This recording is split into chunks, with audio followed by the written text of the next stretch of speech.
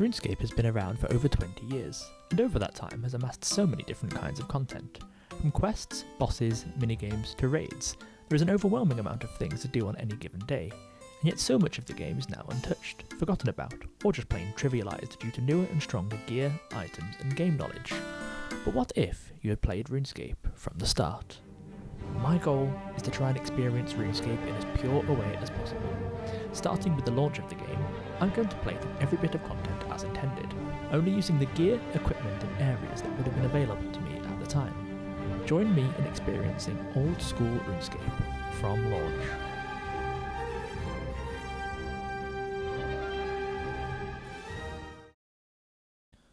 Okay, welcome to my first ever attempt at a YouTube series from launch. I'm going to be playing through this chronological list of updates from the very beginning, starting from the 4th of January, and then I'm going to complete the content one at a time, one after the other, in chronological order. It's going to be very, very fun. I'm going to limit myself to things that were available at the time, so for example on 4th of January only using equipment and things like that I could, as if the game had launched that day, and so on and so forth. It's going to be super, super fun. Obviously it's going to be a bit of a challenge. I'm going to make some mistakes along the way, I'm sure, but we'll just, address those as and when they happen. And there are going to be some weirder updates, like for example skill capes, where I'm going to have to sort of address that at the time and figure out what I want to do. For the most part though, it's going to be quite loosey-goosey rules, mostly just playing for fun. I don't want to, get bogged down too much in specifics, but I will try and be as accurate as I can. But I should clarify what I mean by completing content, I suppose. So to me that means completing a quest, killing a boss, getting a best in slot item. To me, best in slot, I'm accounting anything from a drop, from a shop, and I'm not including crafted items just yet. I may do it at a later date, but yeah, we'll cross bridges when we get there and figure things out. Feel free to join me along this journey. It's going to be a super good time, and I can't wait to play through everything as intended. I do have to give a shout out as well to Slay Music 1. I hadn't actually heard of this series until I started researching and had already started and got a good way into my account. But the actual goat of Quest Guides had already had this idea. So yes, thank you to Slay Music 1 and Idol for the plugin as well that I'll be using, the Chrono plugin. I think I should obviously address that before I do any progress on the account. So thank you so much to these guys. And let's get on with the video. And of course, the most important part of the entire account is Hardcore Ironman. There we go. Covered my bank pin. So yes, Ironman mode. We're going for a Hardcore Ironman. I'm not expecting to last too long. I am not very good at this game. I am most likely going to die very quickly, but it'll be fun to see how long we can last.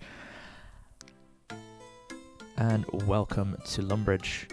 This is so exciting. Hardcore Ironman is all good.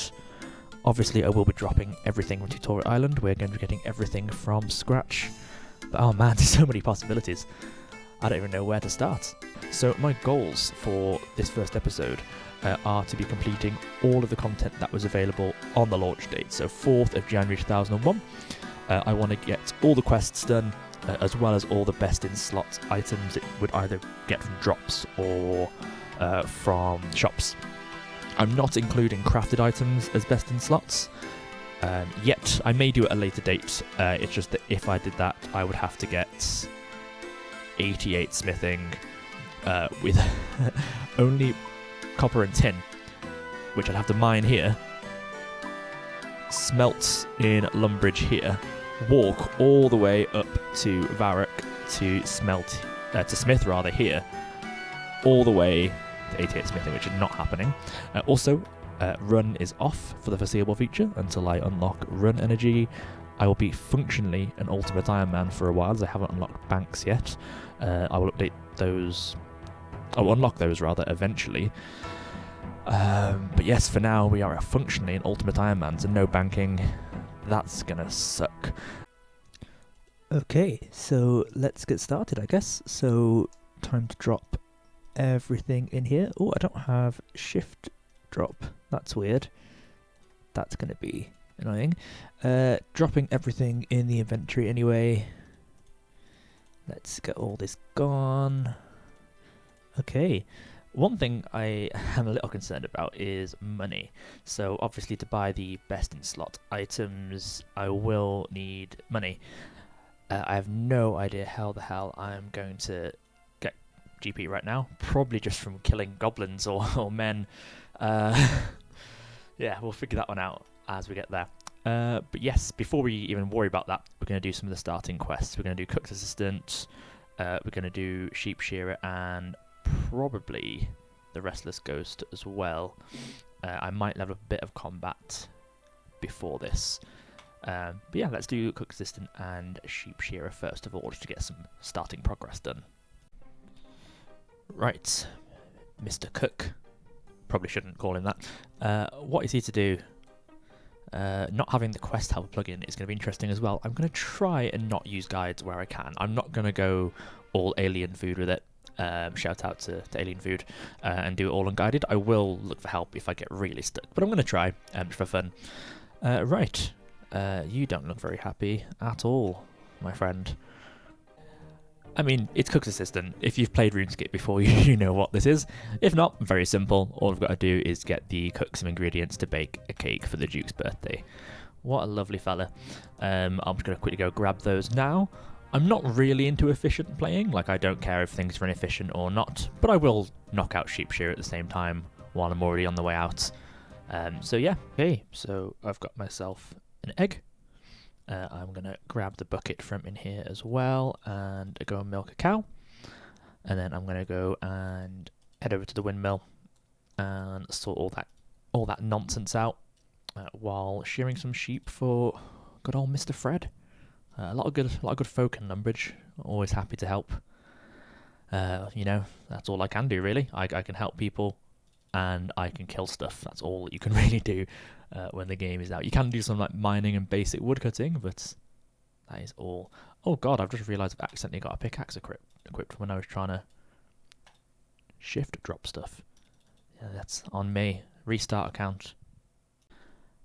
I think one of the main things I'm looking forward to with this series is just, like, you know, not having the analysis paralysis or like that struggle with decision making. I think with any MMO, when they're so old, there's just so much content, so much to do. Like, where do you even start, you know? Like, this will mean I'm pretty focused all the time. I always have quite a clear goal. It's going to be super fun. I'm really, really excited for it. I always love playing games in strange ways. Like, I've done like a One Chunk Man before, not for YouTube, just for my own fun. And I've done other games in interesting ways. And this is going to be so nice. It's going to be very nostalgic for when I get later on down the series, assuming that I don't burn out by then. But like also not super grindy. Like, it should feel pretty natural along the way. So yeah, I'm so glad that you guys are here with me. And with that is 20 sheep all sheared and good to go. Time to go spin them into balls of wool. Pick up the pot that I forgot because I am a dumbass. Go and sort out the windmill, and then do my first 2 quests, which is super exciting. 2 out of 170 one day. Hell yeah. And with this, I have officially collected all of my balls. And here we go. Here you are, Mr. Fred. I'm going to empty my balls into you. Wait. Here is my first quest completed. And my first money, 60 gold pieces. And, oh, hang on. I believe as well my first crafting, or my first skill levels at all. Hell yeah, level 3 crafting, there we go. First of many. I can now do, I don't think either of those things, I don't think they were in the game when it first came out, but yes. 60 gold pieces, 1 quest point, 1 completed quest. Let's fucking go. I'm not sure why, but making flour has always been super nostalgic for me. I used to do this all the time as a kid. It was obviously completely pointless, but I just used to really like making flour. Just the weird things you do when you're a child, when you have attention span and aren't completely destroyed by the modern world and our 3-second long attention span. But yeah, there we go. There are all my 3 cake ingredients for the cook. I nearly out of habit home teleported, but I don't think I actually have access to that. No, yeah, it was not a thing when the game launched. So a very slow walk back to Lumbridge Castle, all the way over there. God, we don't know what we have, do we? We're so spoiled. And here we go, handing in our second quest. All 3 ingredients. He is saved. And there we go. 300 cooking XP. That'll be some more skill levels. I will hear the fireworks sound. There we go. And just for authenticity, I'm going to show that I'm dropping the 25 gold from the bank. Just so, not even a slight advantage. That'll be the last time I'll use a bank in a while. That was just to make sure I'm completely clear.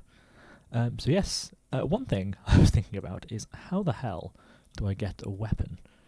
I'm not actually sure when bronze daggers came out. Let me have a look. This might be my only weapon until I can afford to upgrade. Let me see. Seems to be okay.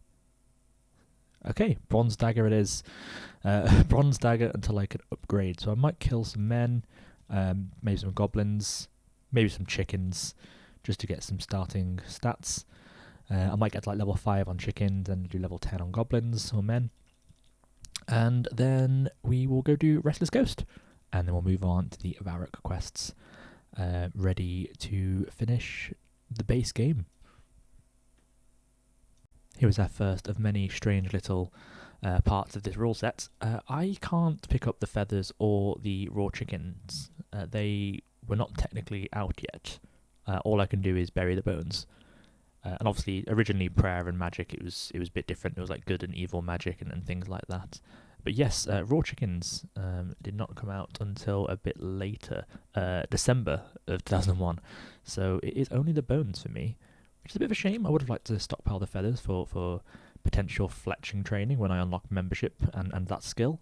But yeah, for now it will just be burying the bones and getting 5 in all of my skills. So I'll be back when that is finished, so you don't have to watch me killing chickens for a good 45 minutes or half an hour, however long it takes. And here is my first random event. Unfortunately, these do not technically exist as of 4th of January 2001, so even though I'd very much like a quizmaster, I will have to dismiss. I am sorry, my friend. That hurts to do. I could really use some of the rewards from that, but oh well, life goes on. And with this chicken, oh, there we go, 5 strength, 1 out of 3 of the melee combat skills, oh, and combat level 5 as well. That was really loud in my ear. I've put it back to the fixed mode as well. I do not prefer the modern layout. I think I'm one of the few that prefers that, but just because I think it looks nicer and fits the aesthetic more, a bit more nostalgic, I've gone for that.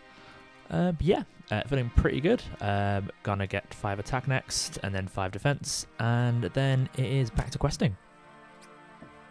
Here's another oddity. There's going to be a lot of clips of me just discovering things because I am doing this fairly with little research, just kind of discovering things as I go. Prayers have not been released yet. So bones were released on launch and you could bury them. You could train the prayer skill, but you couldn't actually use them yet. I've got to wait until, I believe, the 24th of May of 2001 to use them. So a fair bit of content to go until I can actually use the prayers that I'm training for. But yeah, that's a bit of an interesting little quirk of this account.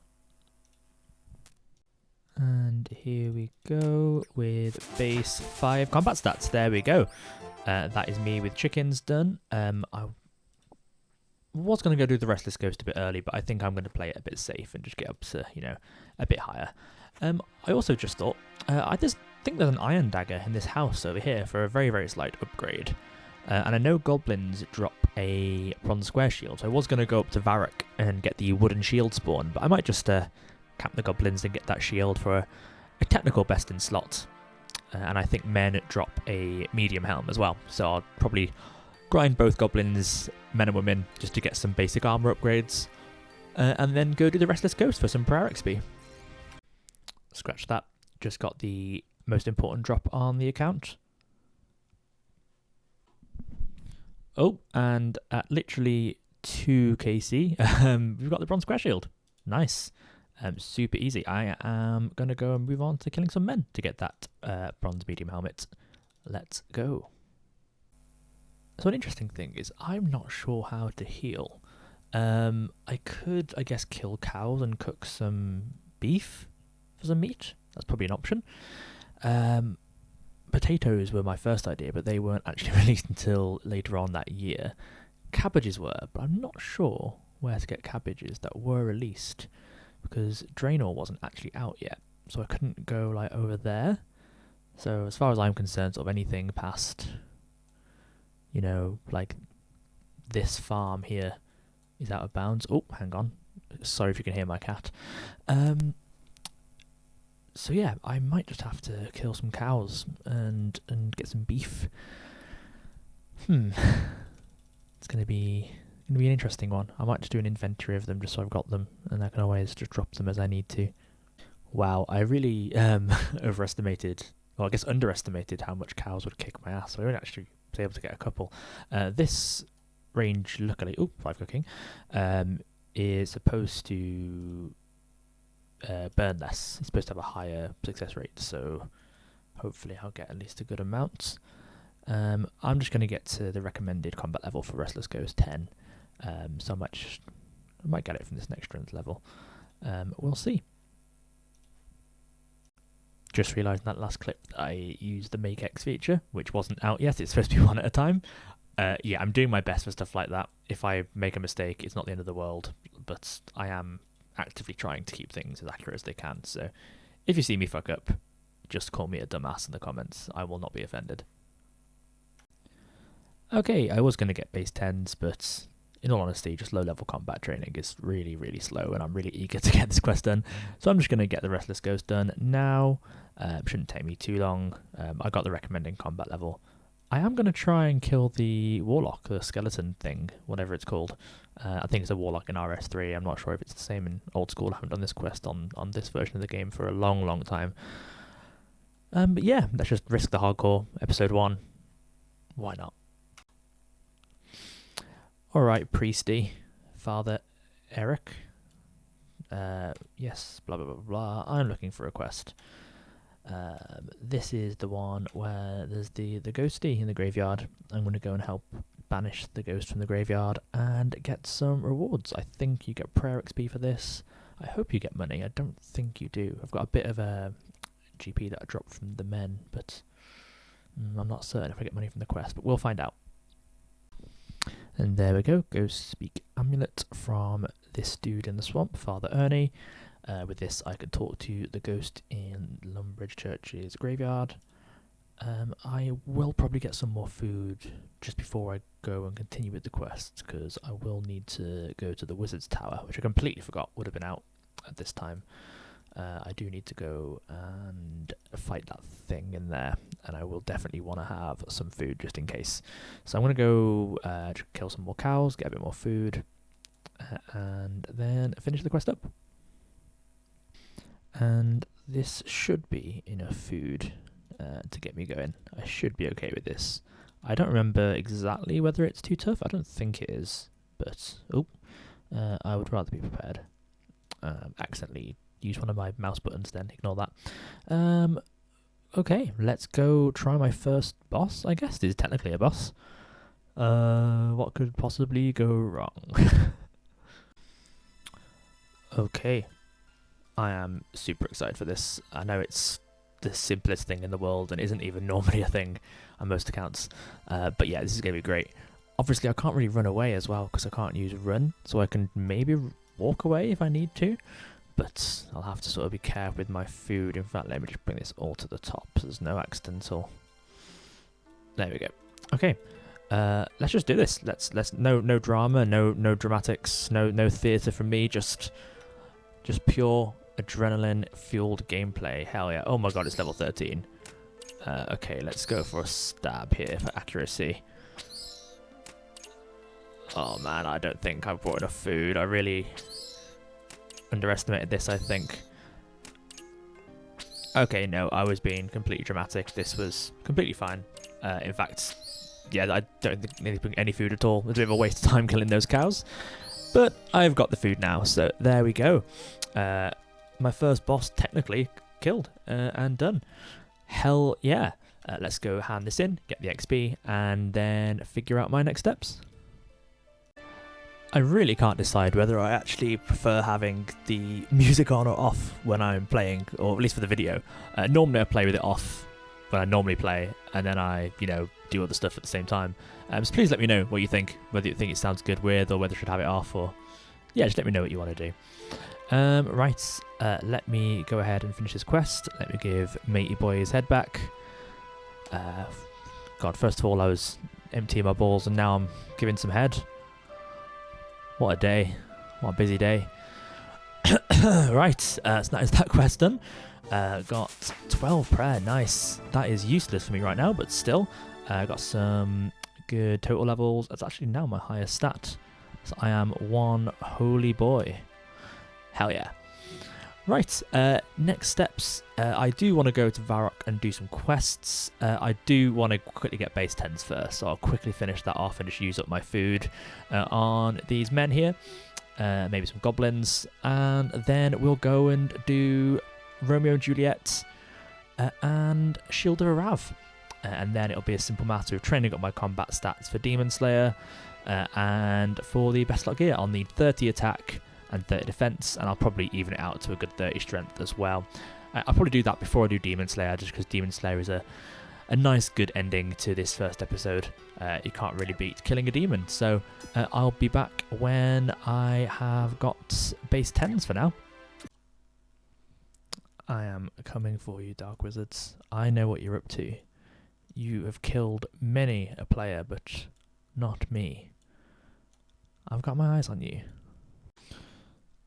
So while I'm just helping out this little simp Romeo, I have to say I don't actually mind walking everywhere, and also being on free-to-play worlds is like really nostalgic. Like just seeing someone here in like full adamant trimmed, gold trimmed rather, is just, man, it brings up that childhood feeling of like, man, I want to look like that. Yeah, it's really cool. Like normally when you start an account on this game, you just speedrun it, like you just do waterfall quests or jump straight to Wintertide or whatever. Something so fun about just like taking it slow and just walking around, enjoying the humble free-to-play areas. Like, oh man, I'm having the best time. Everyone should just play this game for fun again. I promise you, it's a blast. And with that, Romeo and Juliet is done 5 quest points. That is insane. All you do is walk around the city and talk to people. You don't actually do anything productive.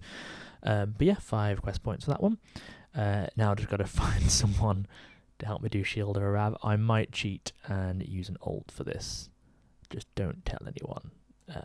Yeah, we can pretend. Oh, go away, Count. Check.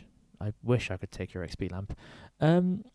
I've realised I've been recording my audio weird the entire time, so I've had to do a bit of post-editing fuckery. So if things sound a bit different, that is why. Yes, I'm going to join the Phoenix Gang, I think, because you obviously get to choose the Phoenix Gang or the Black Arm Gang. I think the Phoenix Gang are the one where you have to kill something, so I'm probably you can do that on this account, because I've got some combat levels, get the crossbows, and then do it that way. It's not super interesting, so I'm probably not going to show a huge amount of it. I'm just going to get it done. And then it's going to be training montage time. Hell yeah. I think I might have fucked this up. I think that this is the one where I only have to kill at the level 2 or something. I think the Black Arm Gang is the one where I've got to... I can't remember, but I think I might have fucked this up, so I might have to fucking level up an ult enough to fight something. I can't remember. Hopefully I haven't. We'll find out together. Don't mind me just doing a bit of murder in the middle of the pub. Don't anyone mind? No? No one mind? Nope, everyone's going to just carry about their business. Right, well, some fucking establishment you run here, isn't it, Mr. Bartender, if that is your real name? Yeah, I've fucked this up a little bit. I'm going to have to either legitimately find someone, which I really don't want to do, I'm not very social at all, or find an ult that's is the Black Arm Gang or hasn't done the quest, or just fucking make a new account and train it up to man. But anyway, I've got my half of the shield arrive anyway, so I'm ready to go. Fuck, that's so aggravating. And we're all good. I have an abandoned one chunk account that I can ruin by bringing to Varric. This is all good. I am in a bit of a problem where I don't actually have a mic stand right now, and I'm playing my other account on mobile because it's on a different Jagex account. So I'm having to use my mobile with one hand, my microphone is being held in another, and then I'm having to just, alternate between actually getting my other account sorted. It's a bit of a clusterfuck is what I'm saying. I am the least organised fucking RuneScape player that's ever lived. So only the highest premium quality content from me. Here's a really annoying thing where it's technically saying that this half certificate was released after this date. Oh, that's not accurate, but it may have been like an update to the quest or something. Yeah, but to actually do this I will have to, unfortunately, bend the rules. I assume there was some form of update, but nothing that I can do, unfortunately. I have no idea why that was so frustrating, but I did it. All sorted. All sorted. I actually worked out better because the guy you have to kill in the other gang's quest line is a bit higher level than I thought, and I don't think I actually would have been able to do it at this level. I have to do a bit more grinding, and I have to do that anyway, so that's fine, but I wanted to do the quest now. But let me go say hello to Kingy over here, and that is my last quest done for a while. Here about the Shield of Arav, show the certificates, claiming a reward, blah blah blah blah blah. 600 coins. That is really, really nice. Really, really, really nice. That means, it's nearly 1000 GP, so give me like another 9000 GP, which I have to get from killing stuff. Potentially guards when I level up, but we'll see. And we'll be golden. This does mean it is time to grind. The only thing I have left to do in this chunk, bear with me, in this year, this update even, is complete Demon Slayer, which is really, really doable. Will give me silver lights, as well as some quest points, which is great. I am, however, first of all, going to do my grinding. I want to go into that quest stacked. I want to look absolutely dripping when I take on Delrith. So let me do that. Let me just first of all see if there's anything in the sword shop that I can get. I do want to, give myself a bit more XP per hour if I can. So if there's an upgrade I can get that isn't too expensive, I may just splash out. What can I do with 10? I can do steel. Oh,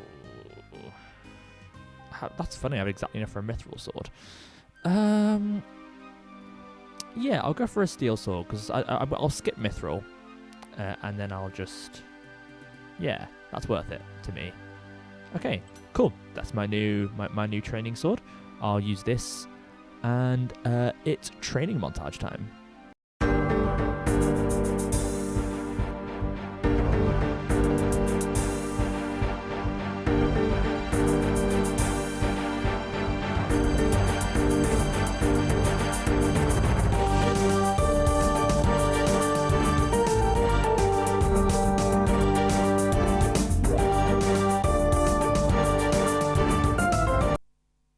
Just politely interrupting this training montage to let you know that I did happen to get the bronze medium helmet drop, so this will, be my best in slot until I buy the helmet from the barbarian village. So back to the montage.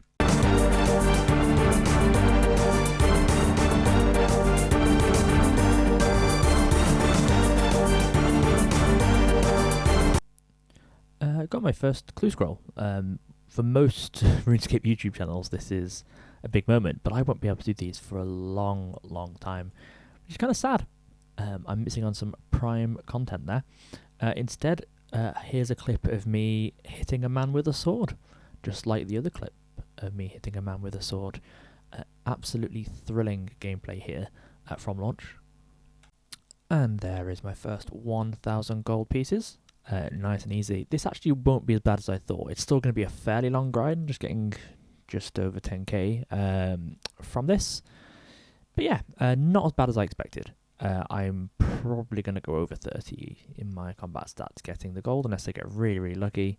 I will try and sell what I can, just to keep my inventory nice and clear. But yeah, I'm feeling pretty optimistic about it. I don't have too much that I'm going to update you with, because, you know, if you want to see people kill a lot of men in Lumbridge, you'd go and watch a Limpwork video. But yeah, I'll be back when I next have something interesting happening. Just a random thought. If sorry, my cat decided that was time to start meowing. I will put a picture of my cat here. Yeah, this is how I made money for my first ever Mithril Scimitar when I was a child. I would kill men in Alcarid, pick up their gold, and slowly save up for a Mithril Scimitar. That wasn't an Ironman, that was just because I was stupid. So yeah, it's quite nice to be coming full circle. I am pretty much revisiting my childhood, except I need 5 times the amount of gold. Good thing I've got that autism. And this is going to be my last man before 20 attack and 28 points. Let me just finish. There we go, 20 attack. And oh, any moment now. Come on. Hey, there we go. I did decide to go against what I just said, and I am going to actually go and buy a Mithril Sword really quick. I just want to see all the gear, you know. I might, if I have some money left over, invest in some iron or steel armor, depending on how much it is, as well. Just because I want to experience those parts of the game. If it is too expensive, I'll just skip that. But I do at least want to go up the weapon tier, just so I'm at least, you know, engaging in that weapon. Yeah, hell yeah. I'll update when I'm there. Okay, yeah, so I am going to get the iron plate legs and the iron plate body, just so I've got something. I did spend all my gold. It's probably a bit dumb, but you know what? I am a bit dumb, so there you go. Yeah, I look fucking cool now. Got my mithril sword, got my full iron, my bronze medium helm. Man, I feel cool as hell. So yeah, I'm gonna go and slaughter more men. I wonder, actually, if I might be able to kill a guard. I'll try kill one, see how that goes. Okay, here we go. I don't think these necessarily have better drops than men. I think they're pretty similar, actually, but, you know, I've got to try. Oh my god, I hit 3. What the fuck? Ooh. If this is how I lost my hardcore, that would be embarrassing, but luckily my sword is doing bits. Oh my god. Oh my god. Yep, nope, I'm getting the hell away from here. Okay, yep, never mind. Men it is. Okay, and this should be my last man for... Oh, hang on. There we go, 30 strength acquired. Adam Warhammers, I don't know if they were out at the time, but hell yeah, 30 combat as well. Just defense and attack to go. Also, I did finally turn off my data orbs that I just completely forgot about, so now we're even more authentic. But hell yeah, just 2 more combat stats to go. So while having a little peek at the wiki, I realised there was a couple of best in slot items that I missed. So in the basement I can get these leather boots for 1 best in slot. And second of all, we have these leather gloves in Father Ernie's house in the swamp. So there we go, two things added to my list. And there we go, 30 attack, nice and easy. Now here I am coming to grab my best in slot sword, that is the adamant sword. 1,000. Ironmen may not buy items that are overstocked. Oh fuck! And attempt number 2 for my adamant sword.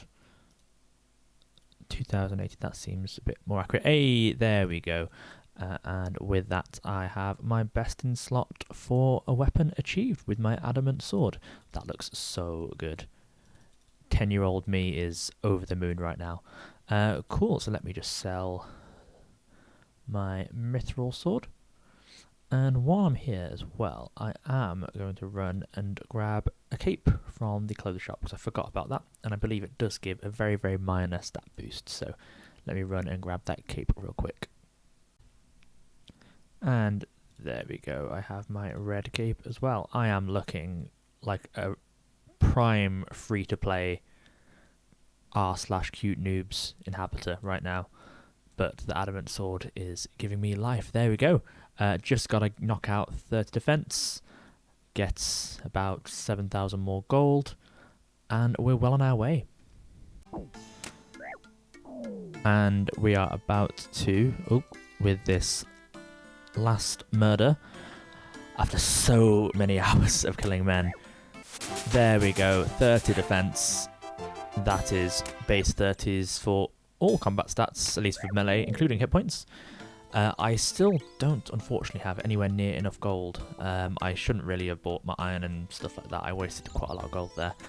But I have spent way too long killing men. I think I only spent about 2 hours or so doing quests. So yes, I've spent way too long killing men. I would like to do something else, and I think it's probably good to experience some other parts of the game that are available at launch. I'm going to do some smithing, is my plan.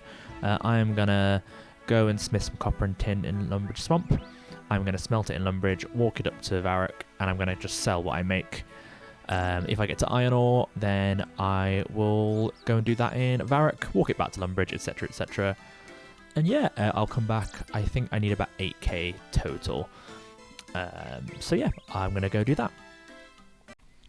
Just quickly buying a hammer from the general store for my smithing, and then buying my bronze pickaxe from Bob. Everything I need to go. This at launch wasn't called a bronze pickaxe, it was just called a pickaxe, like a default sort of tool. I don't get higher tier pickaxes for a while, so this will be my best friend for the foreseeable. And here we go, mining my full inventory of copper and tin. Just got some stuff here I don't really want to get rid of until I can bank it. Just some runes, some arrows and stuff like that. So yeah, I'm gonna, as soon as this... Come on. Oh my god, you don't realise... There we go. Don't realise how slow low-level RuneScape can be. I'm gonna walk this up to the furnace, and then onto Varrock. You have no idea how much I want to use this anvil, but that wasn't released until very recently. That one. So, unfortunately, I must suffer. Here I am, finally smithing in Varrock. Made one dagger. I am going to be making the different things, assuming they were released at the time, as I go through the levels, just for a bit of variety. Making them one at a time, of course, because of my rules. So yeah, this is going to be my life for the foreseeable until I get about 8,000 gold coins. So, pray for me. Just coming here to check out the shop and realize I haven't been here yet, and I have to play the best track in the game, or one of the most underrated, I think.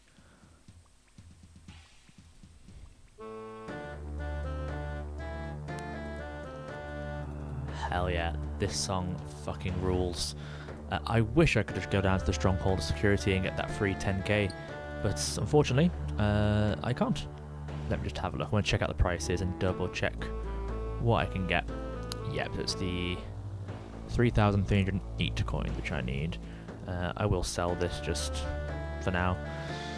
So yeah, this is shit. I have realised it's probably quicker to just mine here. If I'm already kind of walking kind of past this, I might as well mine on the way. Save me a bit of time, a bit of a headache. It's still going to be awful, but hey, gotta do what I gotta do. I can't help but think maybe just continuing killing men would have been faster, but I'm hoping that when I get to iron, the iron will sell for more, and I'll be, I'll make up for the time and it'll be quicker. But even if not, then, some early levels are good. And this at least, has some point to it. I don't really see much point in training woodcutting or fire making right now at this point in the game. The only real reason it was used for is cooking food out, in the wilderness around this part. So yeah, not really much point to doing that right now. So, but yeah, we'll see how things go. I think my best bet in terms of efficiency right now is longswords. Let me try and find it. Here, yeah, they buy for 24 coins each at the shop. So, and these sell for 26 each, the full helms, but that does add a walk to Barbarian Village, which then is longer back. I think my best bet is going to be to do long swords. When I unlock two-handed swords, I think that is then the best because that sells for its low arc price at the general store. So I think I'm going to make long swords until I can do two-handed swords. And I think I'll do the same when I get to iron as well. I think that'll be the best and fastest way to go about this. And I missed the level, but 15 mining achieved. That means I can mine iron, but I am going to continue on copper and tin just until I have 15 smithing and can actually use the stuff. There is something so nostalgic about this, like even just the very base game, just the general sort of structure and the, you know, how rewarding every level is. It's so nice. I'm gonna test out how much bronze chain bodies sell with Horvik over here as well. I want to try and just maximize everything I can. I'm feeling good. This is actually quite fun. This is a lot more fun than killing men, so I'm glad I did this. And yeah, the chain body sold for 36, so definitely good. I'm definitely just going to make the highest things I can. Just works out the best. 3,600 coins down. I'm going to get to 5,000 or so to get the plate body first. And then I will finish up the helmet last. Just very quickly getting a quick upgrade. I can get a bronze kite shield, which is slightly better than the square shield. Not by a huge amount, but yeah, it gives me a bit of an extra slash and crush defense. And there is 15 smithing. Huge. I can now do iron, which is going to be much faster for money, I think. This has been fairly slow. Still really enjoyable and still better than killing men. But yes, that is going to be amazing. I'm going to go sell the last of my bronze and then move on to iron. And of course, iron is 50% success rate. So let's see how lucky I get. Nope. Nope. Are you actually being serious? Oh my god. Oh, come on. I have the worst luck. Nothing? No? You've got to be fucking with it. There we go. Okay, so at least I get one. Depending on how my luck goes, it might be better to actually stick with bronze, but we'll see. So I got a gem while mining, but wasn't released, so I have to drop it. That sucks. And with that last load of smithing gear that I sold, I can now... Oh my god. Huge. I can... Hell yeah, buy that mithril plate, buddy. Look at that. I look so fucking cool. Look at that huge defense bonus. Oh my god. Plus 16 to plus 62 stab defense. And oh my god, that is so great. I am starting to look really, really cool. Just got to get that helmet. Obviously it has depleted my cash stack a fair bit, but shouldn't take too long to get it back. Now I've got iron. Let's go. Another cheeky little upgrade. Just gonna steal that iron square shield real quick. Don't mind me. And with this final rock, that's gonna be... Oh, come on. This bronze pickaxe is... There we go. 30 mining, huge. Can now mine coal, and then some of the stuff that didn't exist this time. But hell yeah, 30 mining. My stats looking pretty good right now. And with this last inventory of iron forehelms, that should be enough to buy the adamant forehelm. Oh, fuck's sake. I had to hop through so many worlds, and in the end, I just went to bed and came back the next morning. But now the adamant helm is not overstocked. I can get it, and oh my god, I look straight out of 2001. That is so good. That is my best in slot gear. That is my mithril plate body, my adamant full helm, and my adamant sword, as well as these extra little bits of additional things that I found along the way. Now it is time to go and kill Delrith and complete Demon Slayer. So here we go. Got to speak to Aris in Varrock in her tent. She's going to read my future. Huge.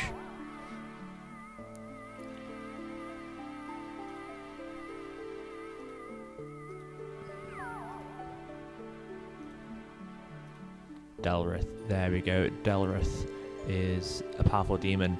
So, if you're unfamiliar, I guess this would have been the final boss of the launch game of RuneScape. That's weird to say because it is quite an easy quest. But yeah, there is a demon threatening Varrock. He was killed 150 years ago by a hero called Wally, which is a terrible name. Trapped in the stone circle, and the dark mages are going to try and release it. So I need to get Wally's magic sword Silverlights and kill the demon. And I guess this would have been RuneScape's first cutscene. I assume this wasn't in the launch game. I assume they added this with RuneScape 2. Oh shit, I need to note this down. Let me just... There we go, got a quick screenshot of that. Hell yeah. That is the incantation I will need to defeat Delrith. And to get Silverlight, I've got to get it from Sir Prysin. Aris told me that one of the Knights of Varrock would have it. I believe, yes, there it is in that sword case. I need to get the 3 keys from around Gielinor. I never know how to pronounce that. In order to get the sword and defeat Delrith. Also, this person won't leave me alone. And there we go, according to Sir Prysin, the 3 keys. 1 is with Captain Rovin, who he told me is up this tower. 1 he dropped down into the sewers. And the other is with a wizard called Trayborn in the Wizard's Tower. So I'm off on a grand quest across the land to find these keys. Hey, and there we go. Had to almost solve like a dialogue puzzle to get the key. Just had to respond with the right things. 1 out of 3 keys down, nice and easy. I'm going to go and get the next key now from the sewers. I remember this quest from as a kid really surprisingly well. I think I need to wash the key down the drain, I believe. Oh, I might need to find a bucket. I'm not sure where I'll find a bucket. I might have to run to the shop. But yeah, I'll go do that really quick. There we go, and I've got a bucket of water, one from the general store. Get to wash that down the drain. And now I get to go and explore the sewer. I don't think all of the sewer was actually released. I think only parts of it were. So I think I have to just stick to that very entrance way of the sewer where the key goes, unfortunately. Because I would like to get the red spider's eggs to get some strength potions from the apothecary at some point. But I'll have to hold out on that for a good while. And here we go in Varrock Sewer. This is our first dungeon, I guess. Not that too much is going to be threatening down here, just the giant rats. Yes, all I've got to do is come down this short little space here and grab the key. I do remember as well that for this quest I do need to kill 25 things and get 25 bones for Wizard Trayborn. I might kill the wizards in the tower to try and get a wizard's hat. Technically, I guess you could argue that is a best in slot for magic. Probably should get a staff as well, but I'm not too bothered about that. Magic won't be too useful for me at the moment. So yeah, I'm going to try and get it in those 25 kills, but I'm not going to grind for it. I'm just gonna try my luck. And I got that. That was super easy. Yeah, going to get these bones now. I keep burying them. Like I keep, just out of habit, clicking on them in my inventory. I need to just stop. But yeah, this won't take too long. Okay, not going to kill wizards because look at my health. Yes, I completely forgot about how melee armor is shit against spells. Basic RuneScape knowledge with a combat triangle. I'm going to go kill goblins. That might be a bit easier. I did forget to record it, but I did go and get the last of the 3 keys from Trayborn. Just going to quickly go and get a few bits of food just to play it a bit safe from the cows. And then we'll be back to Varrock to finish the quest. And here we go, back with Sir Prysin. He's going to give me Silverlight, which is huge. I love this little animation. I always really like this. I don't know why. I really like when the game has little in-game animations like this. And there we go. My first, I guess, quest item, or magic weapon, whatever you want to call them. First unique, I guess. This was peak Fashionscape back in the day. I love how just crudely drawn it is. It's one of my favorite items in the game. It's just so goofy but so iconic. Hell yeah. Right. Let's do this.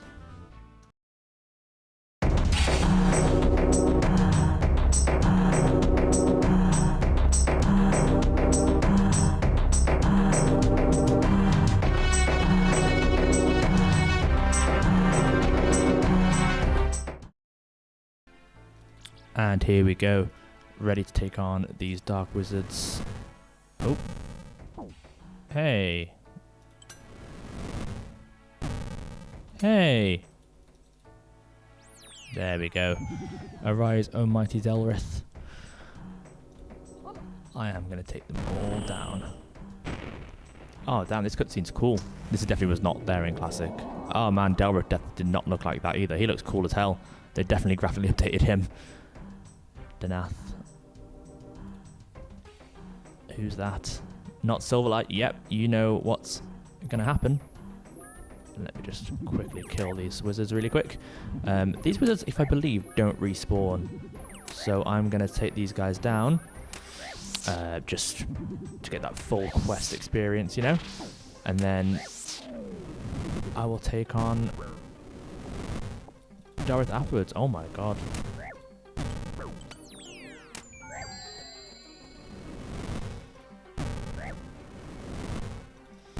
Oh my god, never mind. It's kicking my actual ass. Oh my god.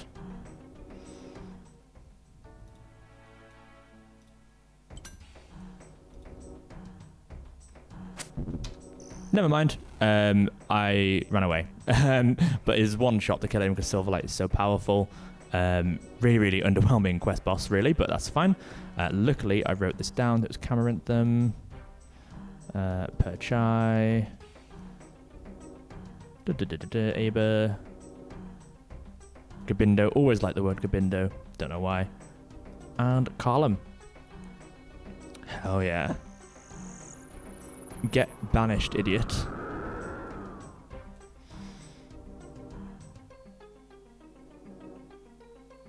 And hell yeah, he is gone. 3 quest points and Silverlight, which is huge.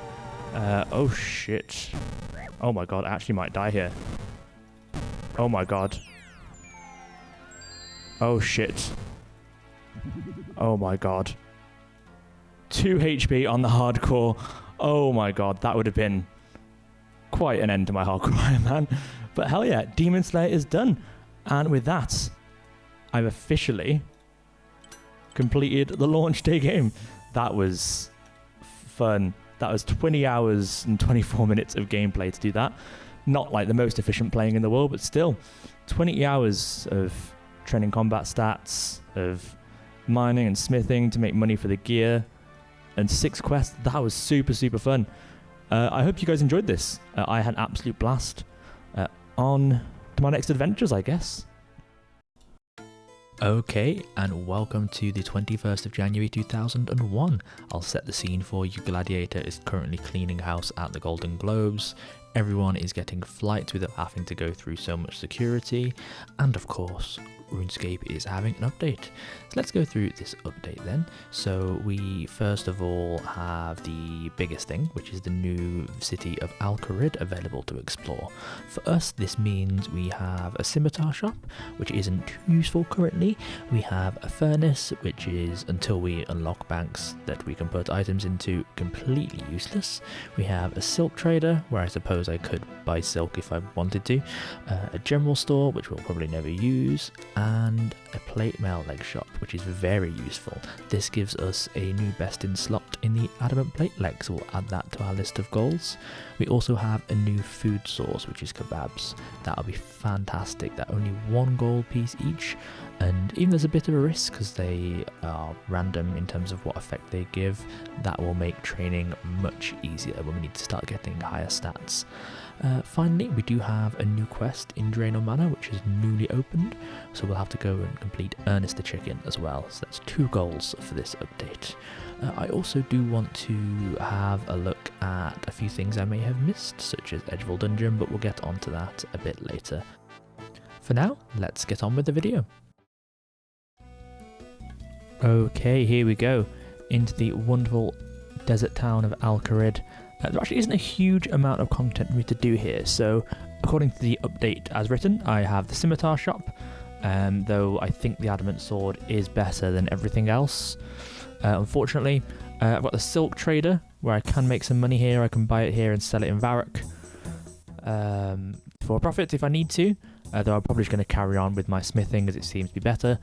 the general store, which I will not really use, and then the plate mail shop and the kebab shop.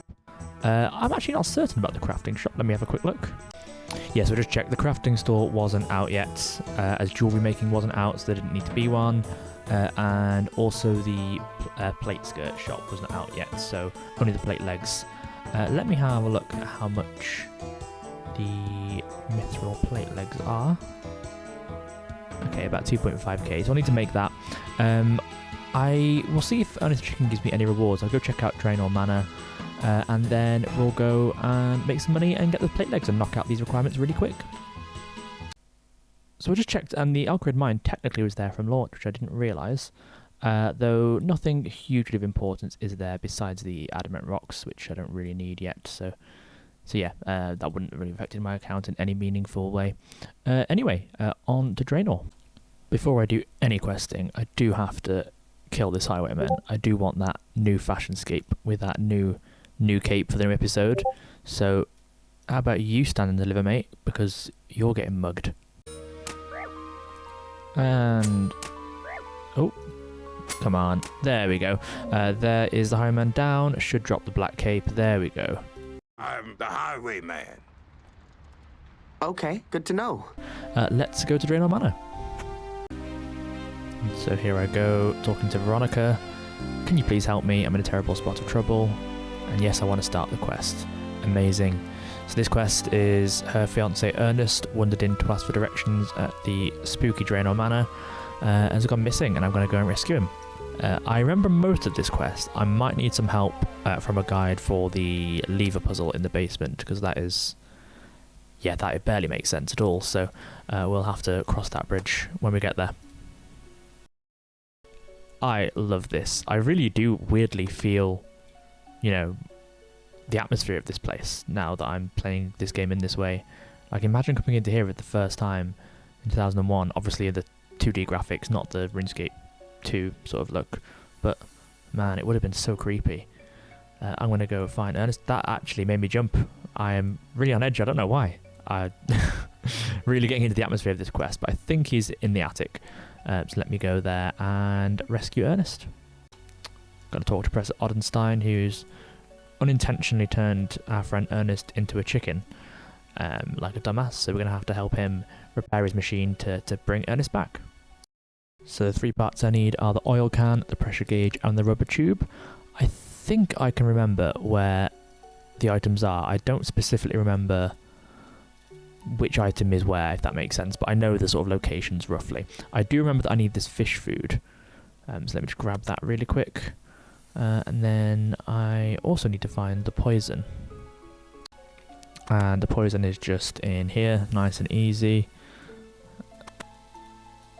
There we go. Amazing. I need this because I need to go and poison the fish in the fountain outside so I can get one of the items.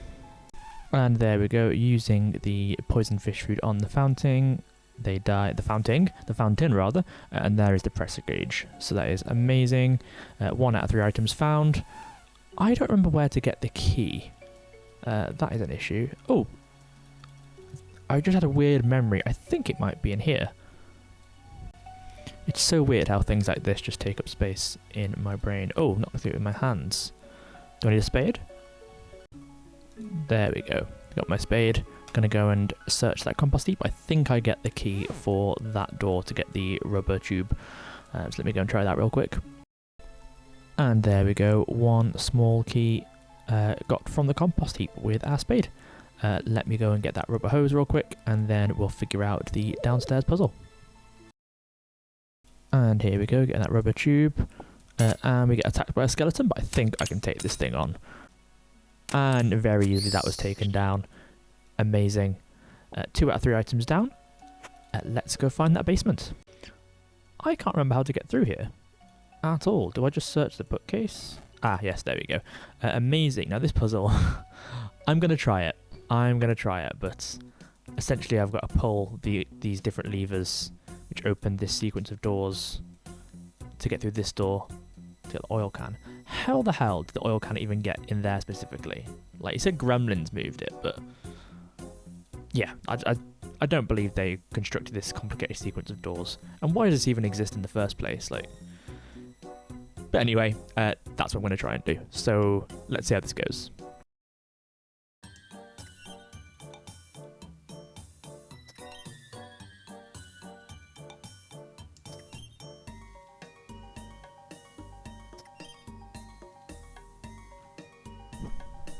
And there we go. That took a long time. I had to go take a break and then just come back. And yeah, I just had to look at a guide. I probably could have figured it out, but just brain no work. But with that, that is the 3 items that I need. Time to go and hand them in to Professor Odenstein. And there we go, handed in everything that I need for that one. Ernest is no longer a chicken. Quest complete. And 300 coins as well. I didn't even know I got coins from that one, so that's really helpful. I will still need to do a fair bit of smithing to get the rest of the coins I need for the plate legs. So that is next on the list to do. I am such a dumbass. I just checked my clip while I was editing my clips together, and I didn't even look at the adamant plate legs. I was just so convinced that mithril was the best in slot for the legs for some reason. And there were straight up just adamant plate legs on there. Does mean I need to now get about 6,000 or so coins, so I'm going to be smithing for a while.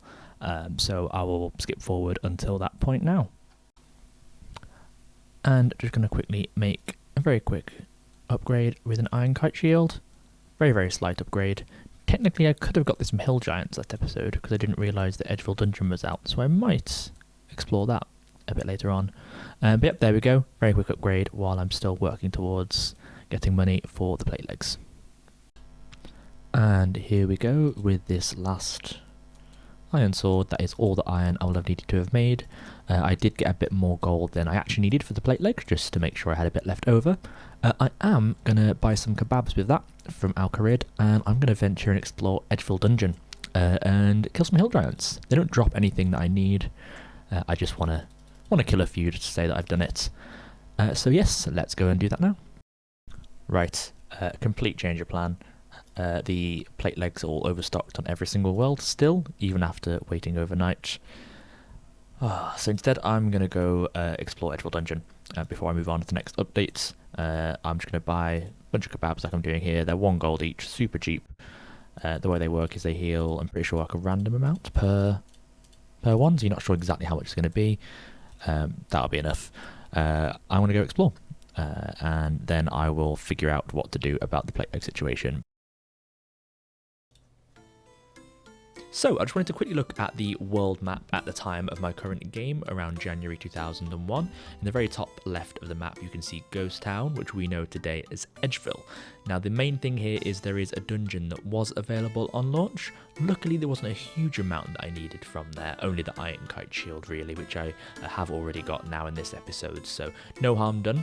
With this map of the dungeon, you can see that there is a brass key, which I do need to get to give me a bit of an easier way to access this dungeon through a little hut just by Varrock. My main goal here, really just to have a look around. I may kill a hill giant while I'm there just to say that I've done it, so I've not missed anything. But yeah, no huge content available for me here until the future. So let's go take a look. And here we go, in Edgeville, or Ghost Town, as I guess I should be calling it. Time to go and explore. This is really exciting. As I said, I should have done this in the first episode, really, but that is fine. Let me have an explore. So I've got skeletons here and rats. Over here is nothing too much of interest, I believe. Just some bones. What I'm really interested in is going deeper. So as I said, the wilderness part will not be accessible to me. That was not out yet. But the rest is. So let me have a look. These skeletons weirdly aren't aggressive, which is strange. I thought they would be with my combat level. I think these ones may be. Let's keep exploring. Lovely. Past the zombies. I believe there's hobgoblins over here, and then the hill giants is what I really want to see. I'd love to kill a hill giant just to say I've done it. There is another mine down here. It's kind of pointless. There's not really too much here that I can't get anywhere else. This is obviously really far away. What I do need to find is the key. I think it's called the brass key, which will allow me to come back much easier. So if there was a closer furnace, this actually wouldn't be too bad of mine, but because I haven't got a bank yet, isn't really too great. Though when I do unlock Varrock West Bank and I can put items in it, this might be an option for some coal mining or something. Potentially, there's probably a better one, but good to bear it in mind. And there we go, there's the brass key.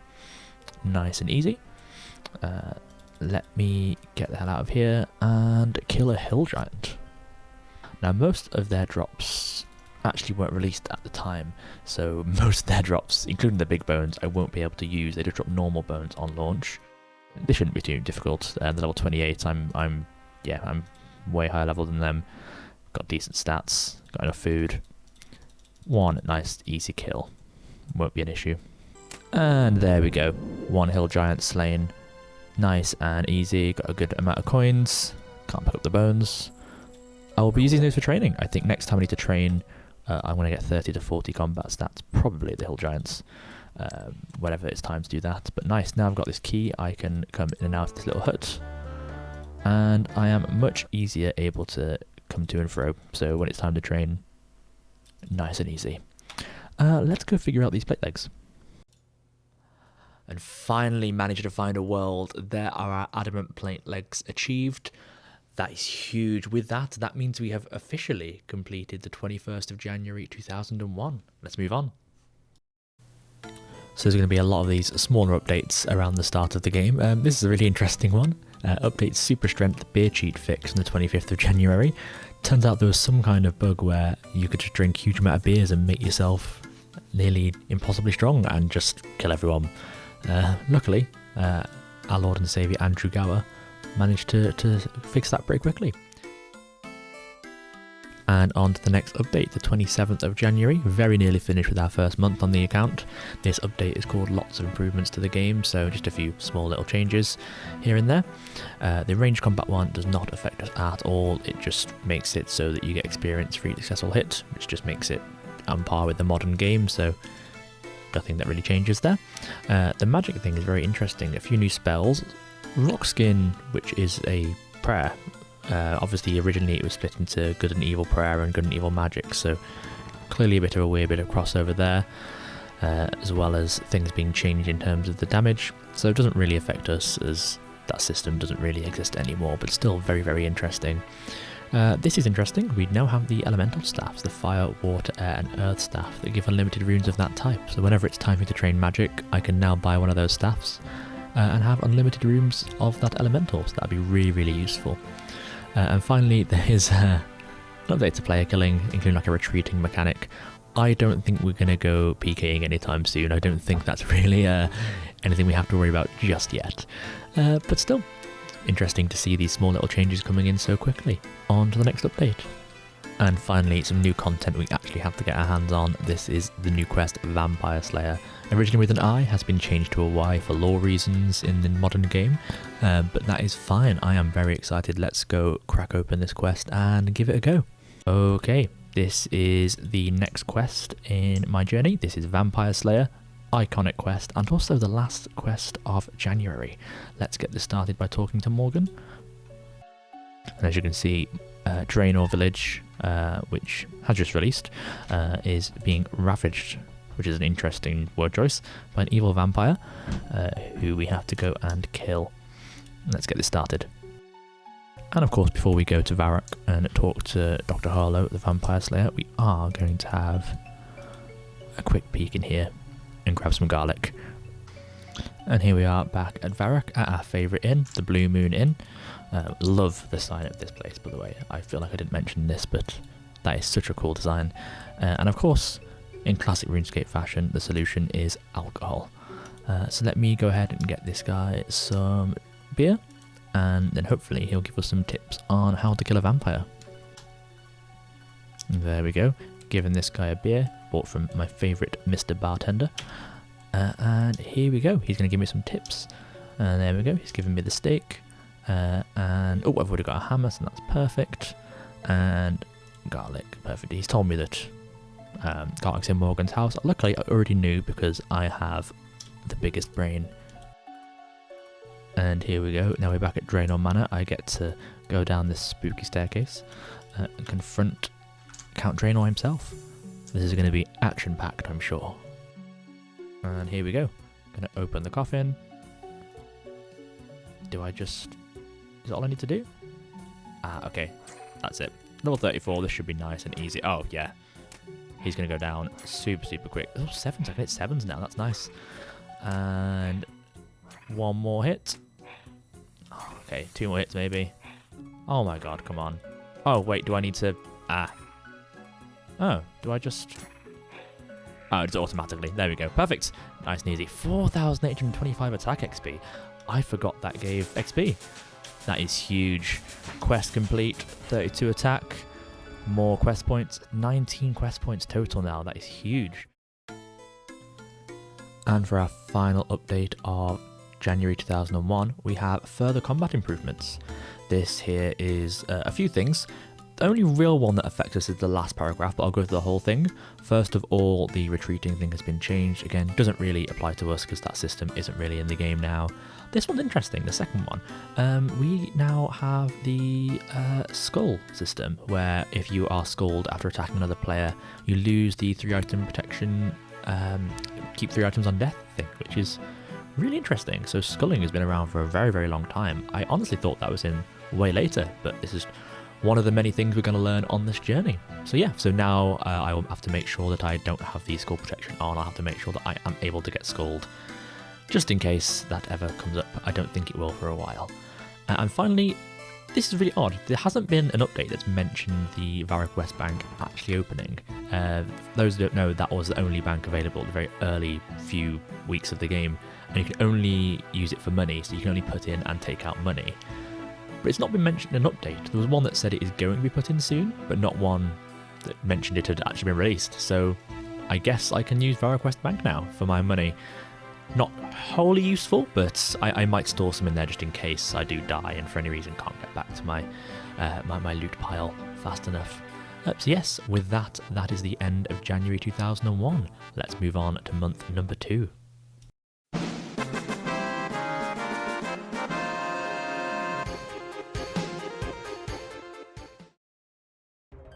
February 2001 opened with an update on the 5th of February titled New Section of Sewer Opened. This gives us a few new things to play with. First of all are the red spider's egg we can get from just past the web on this map. With that, in combination with Limpwort root we can get from Edgeville Dungeon from either the hobgoblins or the hill giants, we can make strength potions at the apothecary. These will be invaluable for the next thing we've unlocked. We have unlocked moss giants. Moss giants are an interesting one. They originally looked like this, but now they look like this.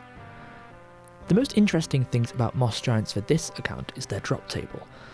Most of this is useless for me except for the steel kite shield, which is a best in slot at a 1 out of 128 drop rate. We're going to have to kill a lot of moss giants.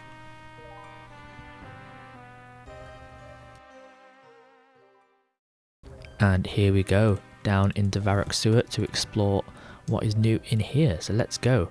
So we will need some Limpwort root, as I said before, from hobgoblins or the hill giants, probably hobgoblins. However, I do want to get a couple of red spider's eggs while I'm down here. I've already got a fair amount of kebabs. So let's get these red spider's eggs just to explore this area, and then we'll go to Edgeville Dungeon and get what we need. As you can see, Leagues is launching right as we speak. Has been a bit of a kerfuffle with getting in today onto the login server itself. Of course, Leagues has launched a little broken, we should say, but I won't be playing Leagues. It wasn't released yet. It did not exist in February 2001, so just normal RuneScape for me. And we've made it all the way through the sewer to where the deadly red spiders live. I'm going to get maybe 3, 4 red spider's eggs. Oh my god, this is multi. I didn't realise. Ooh, okay, I might need to go get some more kebabs shortly. Let me get...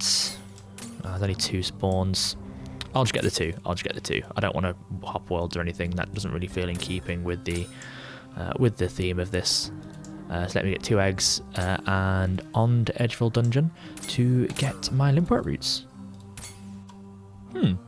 Where does this ladder go? I don't think I've ever seen this before. Was this available? Oh, interesting. That is essentially useless for me. Might as well pick up these coins. Very cool. I've always wondered how to get in here, and now I know. You learn something new every day. And luckily we still have that key, which I definitely will keep. I'm starting to regret dropping the chef's hat, because I may need that to get into the chef's guild soon, but for now that's fine. I'm going to kill the hobgoblins instead of the giants, because the giants are very crowded, whereas no one's really bothering about the hobgoblins, so except for this person. But yes, let us kill these until they drop what we need. Interesting. Well, 31 strength, that was a surprise. Goblin mail. I will need this soon. Was this actually released? Because if so, I'm probably going to keep hold of these, because I will need 3 of them for Goblin Diplomacy when that comes out. Ah, no. It wasn't out. Damn it. Oh, yeah, the plugin is blocking it out. That is very sad. This means that I unfortunately will have to just collect those when it's time. That's frustrating. And of course, I'm changing my mind. I did kill some hobgoblins. It's slightly more common from them, but there's just too many aggressive zombies and other things over there. And it's not that busy here, so I'm just going to kill hill giant instead. It's a 1 out of 11 drop, so it shouldn't take me too long to get to. And it'll be decent XP as well while I'm here, so can't complain. 1 limp word achieved. And this will be my last kill, just for the coins. Yeah, these things hit me still fairly hard. I can kill a fair few to a trip, but I just need more food. I'll leave this for now. I will just go into with a 1 strength potion, and I will come back later. 1 strength potion should be enough for me to kill a fair few moss giants, because they're really what I want to kill. I don't want to waste too much time on limpwort roots. So yes, let's go get my strength potion, restock on kebabs, and go back to the sewers for the moss giants. I've never actually done this. I'm not certain exactly what to do. Is it potions? Ah, nice and easy. 5 coins, red spider's egg, limpwort roots. Ah, amazing. There we go. Strength potion achieved. I'm going to go and fill the rest of my inventory with kebabs, and I'll see you shortly. And here we go at the moss giants. It looks like it's quite crowded, but let me just try and... Oh, they're level 42. I thought they were lower level than that. That's fine. We'll pot up.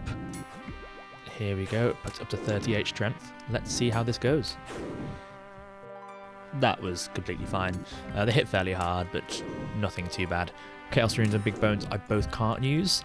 Let's just stay here until I either get the drop, die, or go insane. Oh boy, this is going to take a while. They hit hard. I could kill 4 with that inventory, and the strength potion just isn't worth it. It drains so quickly. Some of my stats are being drained as well, I think by the kebabs. I think that's like a side effect of it, that I completely forgot about some of them. It's a bit of a risk. Part of me is very tempted just to grind up to 42 smithing instead and make that kite shield, but that will take a very, very long time. Oh, I don't know what to do. I'm just going to go buy some more kebabs, try another trip, hope I'm a bit luckier. We'll see how this goes. Oh, furious. I got a mossy key, which I just can't pick up. I don't think I pick up the emerald. Nope. Oh, that's infuriating. I know later on I'm going to want as many of these as I can, so leaving that on the floor is heartbreaking, but gotta do what I gotta do. A big problem that I'm having is so many people on free-to-play worlds just crash and can do more damage than me and are just stealing my kills or like making me aggro in the multi, and it's really slowing my trips down. This is really frustrating. This is why I hate other people. I'm going to try a few more trips. I'm probably going to have to train some magic, I think, and rethink this whole thing. I wanted to try and avoid using up more inventory space by holding my gear, but I think that's going to be the better option, just to save spot and get a fire staff and do it that way. Oh, much to think about. Okay, I figured it out. I just need to wait at the entrance for this one to spawn, attack it and bring it back here to the entrance, and then I negate the sort of multi-area risk of being piled by them. This actually isn't too bad. I could probably do like, you know, about 6 to 10 a trip. And then just a long walk back to Alcarid to resupply. I still am going to stick with this. I think magic would be easier, but I do want to increase my melee stats, so I'm just going to stick with it and suffer for a bit and hope I don't go dry. But yeah, this is much nicer now. I've figured out a bit of a better solution for the issue I was having. And there is 40 combat and 35 strength. Huge milestone. Still grinding these moss giants. actually quite enjoying it. It's not as tedious as I thought it was going to be. This is really nostalgic for me. I used to kill these all the time as a kid, and now I've got a bit more of a rhythm with it. Yeah, this is great. I'm excited to see these combat levels coming in. I'm going to just get these to 40. If I haven't got it by then, I might take a break and do some smithing just to get some money and come back and try some magic out. But for now, I'm having fun. And there's a 1 in 64 drop. Not useful in the slightest, but we're getting closer. That's the rarest drop we've seen so far. I had a joke planned about this torture rack and about how this grind was torture, but actually I'm having so much fun. I'm not sure whether it's just because it's a repetitive task that, you know, constantly makes the number go up. But yeah, this is my favourite grind so far. And there we go with kill number 50. There we go. And nothing, just a spinach roll. Oh, and the spinach roll is the same rarity as the kite shield. Brilliant. This is just mocking me right here. A steel kite shield that someone else has got as a drop. Oh, I am furious. I wish that were me. Completely missed the level, but 40 strength. That is huge. Our first 40 combat stats onto attack. Still no sign of the steel kite shield, but still having fun. So let's keep going. Oh, 33 attack. 2 levels in 1. And 250 total. Everything's happening all at once. Bit of a situation. Wasn't paying attention. Was watching some YouTube and 2 hit points. I might just sit here and slowly let that regenerate rather than trying to walk out and lose my hardcore in a stupid way. Oh, I am a dumbass.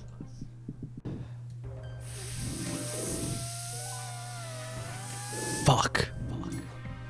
And there is lucky kill number 100 and... Ooh, not what I expected. Interesting. A staff. I can't really use this for anything right now. I guess I could do some safe spot kills while I'm here. Let's try it out. Huh, never mind. A good thing I didn't try. Wind Strike wasn't released until 24th of May. I think obviously Magic was a bit different before then. So I do actually need to wait until the 24th of May to train any Magic to do this properly. So yes. Shit. And this will be on drop rate kill. I'm closing my eyes. I don't want to see. Do I have a steel kite on the ground? If not, we are dry. Oh, 128 kills in. We're officially dry for the steel kite shield. This is not a good sign. Luckily, I'm not burned out yet. There's still a lot of fuel in the tank. Jagex actually is taking the piss. A third spinach roll. That could be 3 steel kites. I am fuming. I am really enjoying the actual moss giant part of this grind, but the walk all the way through the sewer, back up into Varrock, all the way south past the wizards, south past Al-Kharid mine, into Al-Kharid, buying all the kebabs, and then the walk all the way back is the killer. If I could run, it wouldn't be so bad, but this is the first time that only walking has really lengthened this grind. I've killed 141 moss giants, and it's taken me about,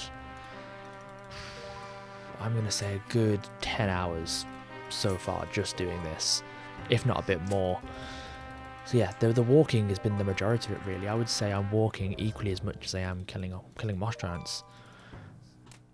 I didn't even notice, I was so AFK, but I got 40 attack. So now we're on to defense. Still no sign of the steel kite shield. However, I have played a disgusting amount of Old School RuneScape today. An unhinged amount, probably the most I've ever played in one day, in search of this shield. So, I am feeling a bit sluggish, but the grind continues. Let's carry on and let's get this drop. Why is he so thick? Like, oh my god. Damn. This one too, like, oh my god. Damn, Step Moss Giant, what are you doing? 200 moss giants in. No luck. Let's keep going.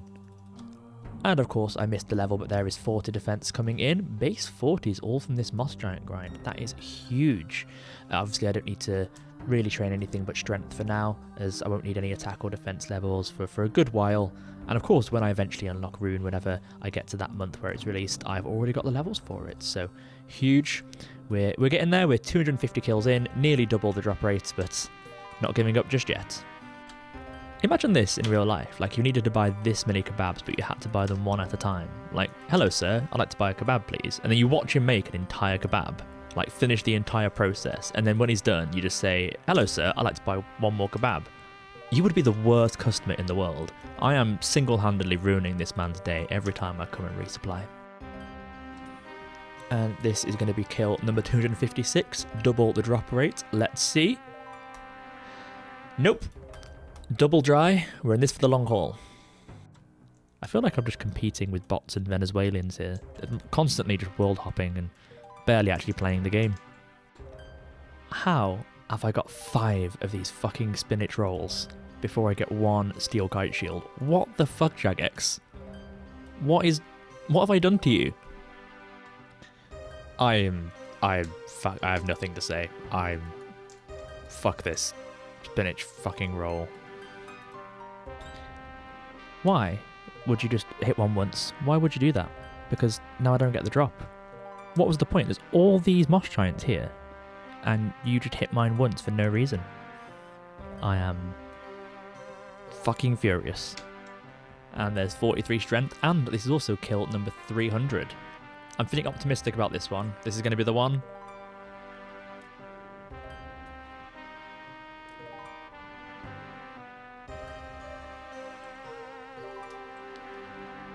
I'm going to fucking kill myself. And I've just checked, and fucking coal is also 1 in 128, and I've got 5 of those. So I've got 5 coal and 6 spinach roll. What have I ever done to Jagex? I'm going to fucking show up at Cambridge and... just... How is everyone, except for me, getting this drop? What the fuck? I just don't know. I don't know what to do anymore. I don't know. Holy shit! I fucking got it! Oh my fucking god, 329 moss giants. Holy shit. All of that for a steel kite shield. Let's see how much better it is.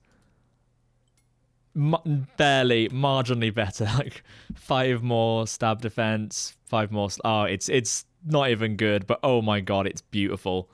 Oh my god, it does exist. It's so beautiful. Holy fuck, I love this fucking game. Let's get the fuck out of here and go do something else.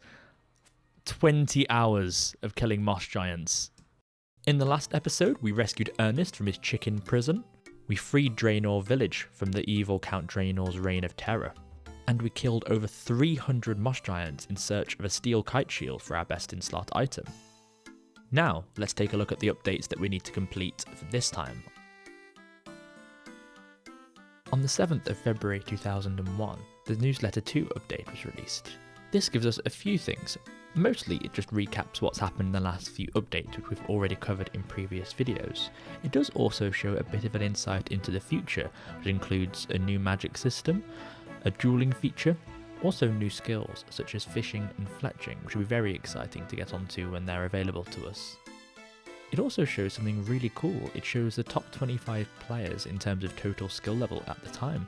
One of the most interesting names here was RAB, I believe pronounced Rab, who was actually one of the first players to ever sign up for the game. The coolest thing about Rab is they did design a few quests. They designed the Romeo and Juliet quest and the Prince Ali rescue quest, which we'll get onto a bit later. I just thought that was really interesting. The top player at the time was called Lightning, with a 682 total level. So in just over a month, managed to get 682 total. So very, very impressive. One of the names that sticks out on the top 25 smiths is Blue Rose 13X. Now, Blue Rose 13X is a very, very famous player. They were actually the first ever player to hit 99 in smithing, as well as magic, but they were more known as a smith. As they were one of the first people to achieve that high levels in smithing, it meant they pretty much single-handedly controlled the supply and demand of rune items. They ended up with a huge amount of money for the time, between 3 and 4 billion coins, which at the time was a near unfathomable amount of money, and still is a lot today. Next up is the update on the 13th of February, which is titled More RuneScape Updates. Most of this are more bug fixes, including an error where some double doors vanishing by lighting fires next to them could lead to people being trapped in or out of buildings, as well as some modifications to trades, as well as some new locations on the map, which specifies some plate mail shops for skirts, which is interesting if I ever need a plate skirt for any reason. The Champions Guild has been introduced. This is a good moment to talk about the way that influence used to work from quests. Rather than the quest point system we know today, quests would instead reward influence. Now, the Champions Guild on launch worked where if you had a maximum amount of influence, you'd be allowed into the Champions Guild. So whenever a new quest was released, you'd have to complete that quest to regain access. This does pose a small problem for us, as in the modern game you actually need 32 quest points to enter the Champions Guild, so we won't actually be able to accomplish that objective right this second. We'll have to wait until we complete some more quests, and then as soon as we have enough quest points we'll come back, so we'll just put this on a small backlog for now. And finally, an update with some content for us. So on the 16th of February there was a small quest released called Imp Catcher. This is the quest where we need to help Wizard Mizgog find his 4 missing beads that have been stolen. So we'll jump right into the game now and get that done.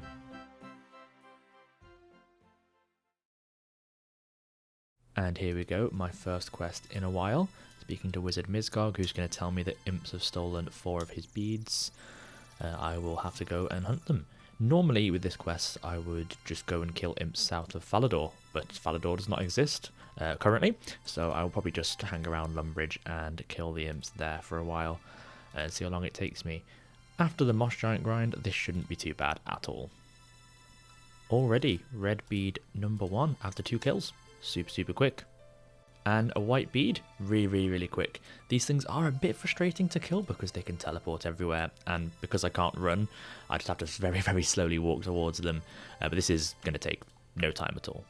And yellow bead, not getting any duplicates yet, which is great. I'm getting really lucky. Should be finished with this in the next few minutes. And now the duplicates begin. This is where my luck turns. At least I've got my chef's hat back. That means when I do unlock the Cook's Guild relatively soon, I won't have to grind goblins for it, so I'll keep hold of that. And I take that back. I went super dry, but I finally got the black bead. Let's go hand this quest in and move on to the next update. And here I go, handing in all the beads. And I get my Amulet of Accuracy, which is another magic item from these quests. I love the very simple animation of this. It's very cute.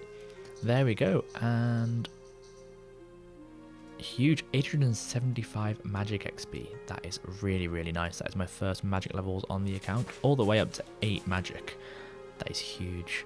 As well as this lovely Amulet of Accuracy. Let me have a look at the stats of this thing. There we go. It's not great, but it does give me +4 to all of my attack bonuses, which is amazing. That'd be really useful going forward. So that'll be my amulet of choice.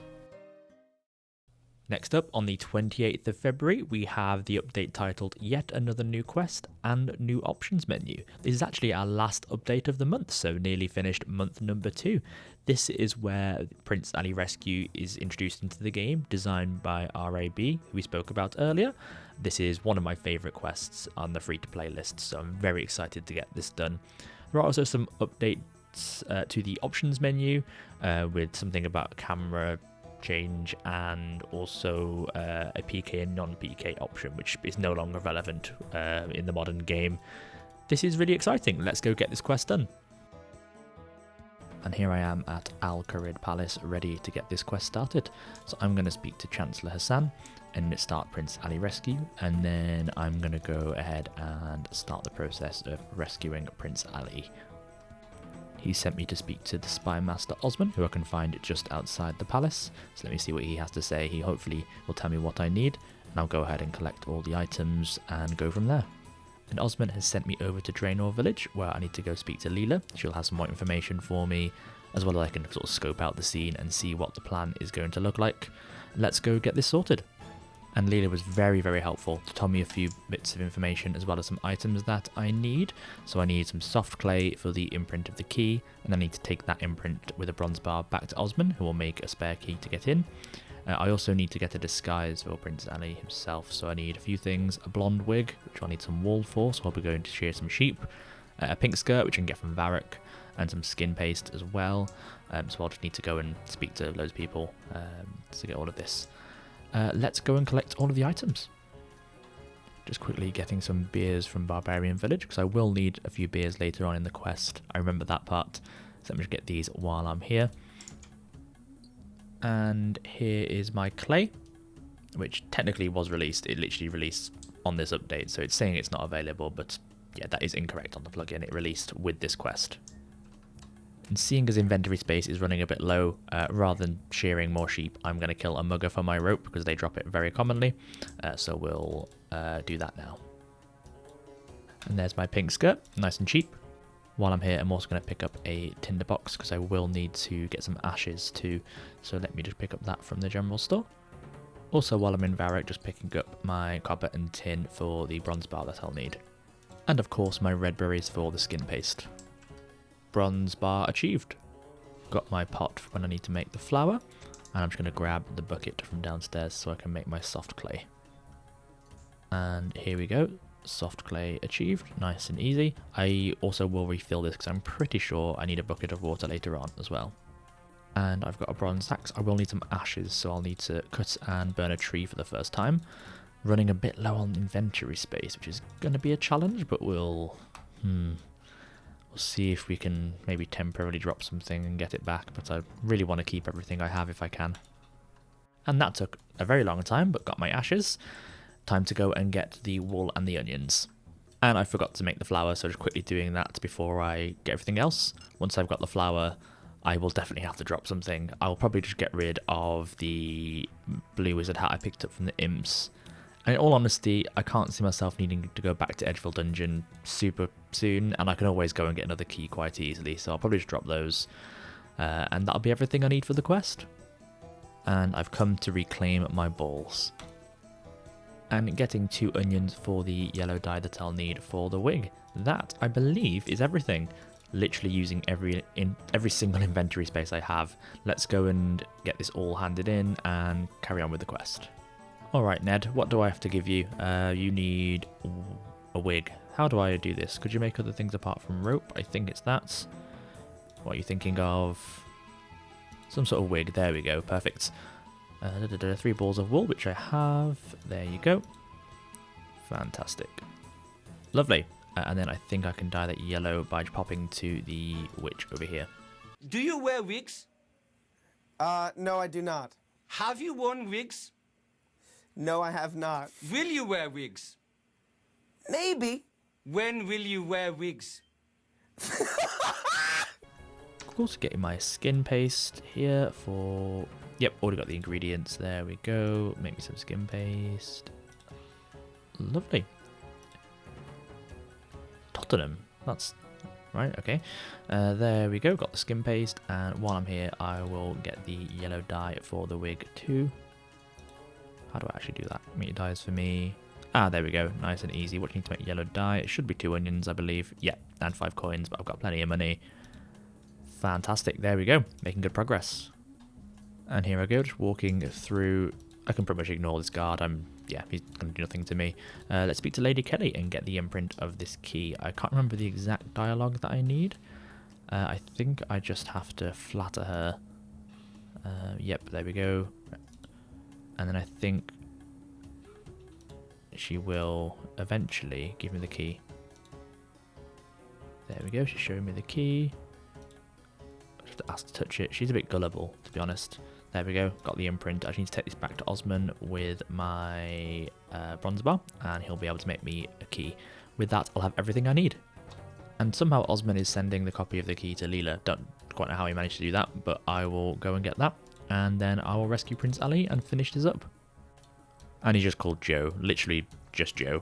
I think I just have to offer him beer one at a time. There we go. Can I give him another one? Oh yeah, just go through the dialogue, nice and easy. Perfect. Lovely, nice and easy. I think I have a really weird memory of having to use the rope on Lady Kelly, which is a bit fucked up. Oh, I have to use the key on the door. That makes more sense. There we go. Hello, Prince. Here to rescue you. And he's going to put the disguise on. And it all happens off screen. A lot of things happen off screen in this quest. That is fine. I think I just have to go back to Osman. So I'll just walk back there now and hand it in.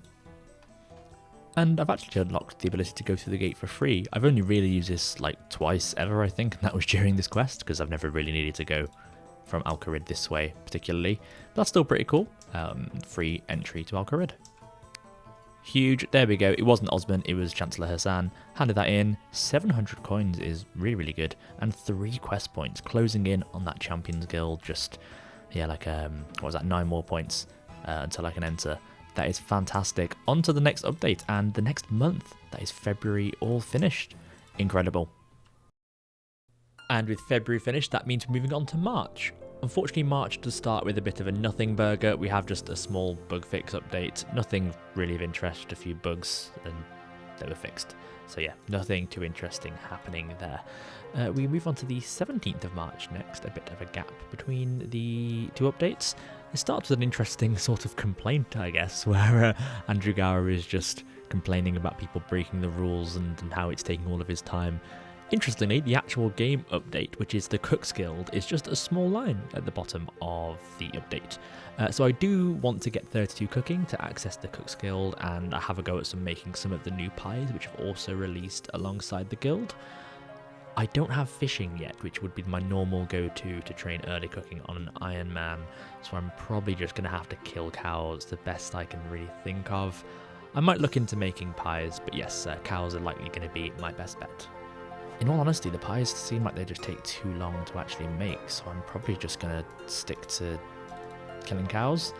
It's going to take a while. I think it's just over 500 cows or so that I need to kill to get enough beef to cook.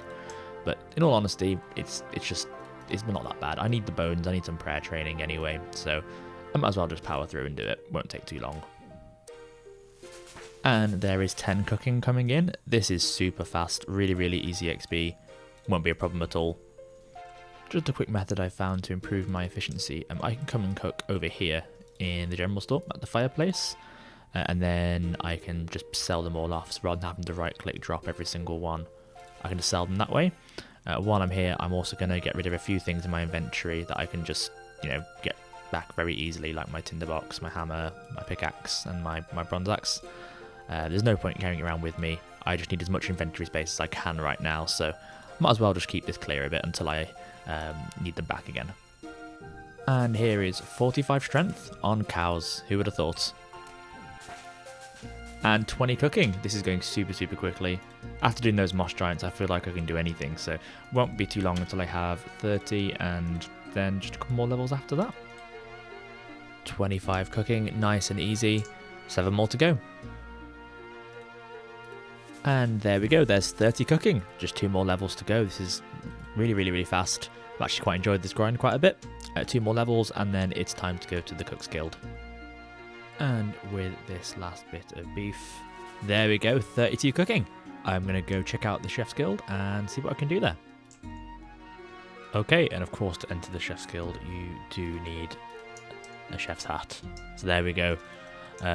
Huge. I am going to have a look around. I want to make a pie, probably an apple pie. I think everything that I need should be in here. Pie dish, an apple.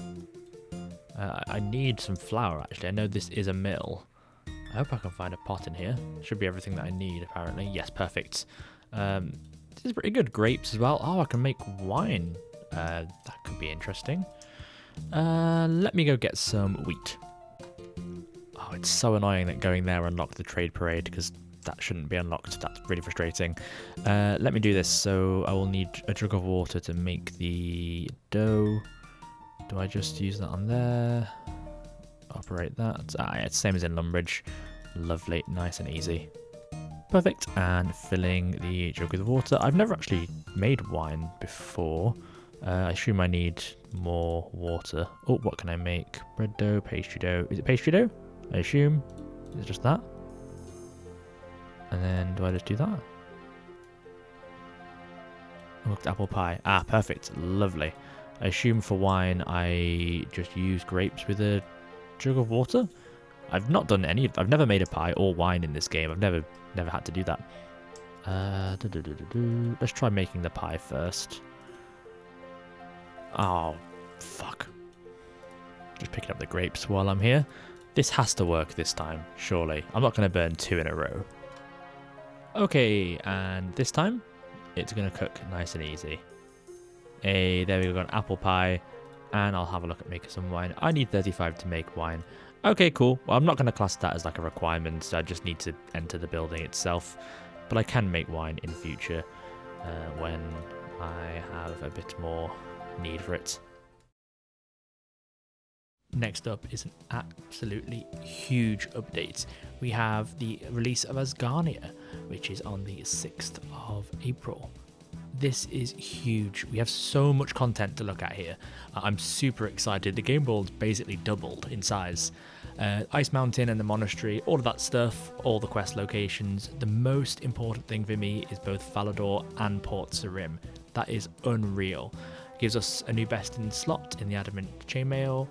Also gives us Port Sarim with the food shop and the battle axe shop. And the new quests. There's just so much to jump into here. I'm super excited. I just want to sort of go and get exploring, so we'll jump straight to that now. Okay, checking out the monastery first of all. This place is really cool as these monks heal you when you talk to them. So it could be an interesting place to train. I could just like talk to them and get them to heal me. I can't access upstairs yet because that wasn't released, and also I need higher prayer anyway when that happens. But yeah, this is really interesting. Good to know for future. Really, really cool. I've got Ice Mountain now as well, and the Black Knight's Fortress, which I'll go to at some point. Not much for me to really do here, but I do have the Dwarven Mine, which is huge. This place is going to be really, really great for some extra mining. There's like iron rocks and copper and tin, and I believe clay. Yep, perfect. This is going to be really useful. I can't use the pickaxe stores yet. But I do have access to Falador as well that way, which will have a furnace in it. So this is going to be quite a good place to get some bars. In terms of smithing them, I think I still have to take it back to Varrock, but I think this is going to be better than just doing it Varrock back to Lumbridge. I'm pretty sure this is going to be faster. And what a huge moment. First time stepping into Falador. This is so exciting. A whole new city that I get to use. I mean, general store, shield shop, which unfortunately doesn't sell any best in slot. It's a bit complicated. These shields here, the Mythical Square Shield is always at 0. You can just sell into it. It's so sad seeing that there. I will need to get this from an Ice Giant at some point to complete this update, rather. So hopefully I don't go dry on that like I did for the Steel Kite Shield, because Ice Giant is going to be much tougher. But here's like a furnace, which would be fantastic. I've got a bar. That bank doesn't exist yet, nor does the other bank. I've got the castle. So much. My first stop I want to go to is the chainmail shop. I want to get my best in slot, that adamant chain. And let's go do that now. Come here, Wayne. I'm going to call you Wayne Rooney. 4,800, that is most of my money, but I need it. So there we go. I actually am wearing pretty much full adamant except for the shield, so that looks pretty cool. I'm super happy with that. Is it actually that much of an improvement? Let me just have a quick look. Oh, it's actually worse with the stab defense, but the slash and the crush defense are way, way better. And the magic as well. Just the range and the stab where it's worse, but I am pretty happy with this. Overall, I think it's way better for me, and I just like the cohesion of having the higher tier armor. Let's go explore south of here. So luckily the crafting guild isn't open yet, because I don't really fancy spinning a lot of wool to get the levels. But I do have, I believe, Remington Mine. I'm not sure if gold mining is out yet. Let me just have a quick look. Oh no, it is. Again, I don't consider that something I necessarily need to do. I'm pretty happy with my mining and smithing levels as they are, but when I do need jewellery, I'll need to mine some gold. I think it was silver that was out a bit later. I think that's where I'm getting a bit confused. But yeah, Remington is amazing. Long Way Home is an absolute banger of a song as well. So I'll come and do Witch's Potion here shortly. I just want to finish exploring first of all. Now it's time for the most important thing from this update.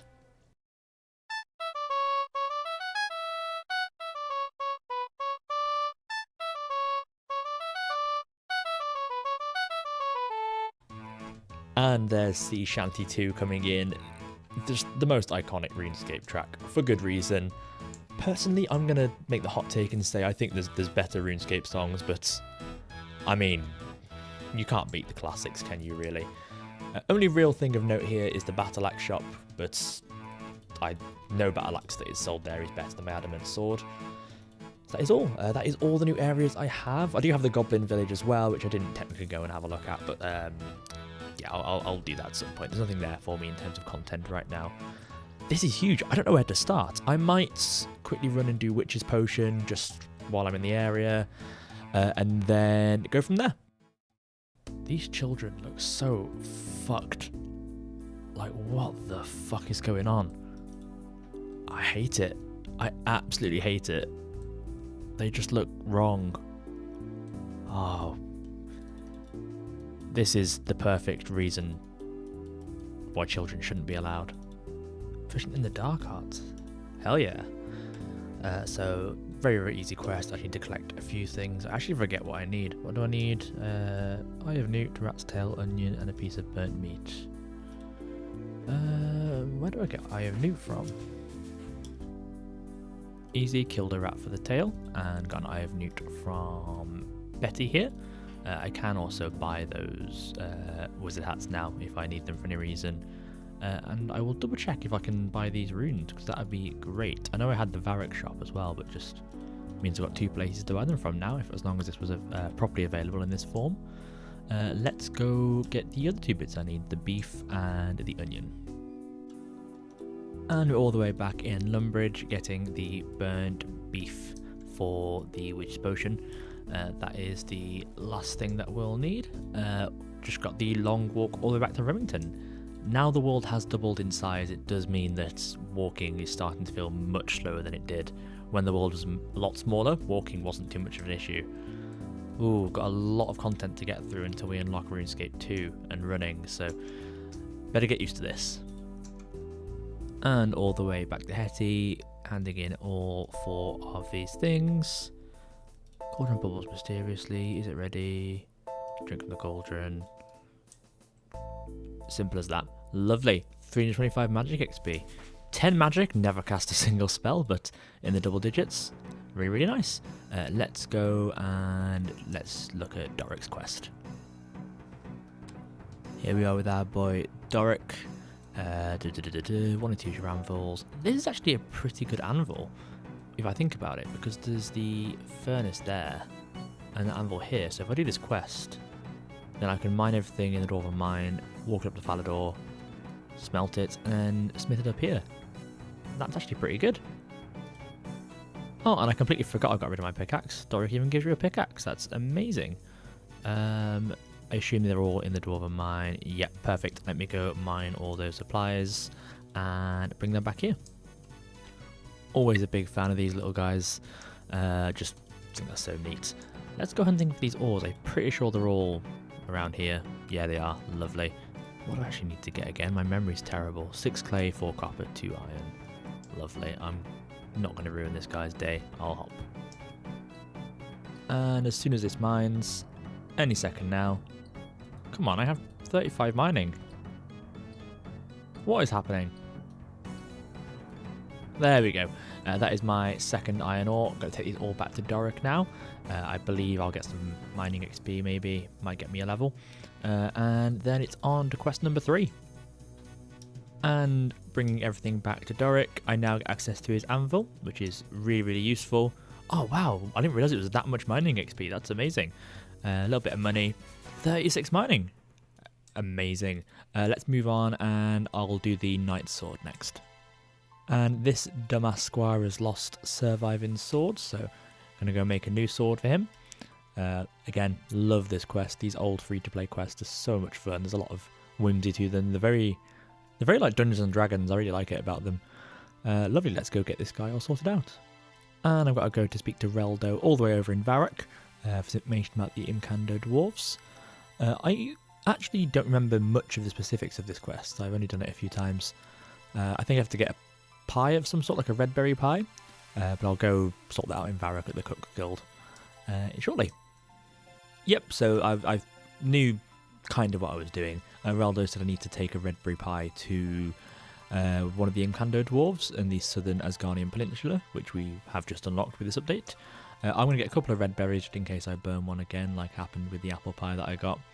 And then go to the Chef's Guild and make some pies. And fingers crossed I don't burn this one. Lovely. Red berry pie achieved, nice and easy. Let's go take this to the peninsula.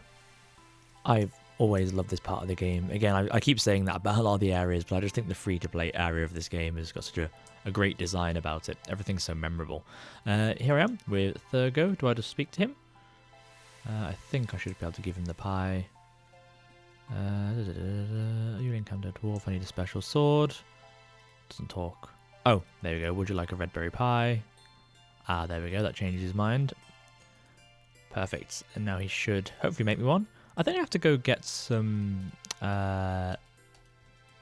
I have to get like, is it Blu-ray, I think, from down in the dungeon. Can you make a special sword for me? What kind of sword is it? Exactly how it looked. A picture. Oh shit! I need to go back to Falador. Oh, okay. So I've been looking around all over the place after speaking to the squire. I need to get the picture of the sword from this cupboard. I need to find a way to get surviving out of this room. I don't remember how to do it. I think there's a way where you can like get a friend to like do it. Can I just distract them like this?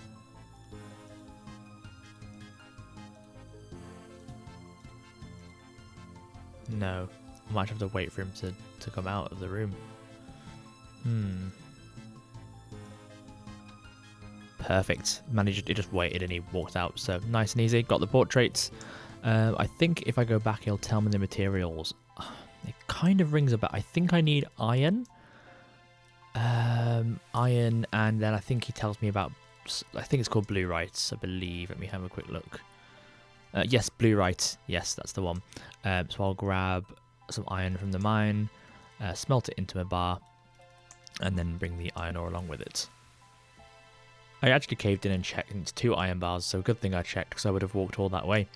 So yes, I'll go do that quickly now, won't take long. And I'll get my first glimpse at the ice giants, who we're going to become very well acquainted with very soon, I'm sure. There we go, just giving him the picture of this sword. Yeah, blue, right, there we go. I will go and get that sorted.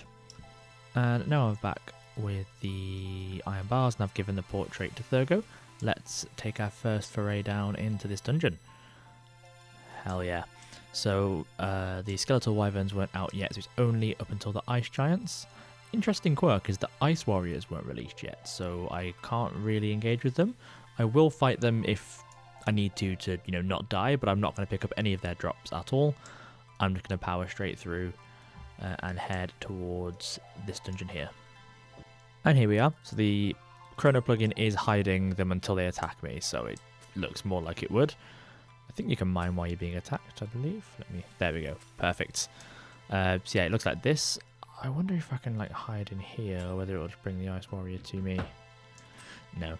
I'll figure that out when I come back to fight these guys. There's got to be a way I can cheese it so that I'm not being attacked by the ice warriors and just the ice giants. And hopefully my slightly better armor means I don't get so attacked. And it's not multi-combat, so... But yeah, I'll figure out the best way to fight those when I come back. But there is my Blu-rite. Let's go finish this quest. There we go. Got the Blu-rite sword. I know you can make 2 and keep 1, but it's honestly not very good. It looks kind of cool, but the stats are kind of ass, to be honest. So just going to go hand it in and get that free smithing XP. There you go, you clumsy idiots. There we go. Give me his sword back. Get his sword to the squire. Perfect. 12,000 smithing XP. That is so much. All the way up to 36 smithing. That is really satisfying to see my mining and smithing being pretty much, well, yes, the exact same level. Give or take 1,000 XP or so. Huge. One more quest to do. And then it's time to grind for my mithril square shield. Okay, slight change of plan. I'm going to take a quick break of questing and just try and kill some ice giants, see how it goes, see if I get really lucky and get the drop. Just wanted to give it a go while I was already, thinking about it. Can't imagine I'll get the drop in this inventory, and they are higher level than moss giants, so I imagine I'll go through a lot more food. But we'll see how this goes, see if I get lucky, and if not, we'll go back to Black Knight's Fortress and come back to this in a short while. And there we go, my first ice giant down.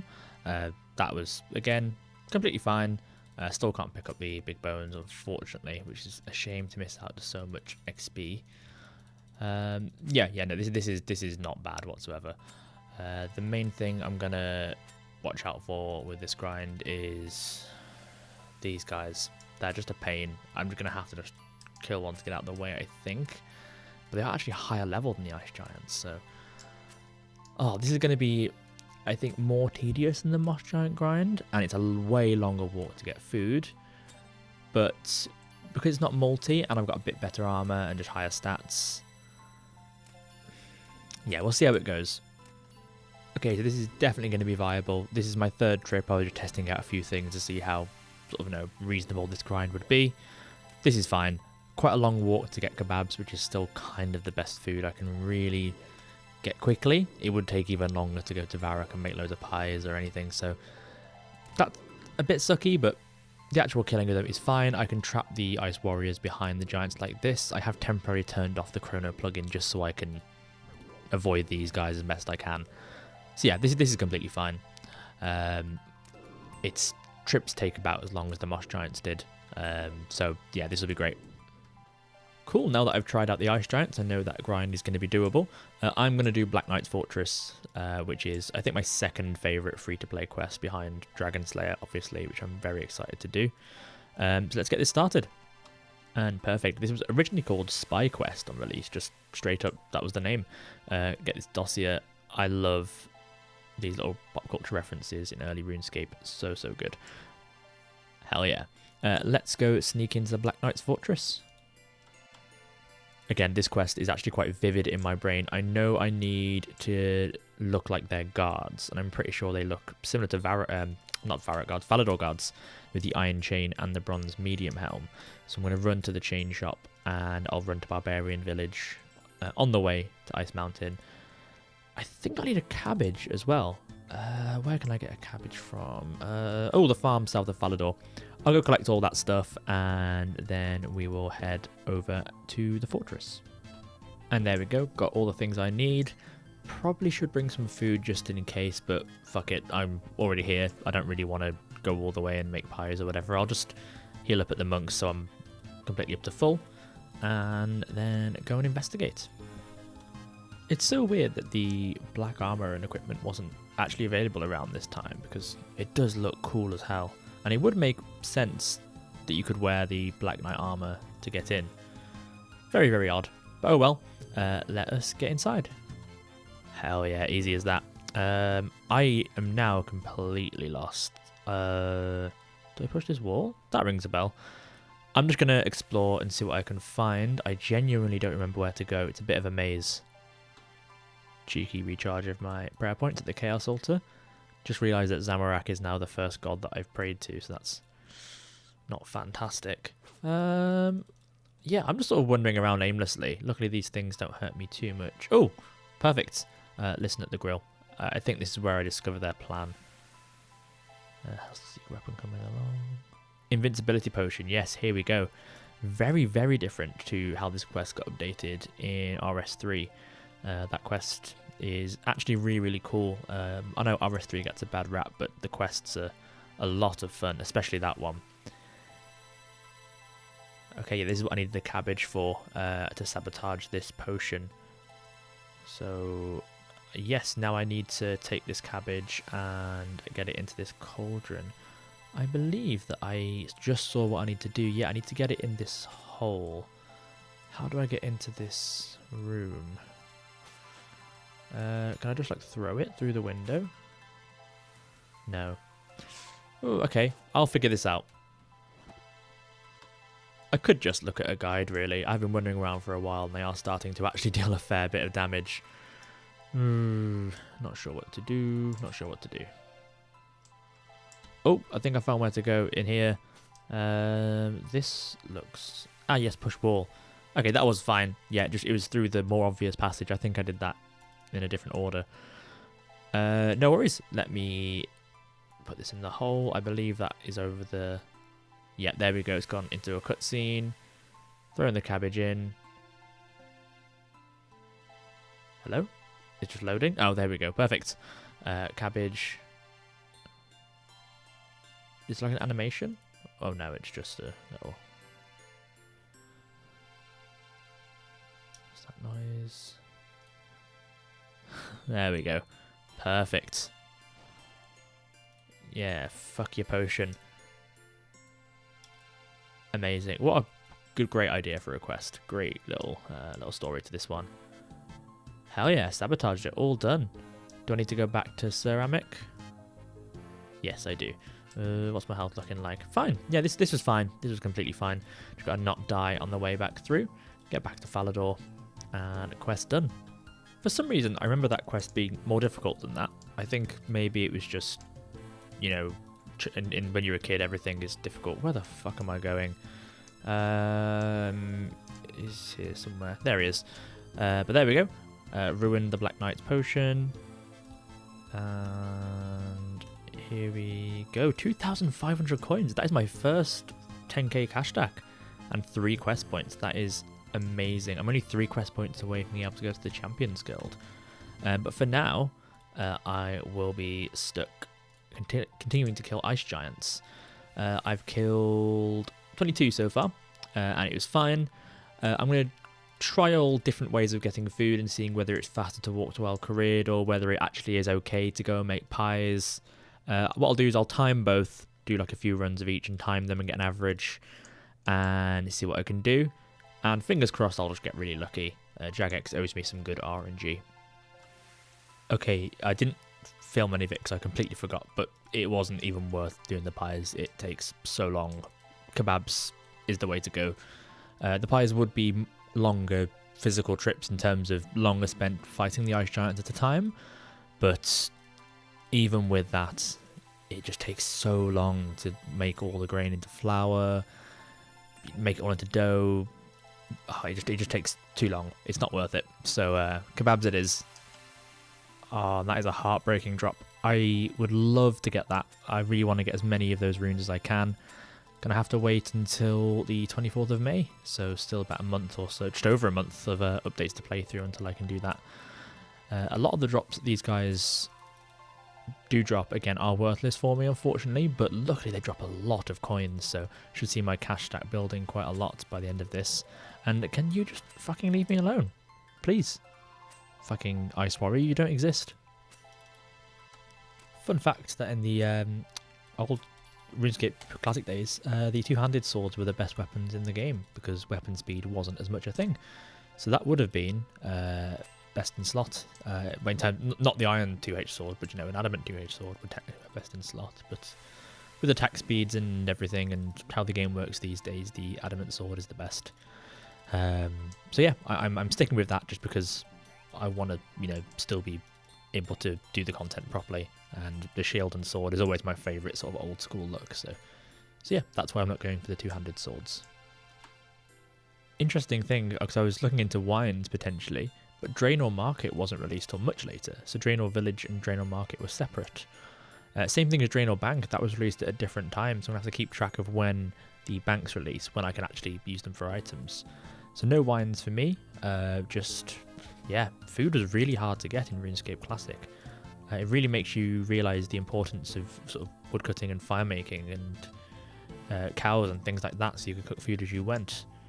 Unfortunately, kebabs are still, I think, objectively the best way to go. I just thought it was really interesting how all of the game mechanics were intertwined in the early game design. It's a really cool philosophy.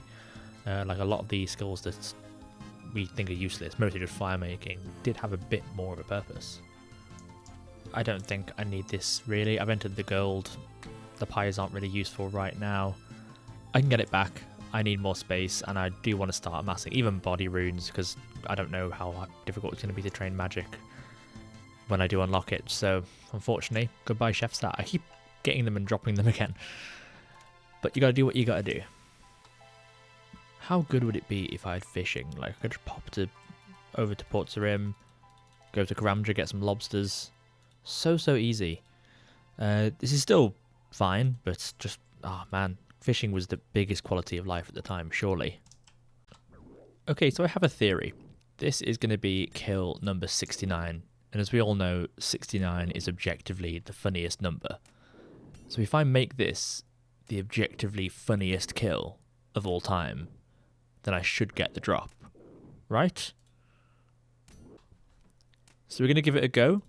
We're going to slap on Sea Shanty 2, which of course is the meme song. We're going to get that playing. There we go. Let's crank up the volume.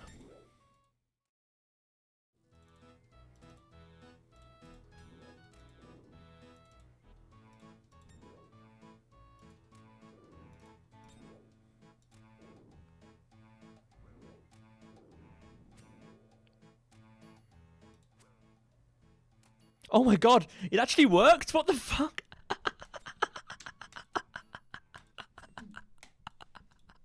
Mithril Square Shield. On kill number 69. That's so fucking funny. Oh my god. I thought that was going to be a much longer grind, but I just got it. Nice and easy. Oh my god, that's fucking brilliant. Oh, I can't stop laughing. Right, let's move on, I guess. I didn't expect to be done that soon. Just taking a quick look at the stats, which I completely forgot to do. It's actually not that good at all. I don't think armor really starts getting noticeably that good until you start getting onto like adamant, really. But it's still an upgrade, so we'll take it. Hell yeah. I've got to say, this looks cool. I look cool as hell. I look like a real free-to-play player. Like, I don't even look like I'm necessarily playing that strangely. I just look like I'm a bit broke because I haven't got the plate body. But yeah, this is huge. I'm so excited to see what happens next. The first thing we're looking at in today's video is a small update titled Proposed New System, Vote Now. This update had no actual content, but did speak of a proposed system to change the way player combat would work. Before this point, there was an opt-in or opt-out system to PvP. This proposal was for a new area known as the Wilderness, which anyone familiar with RuneScape will know very well. The Wilderness proposed to be an area where player combat was always allowed, with the further north into this new zone you went, the more dangerous it became. There was also a proposal for a dueling system, which would come into play in a different form later on, but does actually exist in the RuneScape 3 game today. And now we move on to some actual content. Two huge things. First of all, a new quest, Goblin Diplomacy, which should be nice and easy. And then, the reason this video is so long. Jewellery and pottery. Now at first, I didn't really expect how long this would take me. This is future from launch, after the events of this video. I made some very spontaneous choices that led me down a long grind. But let's leave that for later. Let's see what happened. Okay, first things first, let's check out this new quest. Let's go do Goblin Diplomacy. The music here absolutely slaps. It's so cool. I don't believe, because I know you can search the crates around the village to get the goblin armor. I can't find any information about that anywhere online, and it's not anywhere on the RuneScape Classic wiki. So I'm going to play it safe, and I am going to kill goblins just for ease. Why can't I see any goblins? Huh. Interesting. Looks like another strange interaction of the Chrono plugin. I've checked and these were available on RuneScape Classic, the different red and green goblins. For some reason the Chrono plugin is blocking them out. All the information I can find points to the fact that there are goblins here, so I'm going to slay these goblins to actually, get the 3 goblin mail that I'll need. I do need to go to Draenor and get the dyes, but I was already kind of near Northern Falador anyway, so thought I'd come start the quest and obtain the mail first, and then we'll go sort the dyes out. Okay, nice and easy. Just got to help them decide the colour armour they like. Great little humorous quest this. I'm going to be killing goblins for a while. I'll be back when I get the mail. I know that the first episode we got rid of this red cape very quickly, but I kind of think the red cape kind of fucks with the design. The black cape looks not as good, so you know what, I'm going back to the red cape. Kind of bit of a back and forth, but you know what, I change my mind every 10 minutes in these episodes anyway, so no harm done. Oh shit, these guys only drop the red goblin mail, they don't drop the brown one, I don't think. Oh, that's annoying. That kind of explains the Chrono plugin, because that wasn't released until 2006. So, shit, I fucked up there. That's fine, I only killed a few. I think it was 12 or so. I mean, I killed goblins earlier than that, so it wasn't 45. I didn't kill too many. Okay. I might have to go kill goblins in Lumbridge, I guess. Seeing as my plans have been altered somewhat, I'm just going to get the dyes while I'm on the way back to Draenor, because I'll need them anyway. I think I can get everything I need pretty much on the way to Draenor with a bit of a detour to Port Sarim to get the red berries from the food shop. Let me get some woad leaves from here, and then I'll go get the onions and the red berries. I know there's a way to get multiple. How much are you willing to pay? I think if you offer, is it 20 coins? He says you're generous and gives you 2. Yeah, perfect. There we go. And it works out a little bit cheaper, not by much. Perfect. 2 woad leaves. Let's go find the rest. Just buying some red berries from here. As far as I can tell, these were available at the time. It's very, very difficult to tell this kind of thing, so I have to use my best judgment. This food shop was here and red berries were released, so I think it's fair to get them here. I will need to do a bit of world hopping. I try and avoid world hopping where I can, just because it's, wasn't really in keeping with how the game was played at the time. But in all honesty, I can't really just sit here and wait for it to restock. So, yes, I will do that now. Just getting all 3 of my dyes. I always forget how to do little things like this. I always thought there was a make dyes option. I think that is a RuneScape 3 thing. What do you need for orange? It was red. There we go. Yeah, this is very slow. A lot of things in RuneScape Classic, or which I'm trying to emulate, were done through menu options. So rather than the smithing table or the apothecary thing that we saw, everything was done through dialogue, and you've got to do it one at a time. It's very, very interesting.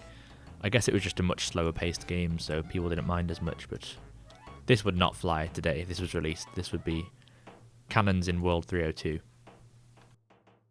And there we go, and then I believe you just use that on that. Perfect. Orange and blue dye, which I'll need for this quest. Time to go commit goblin genocide. This is good. I feel like I didn't do too much goblin slaying in Lumbridge. I think I missed out a prime part of the free-to-play experience, so this is nice. This is fun. This feels right.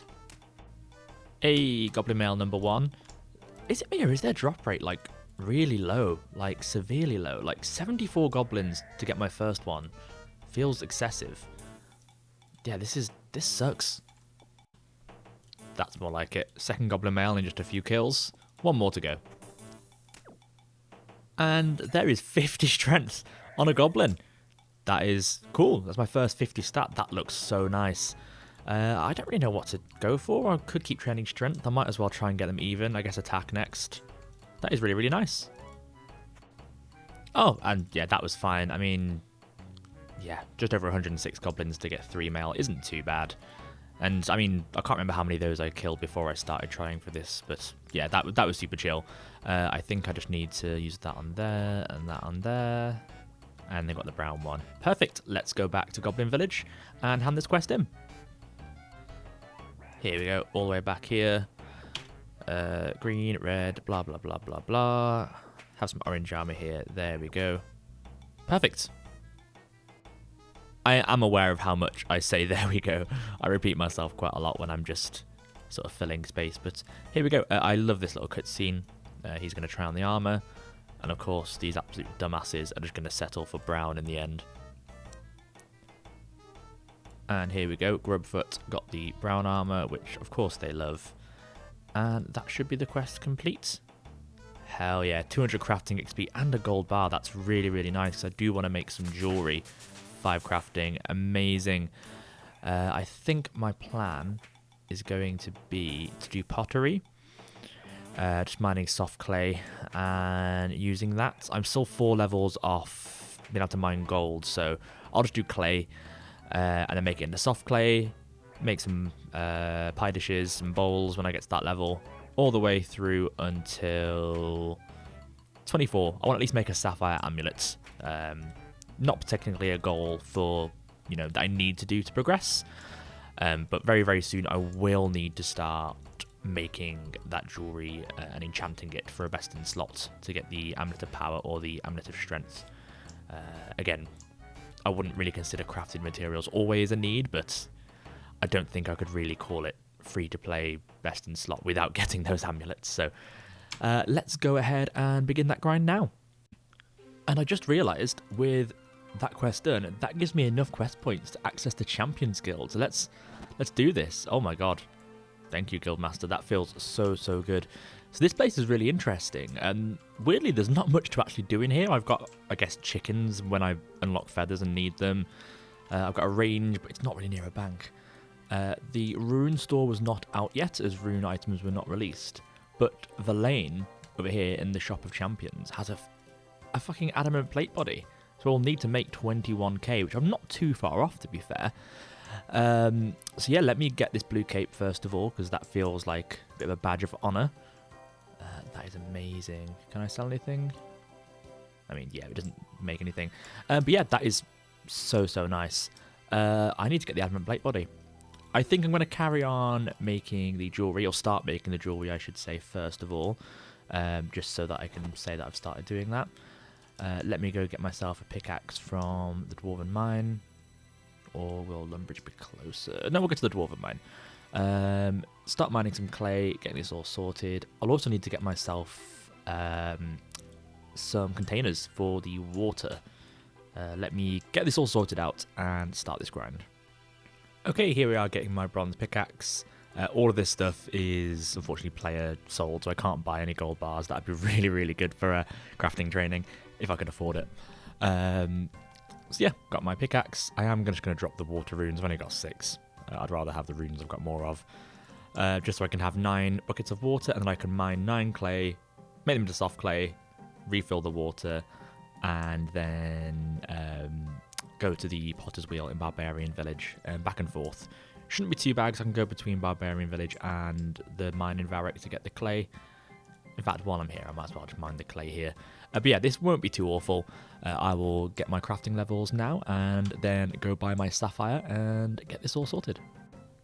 Okay, I've never actually done this before. I've realised this now.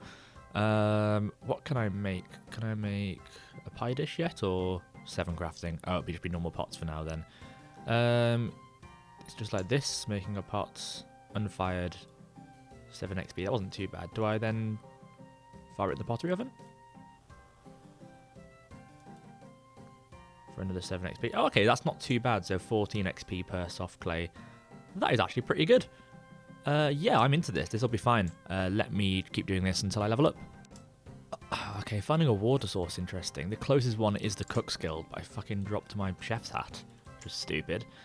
I think the best option, to be honest, is Varric Fountain.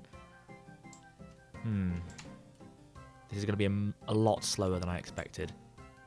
So I've tried a few things. I've tried both using Varric Mine and then going to Varric to fill the fountain. I've tried going through the Dwarven Mine to mine clay there and then going through to refill it in Falador. Both feel fairly slow. I think that Varrock is going to be the best option, just in terms of, if I'm being realistic, it's just a bit of extra sort of walking around to go down there. So even though it's kind of closer as the crow flies, it actually ends up being a bit more walking. But yeah, this is going to suck. I really underestimated how long this was going to take. And there is 7 crafting. That is huge. On to the next thing I can make. I missed the level, but 8 crafting, which means I can now make bowls. Even just going up to the pie dish has made the XP per hour a little bit better. So I think this is actually going to be okay. Just the walking back and forth is the killer here. I just know that when I hit like sort of 15 or so crafting, this is going to really, really slow down. It might even just be worth just training some mining and smithing just so I can do jewelry, because I think that's going to be faster in general. Ooh, crafting is rough. So I've been doing some thinking, just while I've been carrying on with this. I'm probably, because I need money anyway, and smithing is my best way to make money.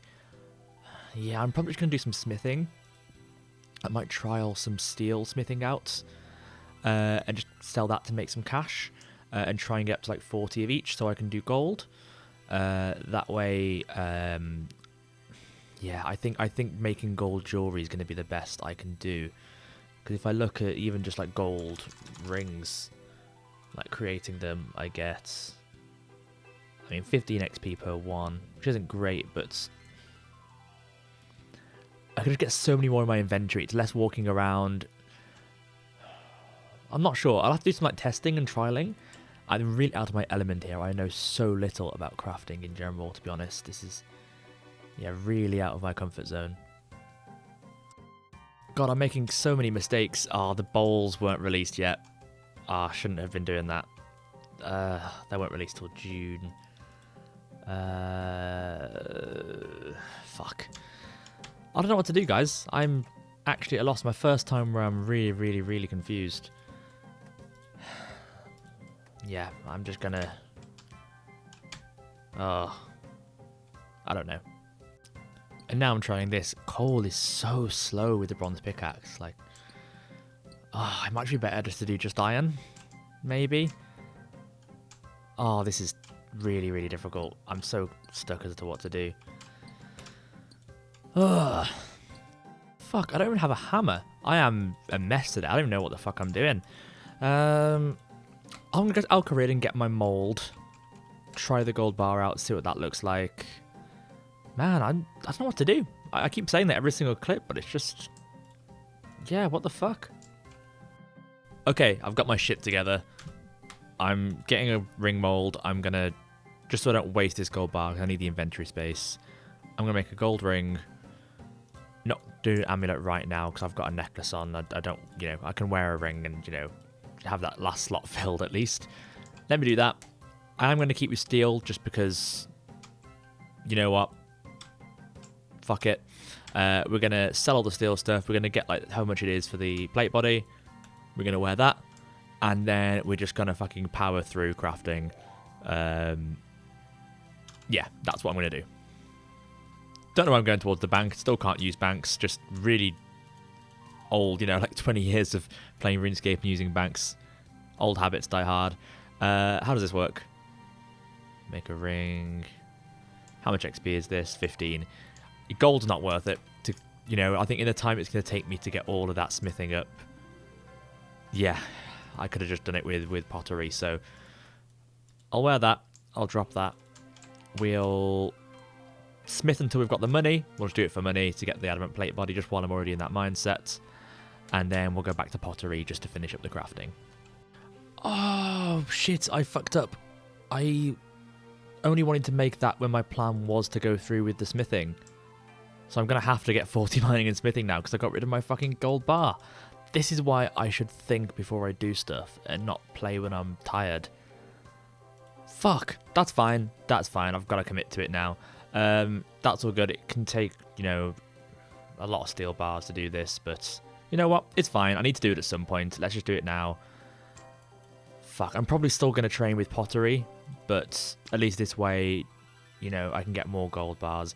I needed to get it anyway because when I do unlock the magic, I need a fuckload of gold ore anyway. Well, not a fuckload, like 3, but you know, like some.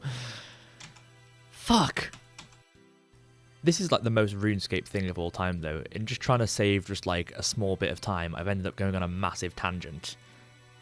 If that isn't the fucking RuneScape Ironman experience, then what is? Just had a thought. I can get Dwarven Stouts from the inn in Falador. So I only really need to get 39 smithing, which is really, really cool. I might just do that. I'm going to get 40 mining anyway just by doing this grind because mining is faster than smithing.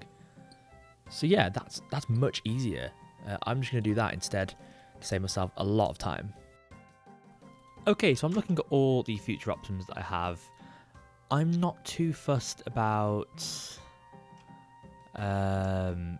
necessarily getting all the way to like 70... What am I talking about? 70 crafting for the amulets, for the power amulets. I do want an amulet of strength though, so I'm going to try and get 50 crafting. That's going to be a thing I want to do in the future. For now, I'm just going to get up to making a sapphire amulet of magic, because I'll need magic soon. I want those magic buffs. So I'm not too upset about this. I've definitely fucked a lot up this episode. I've been really stupid. But yeah, I'm feeling okay for now. I've got my plan set. If I get to, you know, 20, whatever it is for the sapphire amulet, 24 crafting, then when it comes to training magic, I can enchant the amulets with wherever it is. I can't find it, but the enchant. Here it is. Level 7 magics. Yeah, I can do that very, very soon to get an amulet of magic to speed up my magic training. That'll be really, really fun. And here we go. Managed to get up to 22k. Come here, Verlaine. Let me get that beautiful, sexy adamant plate body. Huge. Oh man, that looks so good. I am such a free-to-play warrior right now.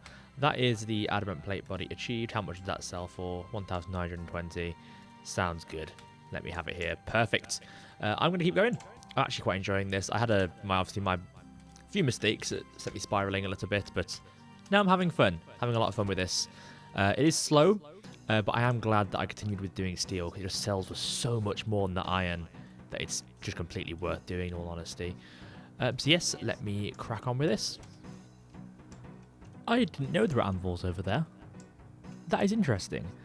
I still think it's better to go to Doric's anvil just because I want to go and sell what I'm making. Like, I don't want to just drop it or anything. I do need the cash, but if I was just dropping stuff, that'd be really easy.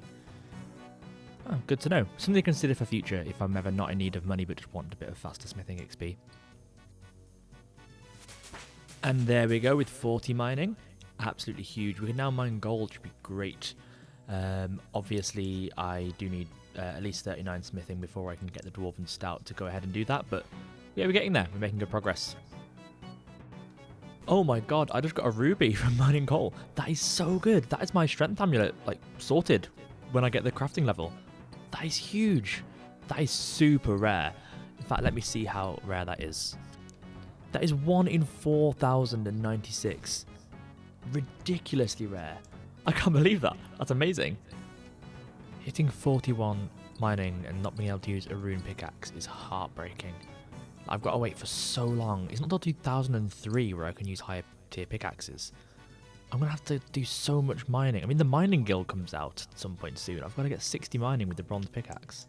By the time I get higher tier pickaxes, I won't need to do much mining ever. What a weird way to play this game. Are you kidding me? I just got a fucking emerald as well. I guess I could get a defense amulet? I don't want to get rid of this, but I want the inventory space. I already got rid of the body runes I didn't really want to get rid of. Oh, man. What do I do? That's a 1 in 2,000 drop. How have I got these so close together? That's ridiculous. Oh, I might drop my... I'm going to buy a Staff of Fire anyway. So I might just drop that. All the air runes, because I could get a Staff of Air and just do Airstrike, because... fuck. This is hard. I think I'm going to get rid of the Ghost Speak amulet. I know that's a little bit sacrilege, but... I don't think I have a huge amount of need for it at the moment. I can get it back quite easily. from Father Ernie in Lumbridge. Yeah, I can get it back super easily from Father Ernie, so... Yeah, I'm just going to get rid of it. It's fine. It's not ideal, but... Yeah. I need all the inventory space I can get, and I don't want to get rid of my runes at all. I got rid of the body, but... Even if I bank these, when I sell things, it's going to create... Yeah. This is the best I can do. What the actual fuck? Why am I just getting all of the gems? Oh my god. I mean, there's my magic amulet, I guess. I can buy them pretty easily from the gem trader in Falador. The gem trader in Alcarid wasn't actually released yet, but that one, Harkwin's gems was, so... Yeah, I won't keep this one, but that's also insane. My RNG today is just crazy. That's a 1 in 1,000 drop.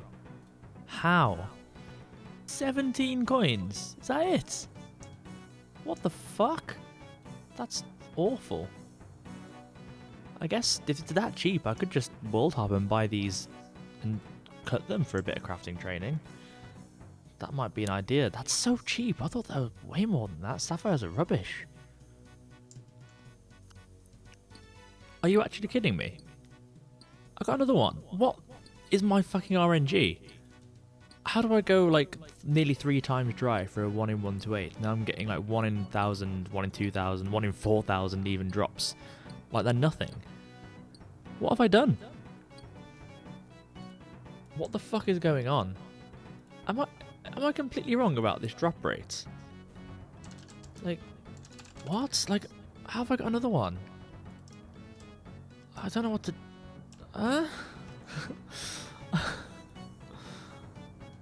I don't know what to do. It's definitely saying it's a 1 in 2,000 drop here, and I don't know what's happening. If anyone knows why I'm getting so lucky, then please let me know, but... What the fuck? I guess I just make 1 into a ring and 1 into an amulet. I can't enchant rings for a while yet anyway, because that was a separate thing. You only enchant amulets, but I guess it's good to have it. Inventory management is challenging. I'm going to mine a gold ore, A, to see how long it takes, and also so I can set like a marker so I know when to stop mining coal and when to fill the rest with iron, if that makes sense. Might as well see how long it takes as well. I imagine quite a while for gold. Never mind. That took like 10 seconds. That's actually not too bad. And here we go, back with our good buddy Doric. Here to make the square shield. There we go. And this should be 39 smithing. That is huge. Now with our dwarven stout, we can smelt gold. Let's go try it out. I'm going to go buy amulet mold from down in Alcarid, and then I'll go mine a full inventory of gold, -1 for the dwarven stout, and we'll give that a go and see how decent the XP is going to be for crafting. Just grabbing the dwarven stout, 3 coins. That is so cheap. Love that. Eventually, I want to buy all of these molds, obviously, and put them in the bank, but I can't really do that until I unlock the chance spot items in the bank. What I might do is, once I'm done with the crafting, I might actually store this in VaraQuest Bank, which is the only bank I have. I kind of need it right now. I'm spending a lot of money and I'm selling a lot of things, so yeah, it's very limiting. As you can see, I'm running really low. No matter what I'm doing, I'm constantly running low. I don't know how Ultimate Ironmen play this game like this. That is a nightmare. And here we go, trying this for the first time. Do I literally just sip that? There we go. And then... Oh, that feels so good. Hell yeah, it's rubbish XP, 23 per, or that's completely fine. And 10 crafting, my first gold amulets. Yeah, this is actually really chill. I think I made the right choice. I think those mistakes were happy accidents, because even though I probably could have got the crafting levels by now just by doing the pottery, I think if I'm future-proofing myself, I can sell these for money. I, will have like a good amount of coin lined up, and then when I unlock silver eventually, I could probably do this all the way to 70.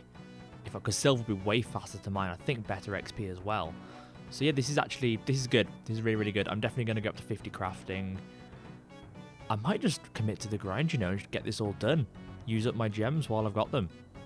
We'll see how it goes, but I'm very tempted to be in it for the long haul and just no life it. Yeah, this is fine. This is really good money. Like, this is faster than smithing was, and I'm getting about 1,000 coins per an inventory. It's half an inventory because of the space I have left of amulets. This is going to be such good money. Oh man, it's quite literally popping off in the party room right now. I wish I could join in. What the hell is going on? Why are there so many people here? Like, people who like member stuff as well. So, is like an event on? Crazy. I feel like I've stumbled on something I shouldn't have stumbled onto. That looks fun as hell. 20 crafting coming in. Super chill. I'm going to try world hopping and cutting some sapphires and seeing how effective that actually is. I don't think it's really going to be that great, but it's worth a go. I'll go to the gem shop and see if it is worthwhile. If not, I'll keep doing some gold. Okay, never mind. Pretty much every single world is completely, sold out. People are hopping and buying them. I'll just buy a cut sapphire because I will want to make an amulet. Let me go ahead and get this sorted now. And let's take a look at this. I think I still make a gold bar. And then should it show up here? Yep, there we go. Sapphire amulet unstrung. Oh yeah, shit, 24 crafting. What the fuck am I doing?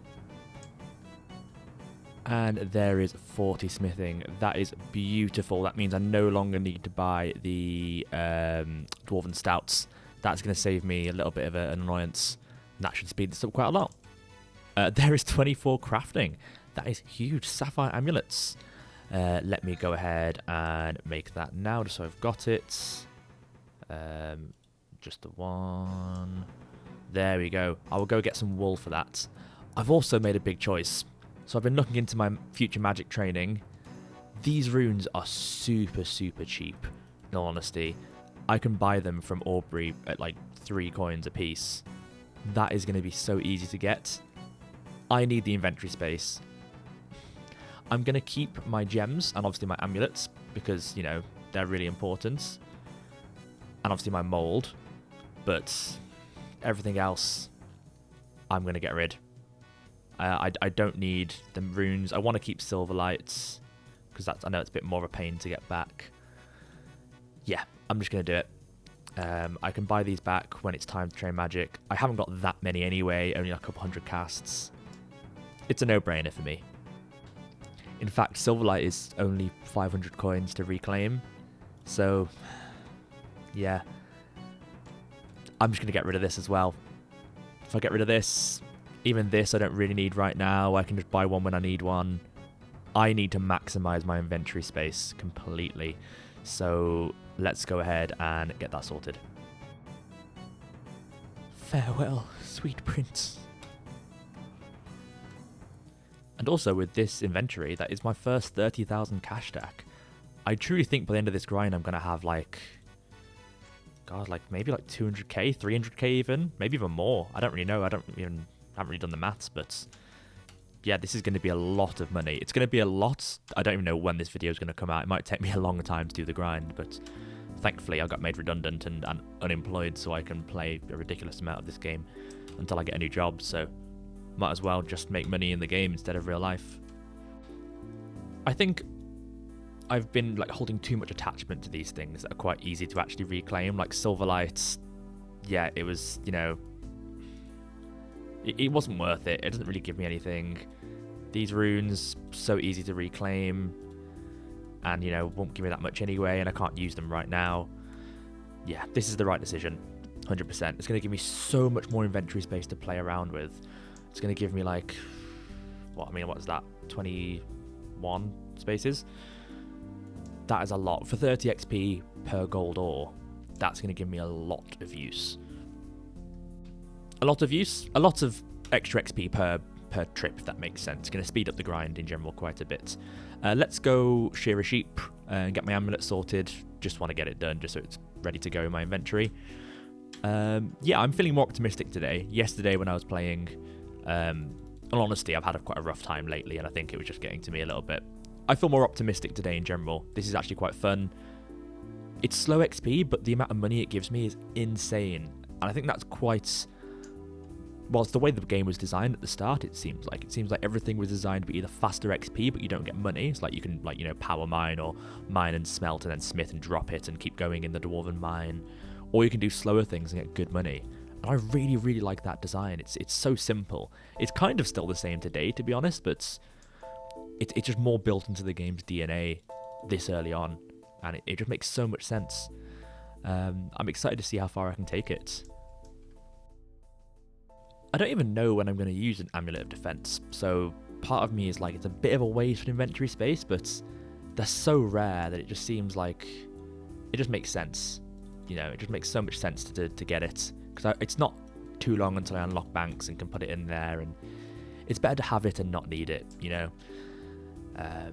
I'm sure I'll find some niche use for it. Just breaking the rules slightly and looking at the world map. Is Rimington Mine closer to the furnace? Like, it's 2 chunks away, right? But that is down the mine, and also I often get attacked by the King Scorpion, and it's quite competitive. Part of me is wondering, is this just faster? I don't think it is, but I might try it out for a couple of inventories. There's also Al-Kharid Mine, which is also just 2 chunks away. It's actually very close. That also might be a good option, though the general store to sell what I make is further away from Falador, where it's just there. I don't rightfully know. I'll try all the options out. I might just stick to Al-Kharid, because I need to go to Al-Kharid to get my molds and everything, and I'm also closer to here, so I'll try that out for a little bit and see how it goes. And there we go. There is my handmade sapphire amulet from complete scratch.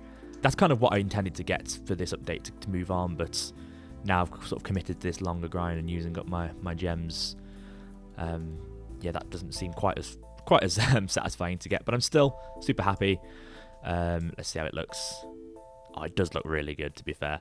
I'm going to wear that just because it's, you know, more impressive than that, but yeah, we'll keep both.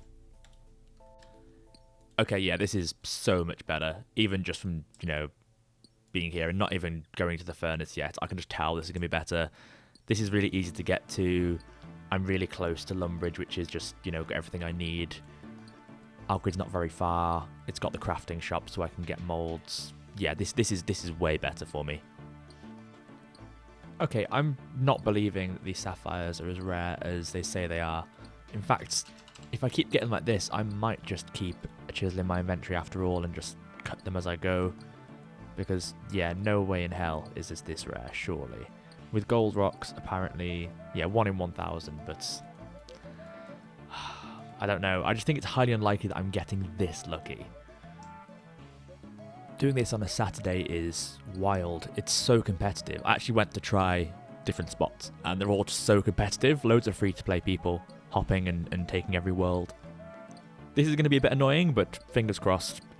Yeah, I should be able to power through it. If I keep getting lucky, or if whatever's happening with these sapphires happens, it's actually pretty good, because I think it's 30 or 50 XP per one that I cut, and then I also get more XP from making the sapphire amulet than just the gold one, so this actually is going to work out pretty well. So I shouldn't have dropped that chisel, but luckily, because I relocated to Al-Kharid, this works out pretty well for me. 45 mining, super nice. Just some basic maths. I'm getting roughly 1,500 XP an hour, give or take. This is going to take nearly 100 hours to do, to get there, like, oh, maybe 90 hours? Oh man, is it even worth it? I don't know.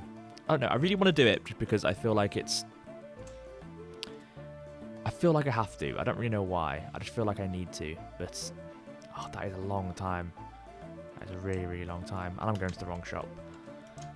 Ooh. Let me get to the level to at least make, to at least cut the ruby, and I'll see how it's going. Yeah, it's going to be like 3,000 gold to do it, which is Oh, I don't know how feasible that really is. That's a long time. If I at least clear these out my inventory and I just have this in my inventory ready to go, then I can just, you know, I can hold off a little bit. I think that's my best option right now. I'm still engaging with the content. I would have sort of worked towards it gradually. When I unlock silver, that'll be a lot quicker. I should be able to grind that out, because even though it is a lot more if I'm making the holy symbols, well, actually it's less, 1,856. Yeah, that might be my best option, is waiting until silver and doing it then. And then just passively, when I get a diamond, I can go for the power amulets. I can't really see another option, because it'll just take too long. I won't be able to release a video for, like, you know, 2 weeks, maybe 3 weeks, depending on how much I can play. In terms of, like, you know, making a series, that's probably my best bet. If I wasn't making a series, I'd be more than happy to do that grind. I've done longer grinds than that before. Yeah, I think that's my plan, is get the emerald amulets strung and good to go. In my inventory is ready to be enchanted into an amulet of defense. And then I've still got the ruby ready to go for when I want to maintain that grind. That is huge. 27 crafting. That is amazing. I can now cut these emeralds. Oh, that feels so good. 68 XP per emerald as well. That is amazing. I've got one more as a drop from mining as well. So the more of these I get, the better. I think I can make a ring now. So I'm going to go get a ring mold once I just sell this gold amulets. And make one to replace my gold ring with. That would be really nice. And there we go. Making the emerald ring. That is amazing. 55 XP is pretty good. I only need one amulet of defense, so I'm just going to use the gems as I get them, just so I can use them up. So that is amazing. And then we'll do amulets, gold amulets for the rest. Okay, these clips are getting repetitive, but I do not believe the drop rates of these gems. I don't think that's right. I think someone on the wiki needs to look into that, because no way in hell am I getting this lucky. And there we go with 31 crafting. Can now craft emerald amulets. That is huge. Let me just make one of those here. Perfect. That is absolutely lovely. So I'm going to finish off this inventory of gold bars, and then I will go and string one of these. And then I've got my defense amulet ready to enchant as soon as I unlock cosmic runes. I think I really overestimated when I was saying it was going to be about 100 hours. I think that was being very, very conservative. I reckon with sort of the rate I'm playing, and if I put in some sweaty hours, I mean, I've got 10k experience in crafting alone today. Yeah, I could probably do this in just over a week, so this might work. Huge. There is my emerald amulets. That is super, super nice. Obviously going to wear that just so I look even more ballin'. Hell yeah. Okay, what the fuck? I just got an uncut diamond. I mean, that's my power amulet, I guess. What the hell is the chance of this? 1 in 16,000? No, that can't be right. That can't be correct at all. What the hell? I mean, there's my power amulet, I suppose. I don't know. Okay, so I've looked into it, and it's a 1 in 256 chance of rolling on the gem table at all. And then each gem has a different rarity. So if you do roll on the gem table at a 1 in 256 chance, it's a 1 in 4 chance to be a sapphire, 1 in 8 chance to be an emerald, 1 in 16 to be a ruby, and 1 in 64 to be a diamond. So I don't think it's as rare as the wiki says it is. But I mean, even still, that is so useful. I mean, now I know this, they're more common than I thought. I'm going to be getting a bit faster crafting XP. That is amazing. I'm going to wait to get the power amulet or the diamond amulet until I unlock silver. I'll keep going ahead and getting my strength amulet, but I'll keep this in my inventory for the entire time, because that is going to be huge. And here we go with this gold amulet. 34 crafting, that is huge. Now we can do rubies. just like this. Oh, that feels really, really nice. Now with that, we can get ourselves a ruby ring for now, which I'll go get a mold for now, which will replace our emerald one, so that'll look really nice. And then the other one I'm going to save for when I get 50 crafting to finally get that ruby amulet ready for enchanting.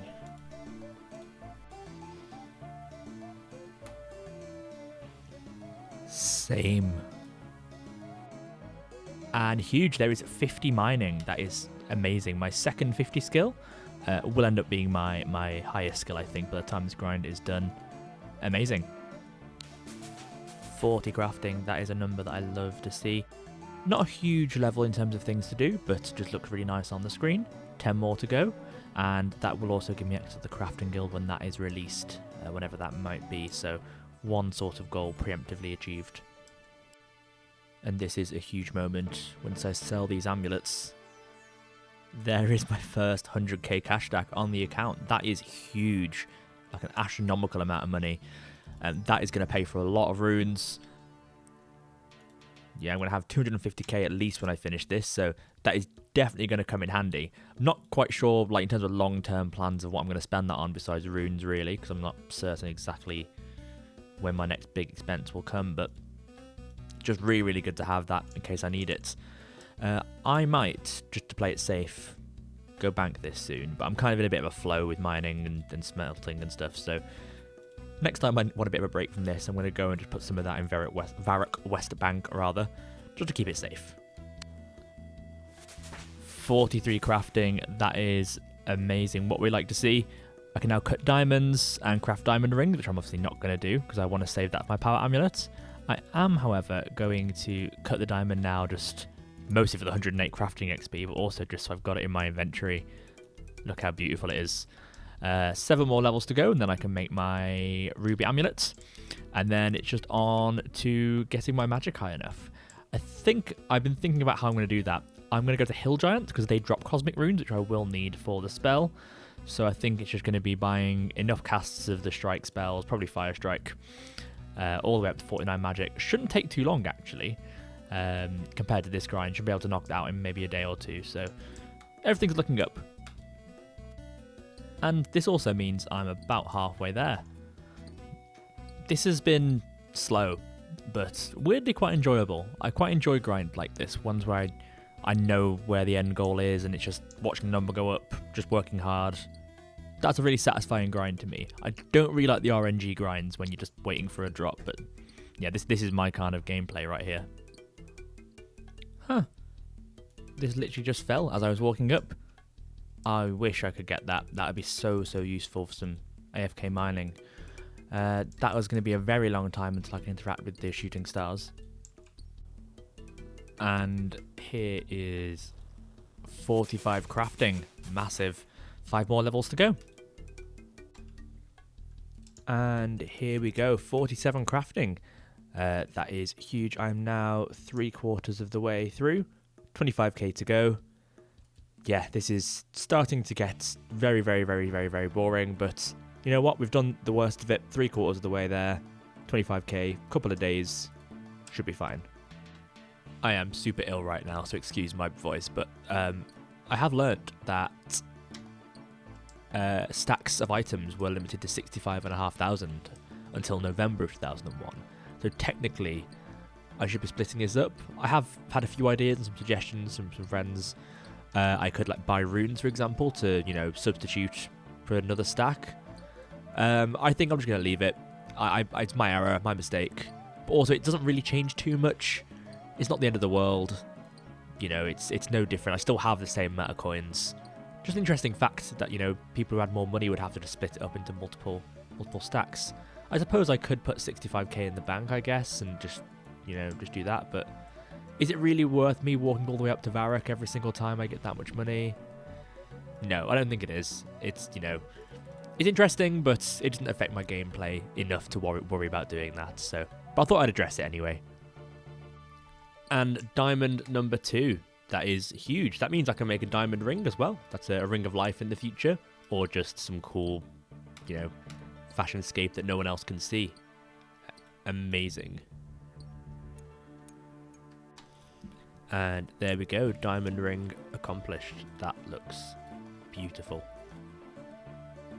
And here we go with 200k. That is beautiful. Again, should be like, 3 or 4 different cash stacks, but who gives a shit? I mean, yes, I'm making a lot of exceptions in this episode, but you know what? I think this is a fair one to make. It's there's not really a way to have separate stacks of the same thing. I am actually super shocked that I've made this much money in this way. I've always struggled making money on Ironman early game. And it turns out the solution was right there from pretty much the start of the game. This completely caught me off guard because I was not paying any attention, but 50 smithing. That's so cool. 39 to 50 smithing, all done on gold. I can smelt mithril ore. That is so nice. And here we go, a huge moment for the account. 50 crafting, that feels so good. You can now craft ruby amulets and other stuff that doesn't matter. Ruby amulets, oh my god, let's get this sorted. Oh, that's so huge. Let's go string it straight away. And there is my ruby amulet. Look how good that looks. Oh my god. We've managed to reach the 10th of May 2001, and this is mostly just a list of bug fixes, which you can read for yourself here if you wish. The only change of note for this account is the change to the influence skill. This was a skill you would originally level up by completing quests. This has been changed to quest points, which is the system we know today. There's nothing here in terms of content for me to get stuck into, so let's just move on. The next update is the 24th of May 2001, the main topic of conversation in this video. This update changes 2 of the core skills of RuneScape, magic and prayer. Prior to this date, magic and prayer were each 2 separate skills. Magic was divided into good magic and evil magic, whereas prayer was split into pray evil and pray good. I will have more to say about prayers at a later date, so make sure to hit that subscribe button if you want to learn more about the history of RuneScape and follow my journey. For now, let's discuss magic. We'll start with good magic. Chill Bolt and Wind Bolt are vaguely recognisable as Water Bolt and Air Bolt respectively. Burst of Strength and Rockskin, however, were later released as prayers, and are still in the game today. The spell Camouflage is the one that I found most interesting, as this would increase a stat called Hiding. Now Hiding was originally an equipment stat that was designed to keep NPCs becoming aggressive to you. The higher your Hiding stat, the less likely they would be to attack you. Interestingly, this was only ever visual, as the stat was never actually incorporated into the game. It was just purely visual on the stat screen. Very odd, but I thought that was very interesting. On the evil magic side, however, it starts with Confuse, something we still have in the game today. It quickly moves on to Thick Skin, which is again a prayer that we still have in the game, not a spell. And then we have 3 spells in a row we don't have today. Shock Bolt, which from the rune types I'm assuming was similar to Firebolt. Elemental Bolt, which used 1 of each elemental rune. And Fear. Fear is the most fun of these ones, as it would either make an attacking NPC retreat from battle, or, if it was cast on an enemy that was yet to become aggressive, it would make them disappear. Imagine the chaos if this was still in the game today. On the 24th of May, both of these spellbooks were joined into the magic spellbook that we know today. This is very important for this account, as we can now use the enchantment spells to turn our sapphire, emerald and ruby amulets into an amulet of magic, an amulet of defense, and an amulet of strength respectively. To do this, we'll need to train our magic up to 49, and I'm going to do this in the style of my 13-year-old self. Safe spotting hill giants in Edgeville Dungeon.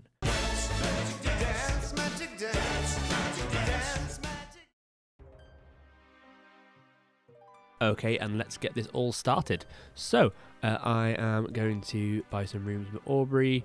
I'm going to be mostly using Fire Strike, which will need Mind, Fire and Air runes, but I'm going to buy a Fire Staff, so let's get like,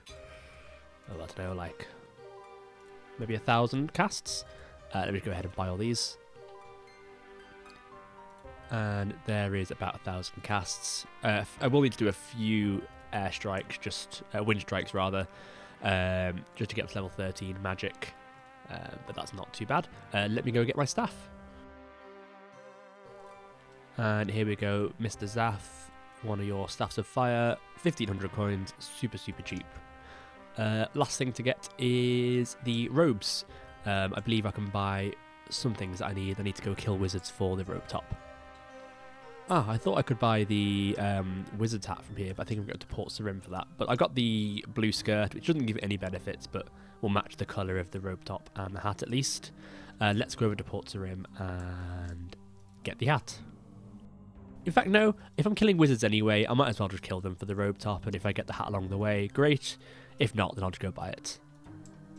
Okay, here is my weird-ass magic setup. Got Wind Strike ready to go. Let's start my magic training and get my hands on that wizard gear. These wizards are still kicking my ass. I'm going to get some kebabs. I thought I'd see the last of that place for a while, but never mind. Just get some, just so I can at least do this. I want to get a few magic levels while I'm here.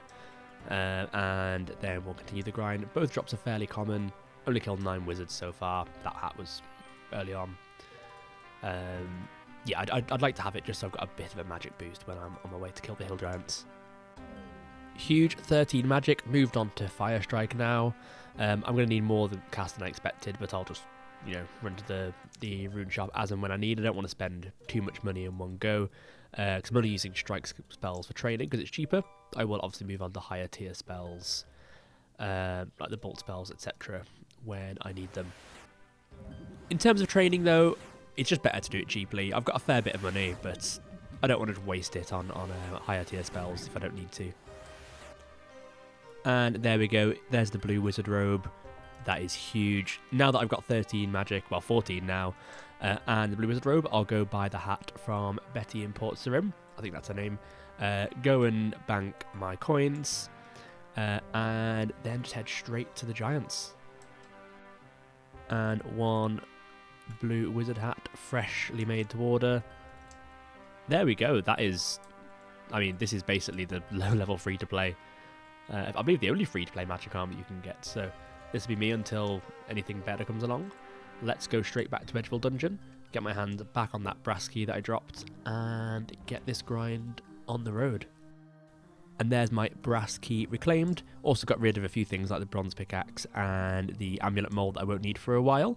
Just going to go and pop my money in the bank just in case, and then it gets started.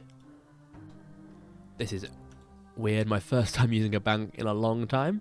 Let's just put all my money in. There we go. Only money for now, but when I eventually can put items in here, this is going to be amazing.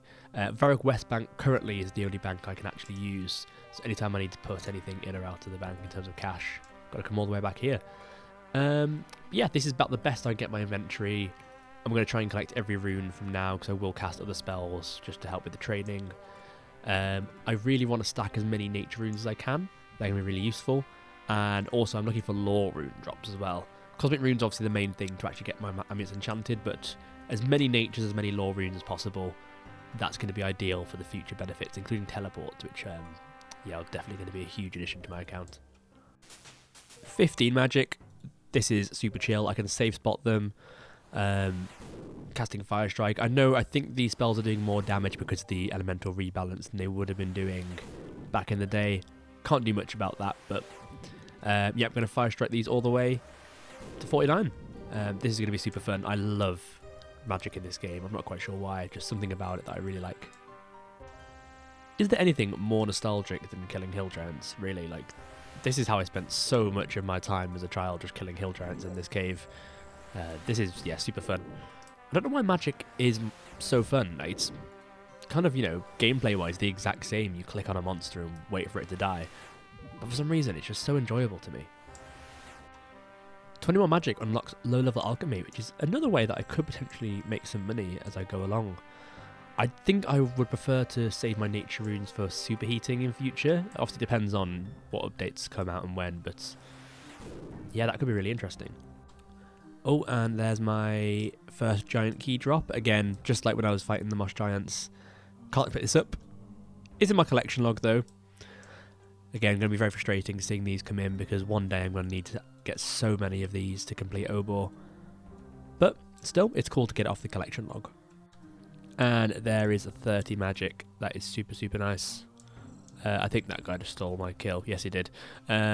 Huge. This is so quick. I don't even know if it's that fast. I think it compared to the crafting grind I just did, it feels ridiculous. Like, I got those 20 levels in like just over an hour or so, from 10 to 30.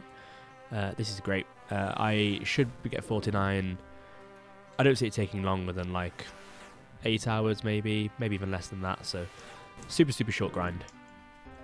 Oh, and there is my teleport to Lumbridge unlocked. I obviously unlocked Varric teleport as well, just didn't get the clip, but these teleport spells are going to be huge when I actually get into floor runes. Man, it's going to save me so much walking time.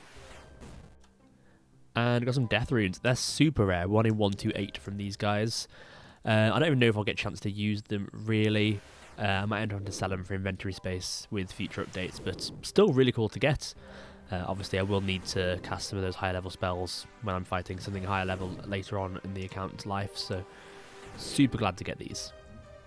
And low on runes, we're going to go restock. Managed to get up to 33 magic on 1,000 casts, approximately. Nearly 20k XP.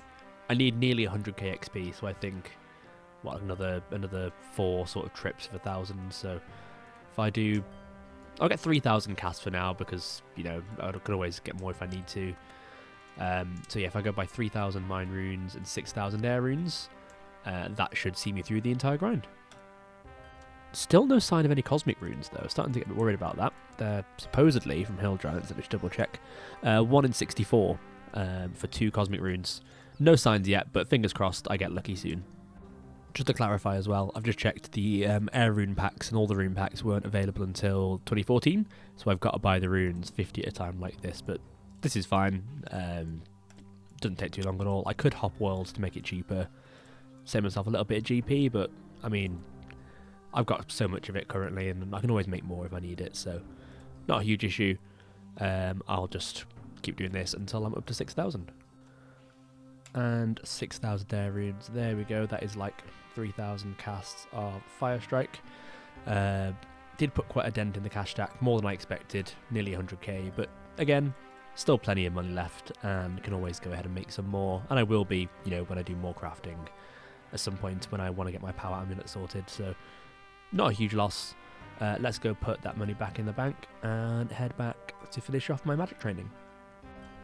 And there's my first cosmic rune drop. I am going to enchant my amulet of magic right now, just get this out of the way. Hell yeah, this is going to feel so good. Hell yeah, there's my amulet of magic. Huge, let's put that on. Amazing. Let me just check out the stats of that. So the amulet of accuracy gave me plus 19 with everything.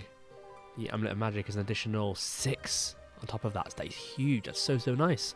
I could get the amulet of defense straight away with my other cosmic rune, but I'm going to keep hold of it just in case until I get 49 to do the amulet of strength, because the amulet of defense won't be as useful. If I get another cosmic rune drop, then we'll just go ahead and do it, because why not? But hell yeah, this is huge. And there we go, more cosmic runes. That is nice. That means I can, without worry, enchant my amulet of defense. That is so nice. Let's actually check this thing out. So I know this is a plus 10 to magic. I don't think it gives me any defensive. No, it doesn't. That is pretty nice, actually. It looks like it is plus 7 to everything, basically. Yeah, that's actually quite useful. I'm quite glad that I kept that. I'm sure that'll be a very niche use. But yeah, that's quite good if I ever need to, you know, make sure I'm as tanky as possible. For now, though, the amulet of magic is still obviously my best choice of training. And just need to get up to 49 magic. And what runes do I need as well for that one? All the icons are a bit messed up because of the chrono plugin still, but let me have a look. It is, here we go, fire runes. Yeah, so just need to get the magic level to get the amulet of strength, and then in the future I will need earth runes. Yeah, nice and easy.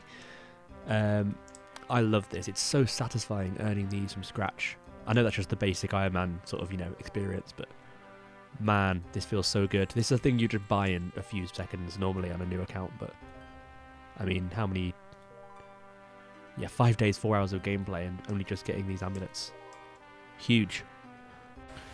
What the hell is going on here? I'm like kind of safe spotting, but he's ignoring me, but he's not aggroing anyone else. This is weird. This is a niche reference, but This hill giant looks a little bit like Ryback, if anyone knows any professional wrestling. Yeah, if you know, you know. I feel like I glossed over this, but I got an uncut emerald drop without knowing how rare it was. It's 1 in 343. No, sorry, 1 in 341. Yeah, that's crazy. I'm getting really, really good RNG all of a sudden. Don't know where this is all coming from. Level 40 magic. Again, missed it because I was watching a video on my second monitor. But there we go. That's really, really nice. It is crazy how fast this is. I think I just got conditioned into believing, you know, that this was going to be really, really slow because of the crafting. I thought it would take me a couple of days at least, but I should be able to smash this out in, yeah, just the next few hours. And there's 43 magic. That is huge. That gives me superheat item, which is going to be a great spell when I can get nature runes easier anyway. That might be a good way to do some smithing training in the future, or at least get some bars smelted faster. I'll have to look into more specific niche uses for it, but I'm sure there's going to be some really, really cool situations where that spell saves my life. 45 magician. Teleport to Camelot. That does not exist. Just pretend that isn't there. Just realised that I'd left my display on the modern layout because I was filming some stuff for my intro for the last video. Oh, that's annoying. Restart account. Oh, not that. There we go. Much better. Oh, out of runes. Gotta go buy some more. I thought that'd be enough. I really, really did. Like 20k more XP approximately. I might get another like 1,000 casts so I'm safe, just so I've got them. Man, I really, really thought that'd be it. I didn't really want to spend much more money. 1,000 more casts. That should be enough, fingers crossed. What the fuck is that helmet? I've never seen that before. I mean, I don't really bother with the holiday event. Is that new? That is cool as hell. Isn't this just the most RuneScape conversation of all time? I love it. And there we go, 49 magic achieved. That was the most fun drive so far. Missed the pop-up, but I can now enchant and rule with jewelry, which is the most important thing. Let's go get that done right now. Here we go. Again, the icon's still all messed up, but I should be able to... Ah, there we go. Beautiful. 1 amulet of strength. Let's change to my strength gear. Let's take a look at it. It should give me, I believe... Yes, there we go. Plus 10 strength bonus. That is huge. That's the reason why I consider that my best in slot. Oh, man. Amulet of strength, rather. All from scratch. All made from nothing. That feels amazing. Let's move on. In fact, before I do move on, some inventory management. I will want more inventory space for, you know, the foreseeable. So I'm going to go sell some stuff. I'm going to keep these runes because I don't have a ready access of them. I'm going to get rid of my magic gear for now. In fact, no, I'll keep the magic gear, but I will get rid of these elemental runes and things like that, and also sell this temporarily. I'll just buy it back when I need it, and then I'm going to go cut these and very, very quickly mine some gold just to make some amulets just for the XP, because I'll need some crafting XP soon. I'm basically going to use everything in my inventory that I can and sell things I don't need and then just buy it back. And then we'll move on to a very exciting update. Come here, Aubrey. Let me sell you all my shit. Ah. Okay, well, I'll sell everything else. That's fine. I can buy these back, so that's fine. I'm not going to make like any money off this, but that's fine. I don't mind. It's just not worth it. There we go. You're not going to let me... No. Okay, I'll get that sorted. I am trying to get better at getting rid of stuff because I know that in, you know, the last few videos I've kept things I don't really need. I am keeping this because I will want it when I start training ranged. I mean, I will get an amulet of power, which is, you know, better, but just in case, I'm going to keep it in case for any reason I back out of that plan or something changes. But anything else that I can just buy isn't worth it. It might seem like a waste to come here and do this all for 4, because I'm only getting a little bit of XP, but I try not to waste XP where I can, you know. I've got to take what I can when I can get it. There we go. I mean, doing that put me nearly 6% to the next level, so very much worth it. And, you know, I need to start reclaiming a bit of money because I did spend over 100k on getting 49 magic, so every little helps, in the wise words of our Lord and Saviour, Tesco. On the same day as the magic changes and the prayer changes, there was another update which introduced the Ice Warrior. I don't really need to kill these, they don't drop anything of note, and I have technically killed one a bit early before, so I'm not really too worried about that. There was also an update where female players could now talk and get their armor modified to look more feminine, which is great. Love updates that encourage inclusivity. Now, of course, you can just buy, you know, plate skirts and the armor automatically updates to the body type you have, so nothing we need to do here. I just thought it was interesting. Next update is one just making the prayers last a little bit longer. I haven't actually used the prayers yet and won't need to until a future update, which we'll get into when it comes out. But yeah, the prayers were changing quite a bit on the 26th of May. We'll move on to the next. Another very small update, they're coming in thick and fast. There is now an official quest list. I guess technically shouldn't have been using a quest list up to this point, but oh well. Yeah, so quest list wasn't an original component. I guess before you would just keep track of things manually, which is interesting. Let's move on. And now another huge update. One of those skills I was talking about right at the start of the video that I feel make up the core of this game, and that is fishing. Fishing for me is a skill that when I think of RuneScape, I think of fishing.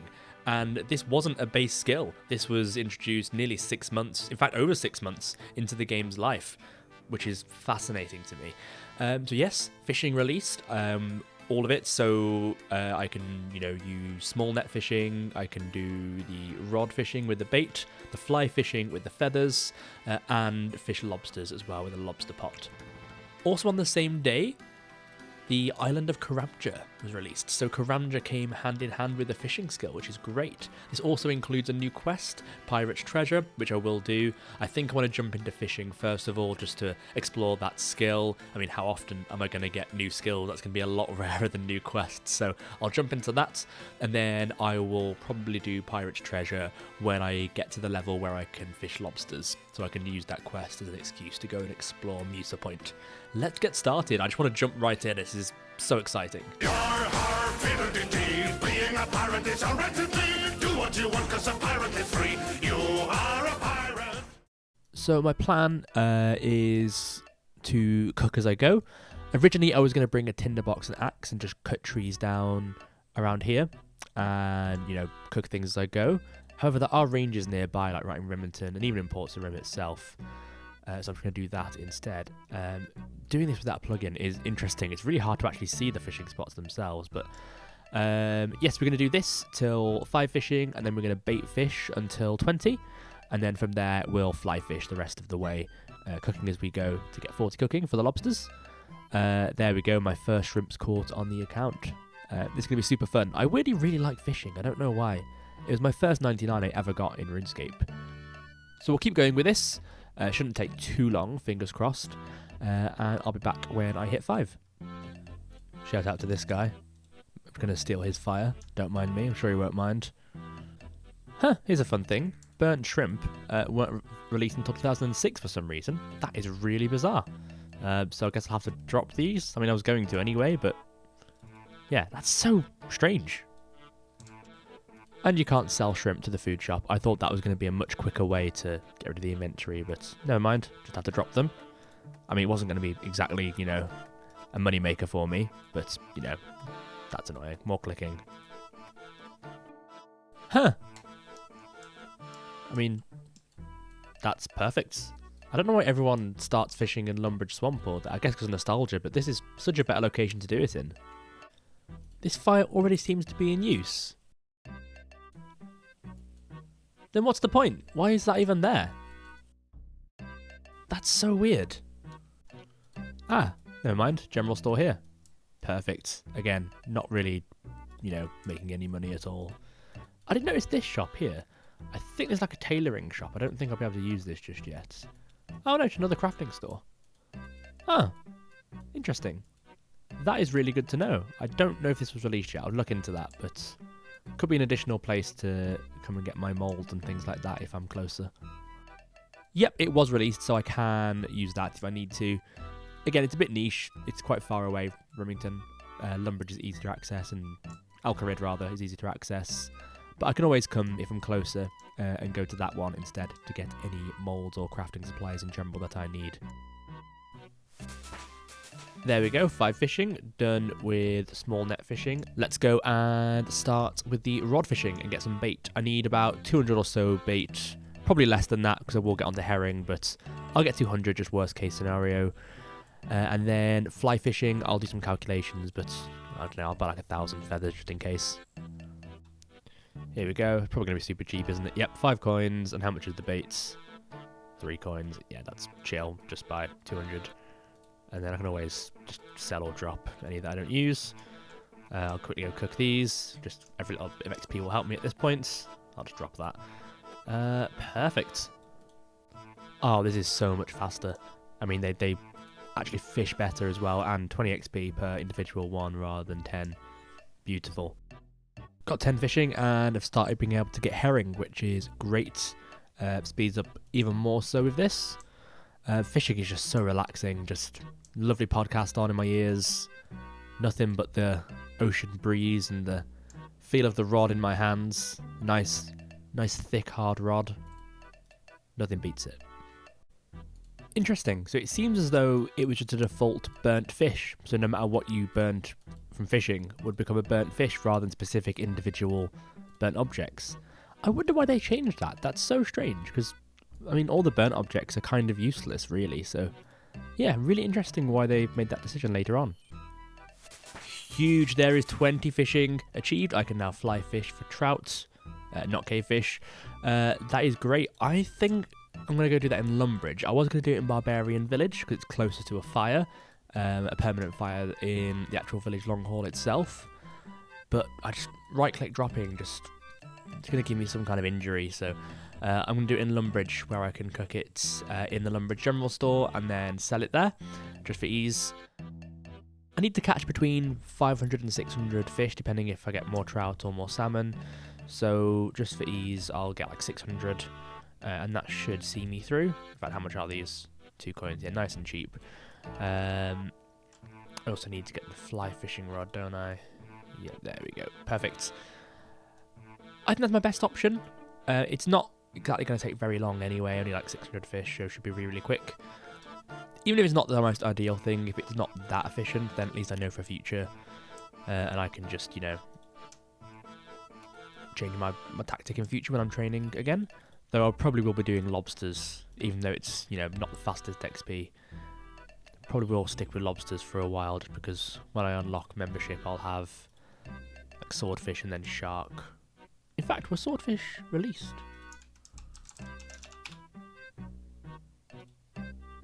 Huh. Swordfish were released. Interesting. That's definitely going to change my plan then. Fascinating. Yeah, I completely neglected the harpoon section. Wow, that's great. Swordfish are going to be a huge improvement. I mean, lobsters are still pretty good, but swordfish, even better. I think lobsters are like far, far faster to actually catch. So for training, lobsters will be a good one, I think, or even just sticking with fly fishing. Maybe some combination of the two if I'm collecting them, because, you know, there's not really a close bank in Karamja when I do unlock banks for items. Huh, that's really interesting. I thought I was only had to get 40, but I do want to get this through just so I've got all the available food options then, and it means I have no excuse for skipping any sort of combat grinds, and it makes my whole life easier. I'm very, very close to unlocking item banks too, so then I can start really stocking up on all of these things. 50 XP per trout, that is so, so nice. This is going to speed through. I think 40 to 50 with lobsters is going to be quite slow. I need 45 cooking for the swordfish. I should get 45 just from cooking my trout and salmon. There's not really anywhere to cook lobsters on Karamja itself. Again, I could take a axe and a tinderbox. I'm not even certain there's trees, to be honest, on Musa Point. I can't remember without going and checking, but if I get 45 cooking with just trout and salmon, I can just drop lobsters as I go. and then get some swordfish ready for the fight with the lesser demon. I guess that is probably my best bet right now. 30 fishing, that is amazing. I can now fish these beautiful little pink things. That sounded weird. Yes, I love that. Again, most relaxing skilling in the game. I love watching these low-level players kill goblins. Well, he's higher level than me, but you know. Just Lumbridge is great, isn't it? Just the best place in the entire game. Yeah, shouldn't take too long to get to 40. This is going by fairly quickly. I think when I get 40, I'll take a quick break from fishing and do the Pirate's Treasure quest. And then we will move ourselves on to fishing around 700 lobsters or so. Oh, and my cat just knocked everything over. 40 cooking. I can make cakes and lobsters. That's really cool. I think I could do cakes from the start of the game. I assume so. Otherwise, Cook Assistant would be weird. That's actually really, really cool. Only really need 45, but obviously I'm going to cook as many as I can, just for the ease of, you know, having higher levels for the future and less burn rates the higher I get. I am realising that for a while my best way to get food is going to be lobsters or swordfish on Karamja, and my closest bank will be still Varrock, I think. I'm not certain when Draenor or you know, the Falador banks are added to the game. I hope they're putting news posts. I don't have to just sort of use my best guess. It's going to be quite rough to get those higher healing foods. I don't think I'll need many, luckily, for a long time. But it's definitely going to be an interesting one for the future. And 34 fishing isn't that special, but 500 total. That is huge. I mean, guess it's less because some of these skills technically aren't released, you know, at the time where I'm playing as, but still, that means I can now access the 500 total world, which should make some grinds a bit easier because they're a bit less populated in theory. So, hell yeah, that's a huge milestone for the account. I've never seen this before, a clue bottle. I mean, I've not really done fishing on Old School RuneScape like a huge amount. Like, you know, I did it more back in the day, like before Old School, if that makes sense. But is this a thing? I guess so. I mean, I can't use it obviously, but cool. I felt like an absolute dumbass for not knowing this existed. And there we go, 45 cooking. Can now cook meat pizzas and swordfish. Swordfish is great. There we go. I don't technically need to do any more cooking really because I have all the levels that I need, but obviously I'm going to. I am probably going to take, I know I said I wasn't going to do it earlier, but take the axe and tinderbox to Musa Point with me when I start doing lobsters. I just want to cook them. I want to get the XP, and also we'll start getting some woodcutting and fire making levels as well. So yeah, I think it's worth doing. It will mean I'll have barely any inventory spaces, but it's fine. I don't mind. Let's see how high I can get it. I want to try and get as high as I can with this, really. 40 fishing. Look at that perfect, well, pretty much perfect feather purchasing. Only 10 left. I can now try to catch lobsters. That's very, you know, it's like a challenge. Perfect. Let's go and experience Musa Point. I'm going to do Pirate's Treasure to get myself there. I've decided that I'm going to get rid of the hat and the skirt because I can buy those back really easily when I want to do more magic training. But I will keep the robe just because I don't really want to keep killing wizards every single time I want that robe. So that'll give me a little bit more space.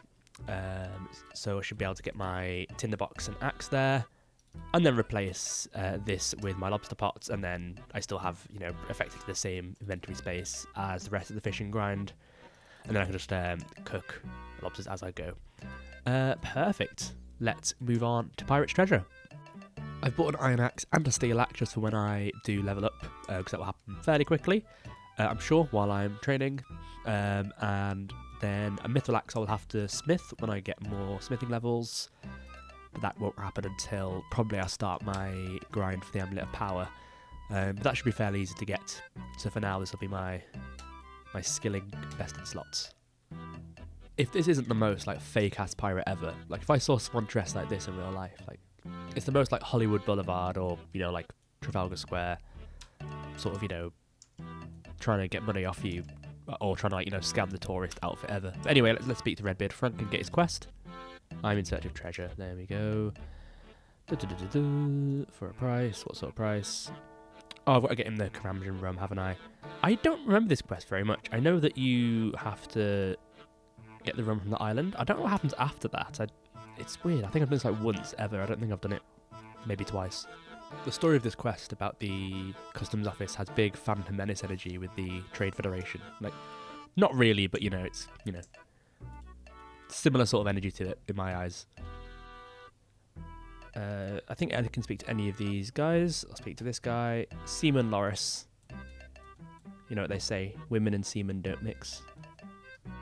When I was 11, I saved up 60 gold to take someone that was pretending to be a girl to Karamja on holiday because I was 11 and stupid. I'm not ashamed to admit it. Perfect, here I am at Karamja. I think I remember this part. I've got to go buy the rum from the bar and then smuggle it away in the crate with some bananas. I think that's how it works. Zembo, that's the one. Look at this guy. Look at this outfit. What a legend.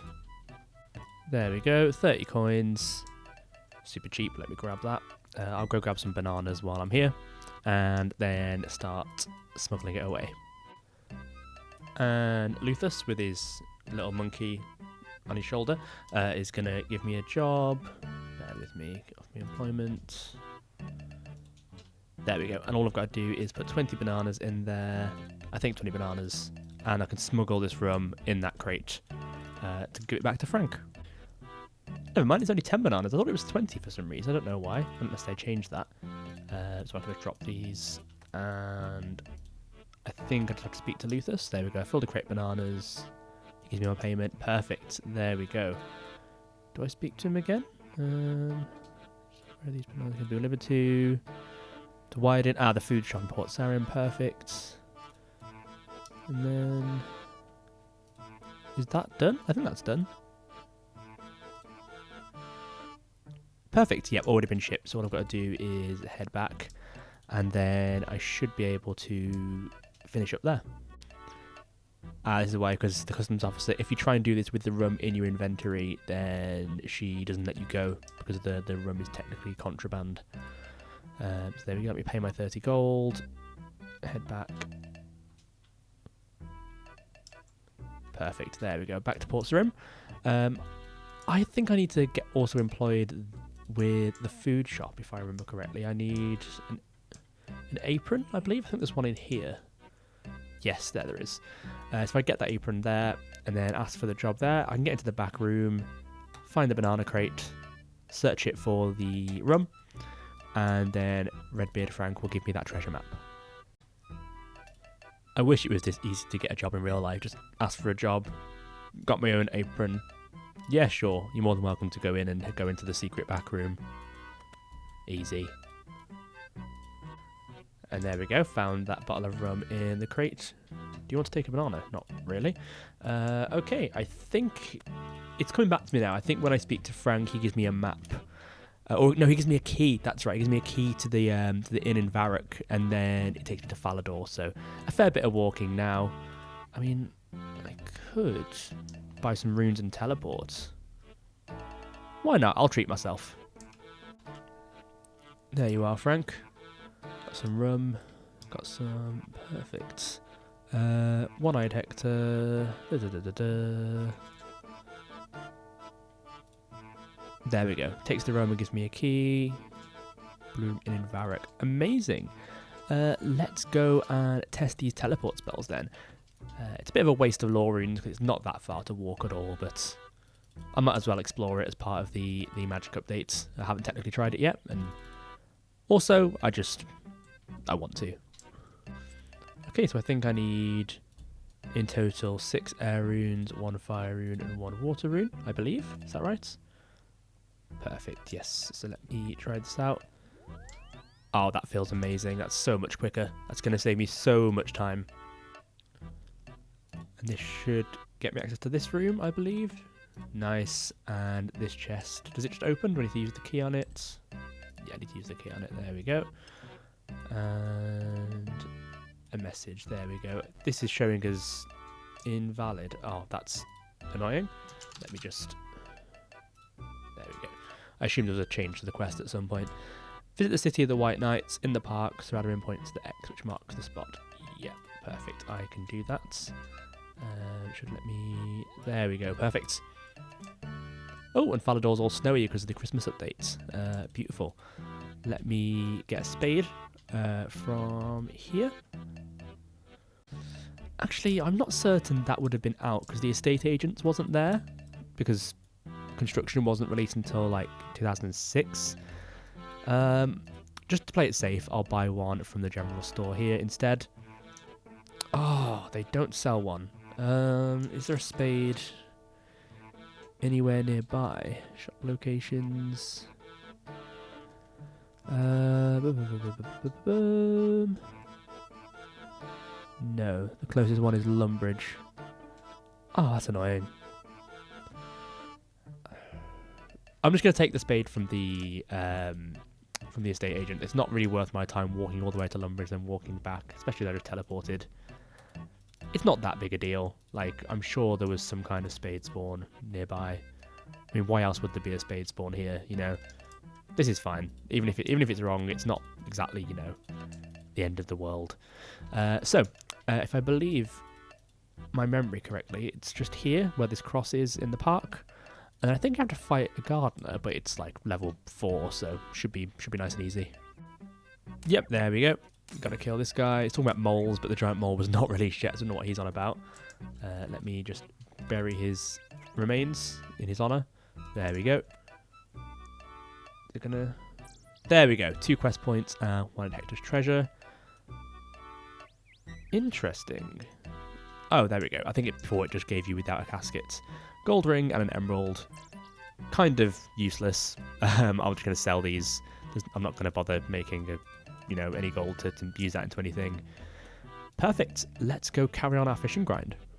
Just realised this means that I've now done every quest that would have been available before Dragon Slayer. So my next quest that I'll do is a huge one. Dragon Slayer is going to be super, super fun.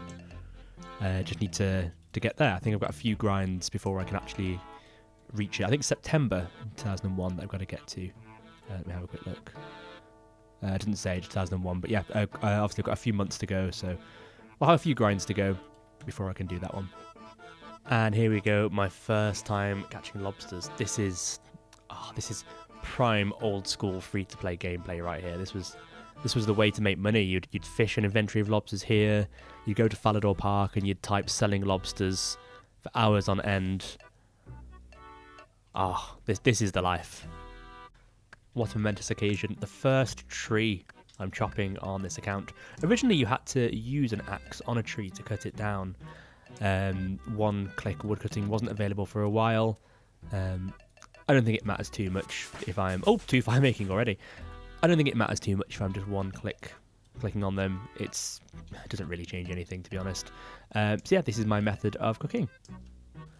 And 120 per lobster. That is going to be so much experience. That's so fast. Obviously going to burn a fair few, but... this is great. I mean, these heal like, I think it's 12 per lobster, if I remember rightly. So yeah, this is amazing. I'm wondering how much they sell for. I don't think it's going to be that much, but we'll see. When I eventually reach this guy, let's have a look. I mean, 28 per one is not too bad. Like, I should at least, make a little bit of money off this. This is so great. I think it's still slower than fly fishing, technically. But, yeah, this is kind of a way to experience this update in full. I love this. I might try some tuna fishing at some point if I get bored of this. But in all honesty, this is the vibes. This is just immaculate vibes right now. This is so wholesome, just meeting people while fishing lobsters in Karamja. I love the free-to-play game because people aren't as stuck into efficiency scape, and you meet people in the wild a lot more than you do when you're in a members server. I love this. I think I would really encourage everyone to play this game in slower ways like this. I think there's so much focus on efficiency and, doing things as fast as you can. I get that, as an adult you just have less time to play because, you're busy with everything, that being an adult is, but this is just so much more fun than just trying to rush things or skip things, and there's something so rewarding about playing in this way, and I just can't recommend it enough, honestly. I think everyone should just start having more fun when they play this game. I'm sorry, Frog. I really want to kiss you, but you weren't released yet. You don't exist. The one that got away. Well, this looks interesting. Should probably get my hand out of this person, really. Yeah, I'm definitely fishing for something. And with that tree, that's 6 wood cutting, which means I can now use my steel axe. Only a slight improvement, but will still come in handy. I'm going to drop this. Gives me another inventory space to work with as well, so that's lovely. Again, I'm not going to bother getting the higher tier axes until I get access to putting items in banks, where I'll, when I get the smithing level, I'll go ahead and get that mithril axe. I don't envision myself getting higher tier axes super soon. I'm not quite certain when I can buy them. I don't believe it's for a long time, actually, but we'll just see how it goes. Even a mithril axe will do me well for quite a while. When I did a chunk man, I got like a lot of wood cutting with just a steel axe, and it doesn't really change too much. It doesn't feel that bad, so more than happy to rock that for as long as needed. 45 fishing achieved. Still going strong. This isn't actually that slow. I thought it was going to be much slower than it is. This is fine. Will probably take me another maybe 4 or 5 hours or so to get to 50. And then we can go kill some lesser demons. This guy right here has got my dream setup right now. Got that rune scimitar, got that rune kite, and that amulet of power. God, I wish that were me. 50 cooking, halfway to 99. That's how that works, right? Cook chocolate cakes, and also have another beautiful 50 stats to look at. That is my 4th 50 skill. Huge. Soon to be a 5th one in fishing in just over 20k XP. Hell yeah. And there we go, 50 fishing. I can now harpoon swordfish. That is amazing. I'll quickly go and cook this inventory of lobsters, hop back to Port Sarim, get myself a harpoon, get myself an inventory of swordfish, try and cook some, and then whatever I cook, take it into the dungeon beneath the volcano to go and try and kill a lesser demon. Let's do this. Lovely. Can I sell these here? No, I didn't think so. Harpoon is like, 5 coins. Super cheap. Let me go and finish this up. All of the fishing supplies are so cheap. What am I doing? Here we go. Nowhere to really sell this stuff except for the general store, and it doesn't really sell for much, so I might drop them. Did manage to make 5 or 6k though, which is good because I'll need a lot of money for when Rune releases in the next following updates. So we'll need to start stacking this up quite significantly. So every little helps at this point. Hopefully I don't burn too many swordfish, because I would like a few just in case. I'm not sure exactly how hard Lesser Demon's going to be. I think with my gear I should be able to kill it no problem at all, but I want to play it as safe as I can, so fingers crossed I don't burn too many. I've just realised I've never actually harpooned any fish in this game. I think I must have caught fish at some point, sharks rather, at some point before, but it must have been barbarian fishing, because I don't think I've ever used a harpoon. It's almost like a coming of age moment for me. Okay, this should be enough. It's probably overkill, the amount that I'm getting. I probably won't need more than 1 or 2 to really fight one, but I don't want to lose my hardcore Ironman. I want to keep this as long as I can. I know as soon as I have to go into the wilderness, I'm probably going to lose it, but yeah, I'd rather be overprepared than just die because I'm not smart enough to stock up. I burnt loads, but this should be enough. I mean, realistically, it's not going to take me more than 6 to kill one lesser demon, is it? I should be fine. I don't actually know where I'm going. I think it's this way. I've never really killed lesser demons here before. I know you get to Crandor there. I'll figure this out. Here it is. Down these rocks here, I believe. Yeah, perfect. Is it just over here? Yeah, easy. Oh, level 82. Ugh. Okay, well, I'm not too far away to be able to run away if I need to. I don't think it's multi-combat, at least. These are the red spiders. That's not a problem. Fire runes. Obviously can't go through there just yet. Let's see how this goes. I should have got a strength potion for this, really. I think that would have been a good thing to do, but oh well. Let's try it. Should be okay. What am I on? Accurate. Yeah, that's what I want to be on. Oh, I'm nervous. If I get the rune drop from this, it's going to be so frustrating. I won't be able to pick it up. This is fine. They do hit pretty hard, but this food's pretty good. I think it heals 14. Let me finish this up. There we go. Anything good? Jug of wine. There we go. One lesser demon killed. That is this update all completed. Let's move on to settle an old score. Okay, so we're going to get some cowhide. We're going to tan it into leather. And we're going to make the boots, gloves, and armor. Can't really use it right now. I'm probably just going to sell them, but I just want to say that I've done it just to, interact with the new tanning update. And then when I train ranged, I can very easily just come and do this again one more time.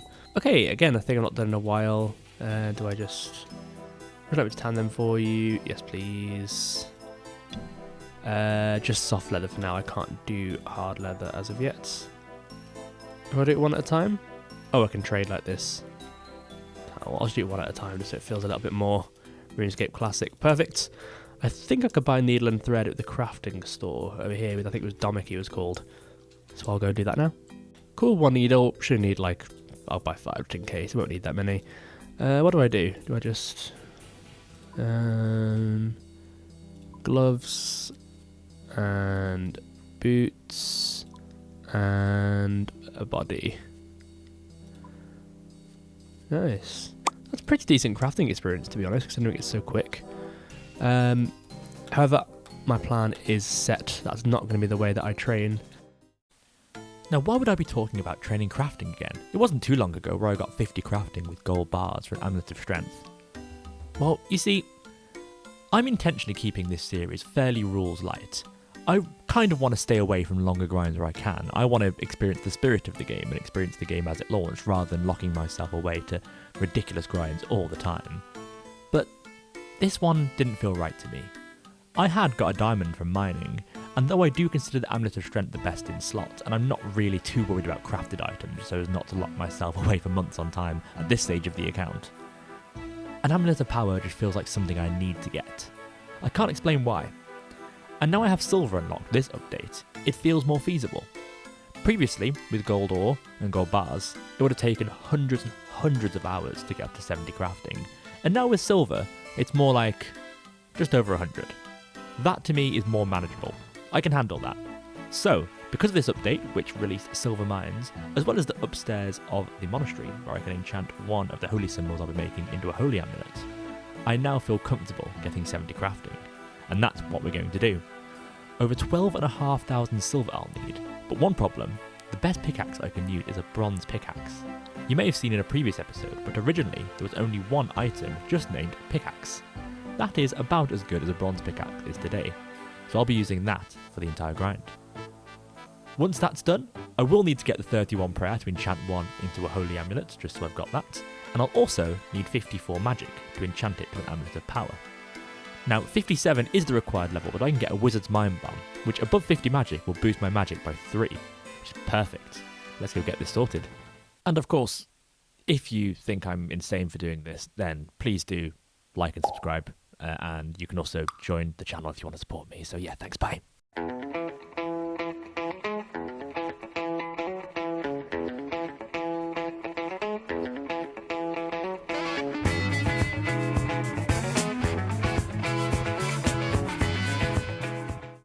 Okay, so my plan for 70 crafting, 12,713 holy symbols. That is what I'm going to do. It's going to take a while. It's a lot of silver mining, but we're going to see how feasible it's going to be. How much is this mold? Hello? Oh, I'm on the wrong tab. That's why. 5 coins. Perfect. Grab that. Okay, so we've got ourselves a holy mold. Let me just drop the tinderbox. I'm going to get myself a bronze pickaxe back. And we are going to mine ourselves just over 12,000 silver. I think like 12,700 I think it was. Let me have a look. Yes, 12,713 silver ore, which we are going to turn into unstrung holy symbols. That is the first part of this. We also need to get ourselves 31 prayers to get in the monastery to enchant it. So a lot of things to do. It's going to be a lot of killing things. We're just going to slaughter loads of goblins, or maybe chickens, probably be a bit quicker, and get the feathers as well. So yeah, probably actually we'll do the chickens. Going to be a lot of stuff. Going to be a long grind, but you know what? I need to use this. I need to get it for the best in slots. That is more achievable than mining like 25,000 gold. Silver's going to be way faster. It's better XP. I'm all in. Got my pickaxe bought. Going to sell this steel axe back as well. No longer need that. Let's get this started and see how it's going to feel. Based on my calculations with the 16 inventory spaces that I have, this is assuming that I get no gem. It's going to be about, let me double check, 795 trips of this. So definitely a long one. Fingers crossed it's not going to delay this video too long. But yes, that is my next goal. Back and forth from Al Kharid all the way to the furnace there, just like we did with the gold. But it should mine much faster than the gold did, especially with my mining level being a bit higher. And also we're going to really rack up a good amount of GP doing this as well. Oh, and it mines so quick compared to the gold. Sometimes the gold will take up like 20-30 seconds to mine. This is super fast, literally within seconds. And there's 5 of these rocks per world. I'm not even sure if I need to world hop. I might just be able just to mine these and then walk back and they'll respawn. We'll see. This is so quick. I'm going to make so much money, get such fast XP. It's like 50 XP per one. I'm also just going to get rid of these because I won't need this because I'll get the Amulet of Power instead of this, which would be better. And this was common enough. It's going to be annoying killing wizards again, but it's super common. And I'd rather have the 2 extra spaces to collect silver. So I'm going to sell these next time I go to the general store. Being back here is so interesting. Like it's quicker than the gold one, but I've still got that sort of sinking feeling in my chest just from being there. It's interesting how like a long grind can make you hate a place. I have also previously in a prior account mined like 50,000 silver ore in that mine, so it's definitely a little bit of weird. I don't want to say trauma because that feels a bit intense, but you know, some weird leftover negative feelings towards that mine. Huge. There's 60 mining coming in. I can now enter the mining guild when that releases. I think it's around the time the wilderness is brought in. It's like a hidden update. But yeah, that is great. That means when that comes around, I won't need to do any mining. I think I'm going to end up with approximately 70 mining by the time this grind is done. So I'm pretty set on mining for a good while, really. In fact, I think I'll be able to mine, yeah, adamant ore when I do that. So that'll be really fun. Though I don't think I'll have the smithing level. I think I'm going to end up with about 60 smithing approximately when this grind is done. So yeah, won't be able to do any actual adamant smelting or smithing, but still really cool that I'll be able to get the the highest ore at the time because Rune Knight's not out yet. So that'll be really great. What in the bot farm? What is happening? Why always the same outfit? Like I think there's a rune long, mithril plate legs, plate body, full helm. Is this good training? Is this good? Is what is happening? I'm so confused. I feel like a dumbass. I was editing my video and just realised that dropping death runes was the best thing because I can just buy them from Port Sarim. So I don't know why I was so keen on keeping them. But still glad I'm keeping these ones, as I think, unless I'm missing something, until I unlock either a better rune shop in pay to play or rune crafting, these are going to be very hard to get. So unintentionally made the best choice. 55 crafting. Doesn't give me anything of use right now, but in the future I can cut dragonstone, which I will need to do when I unlock membership. So huge shout out to Punishing Bird for a bond. That is so nice. I mean, it's obviously not gonna show as like a usable thing, but yeah, what a nice guy. Really thankful for that. Luckily, there's a bond pouch. It's not going to eat an inventory slot. That is super nice. I don't expect anyone to ever donate anything to the series or anything. It's just super cool. That really does help me out a lot when I eventually unlock membership. So Yeah, huge shout out to Punishing Bird. Okay, and with this inventory, I have stopped hopping worlds. That is 200k, back to the 200k total. Yes, I've stopped hopping worlds to sell just because it was taking too long. I've got a lot of these to do, so it's fine. It's going to mean I end up with less money, but it's going to add so much time to an already ridiculous grind. But yeah, 200k re-achieved. Let's keep going. And 60 crafting, 10 more levels to go. All of these things rather, I can't do just yet. That is really, really cool. This is very, very, very slow, but still quite enjoyable.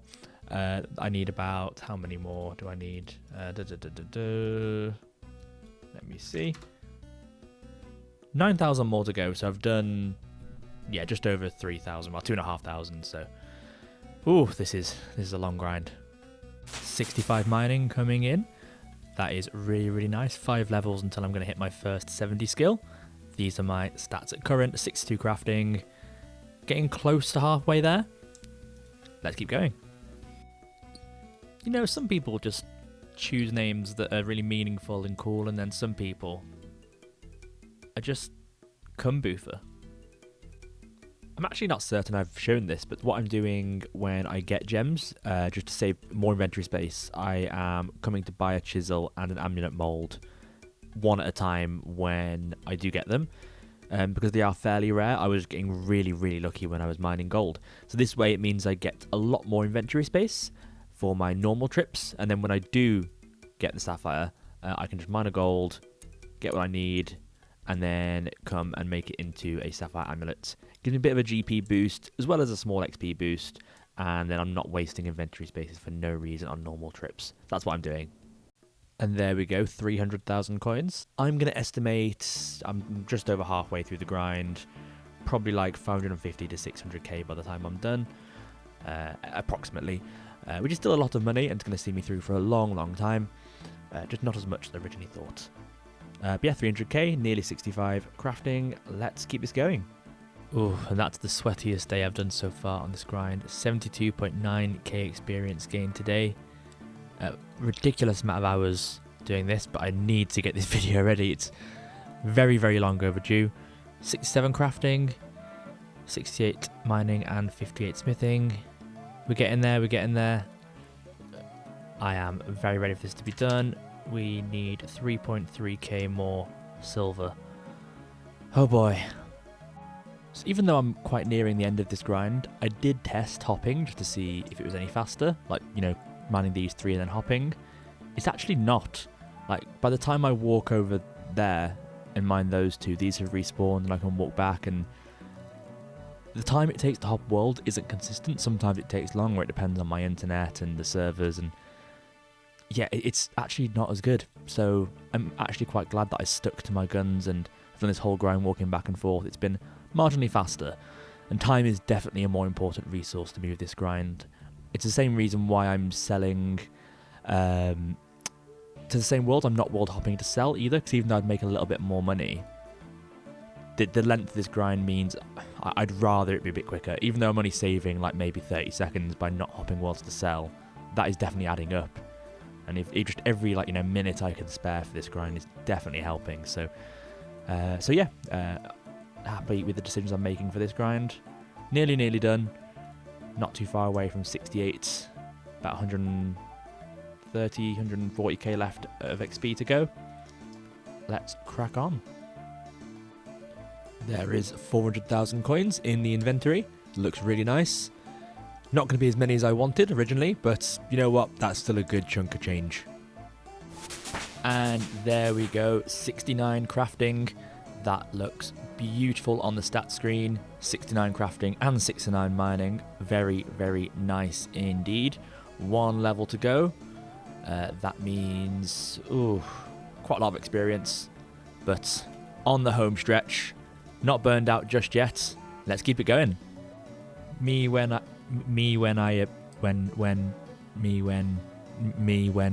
get drop. Me when rare drop. And with this silver rock, as soon as it, come on. There we go.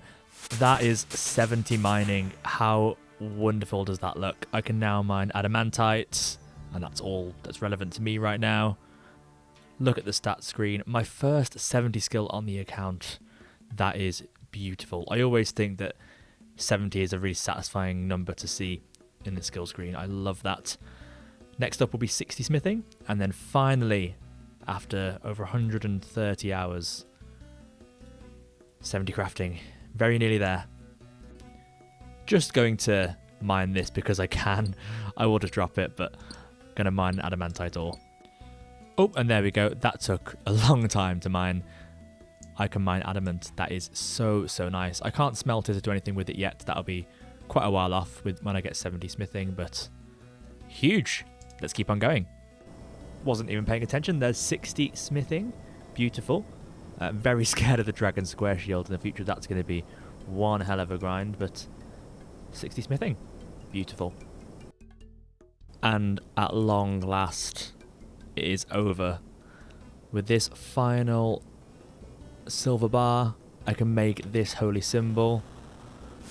70 crafting. Oh my god, that is beautiful. I can now craft diamond amulets. And I've got myself the gold ore. Oh, that is beautiful. Let's just make this straight away.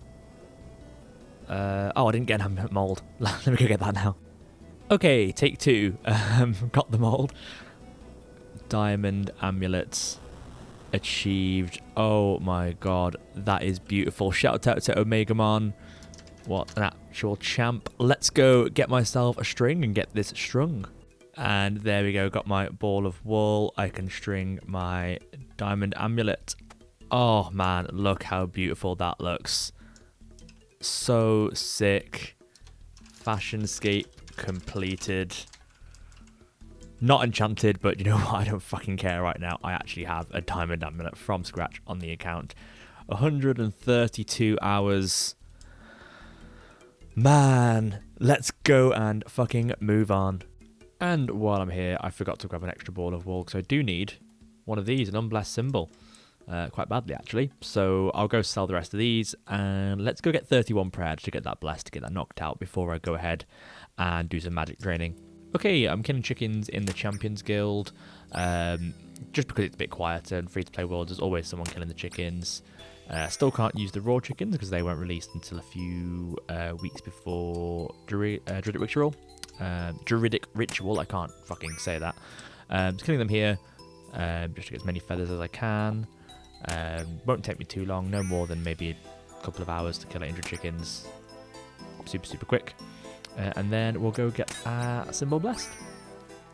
And there is level 55 combat. And there is 30 prayer. Super nice. One more to go.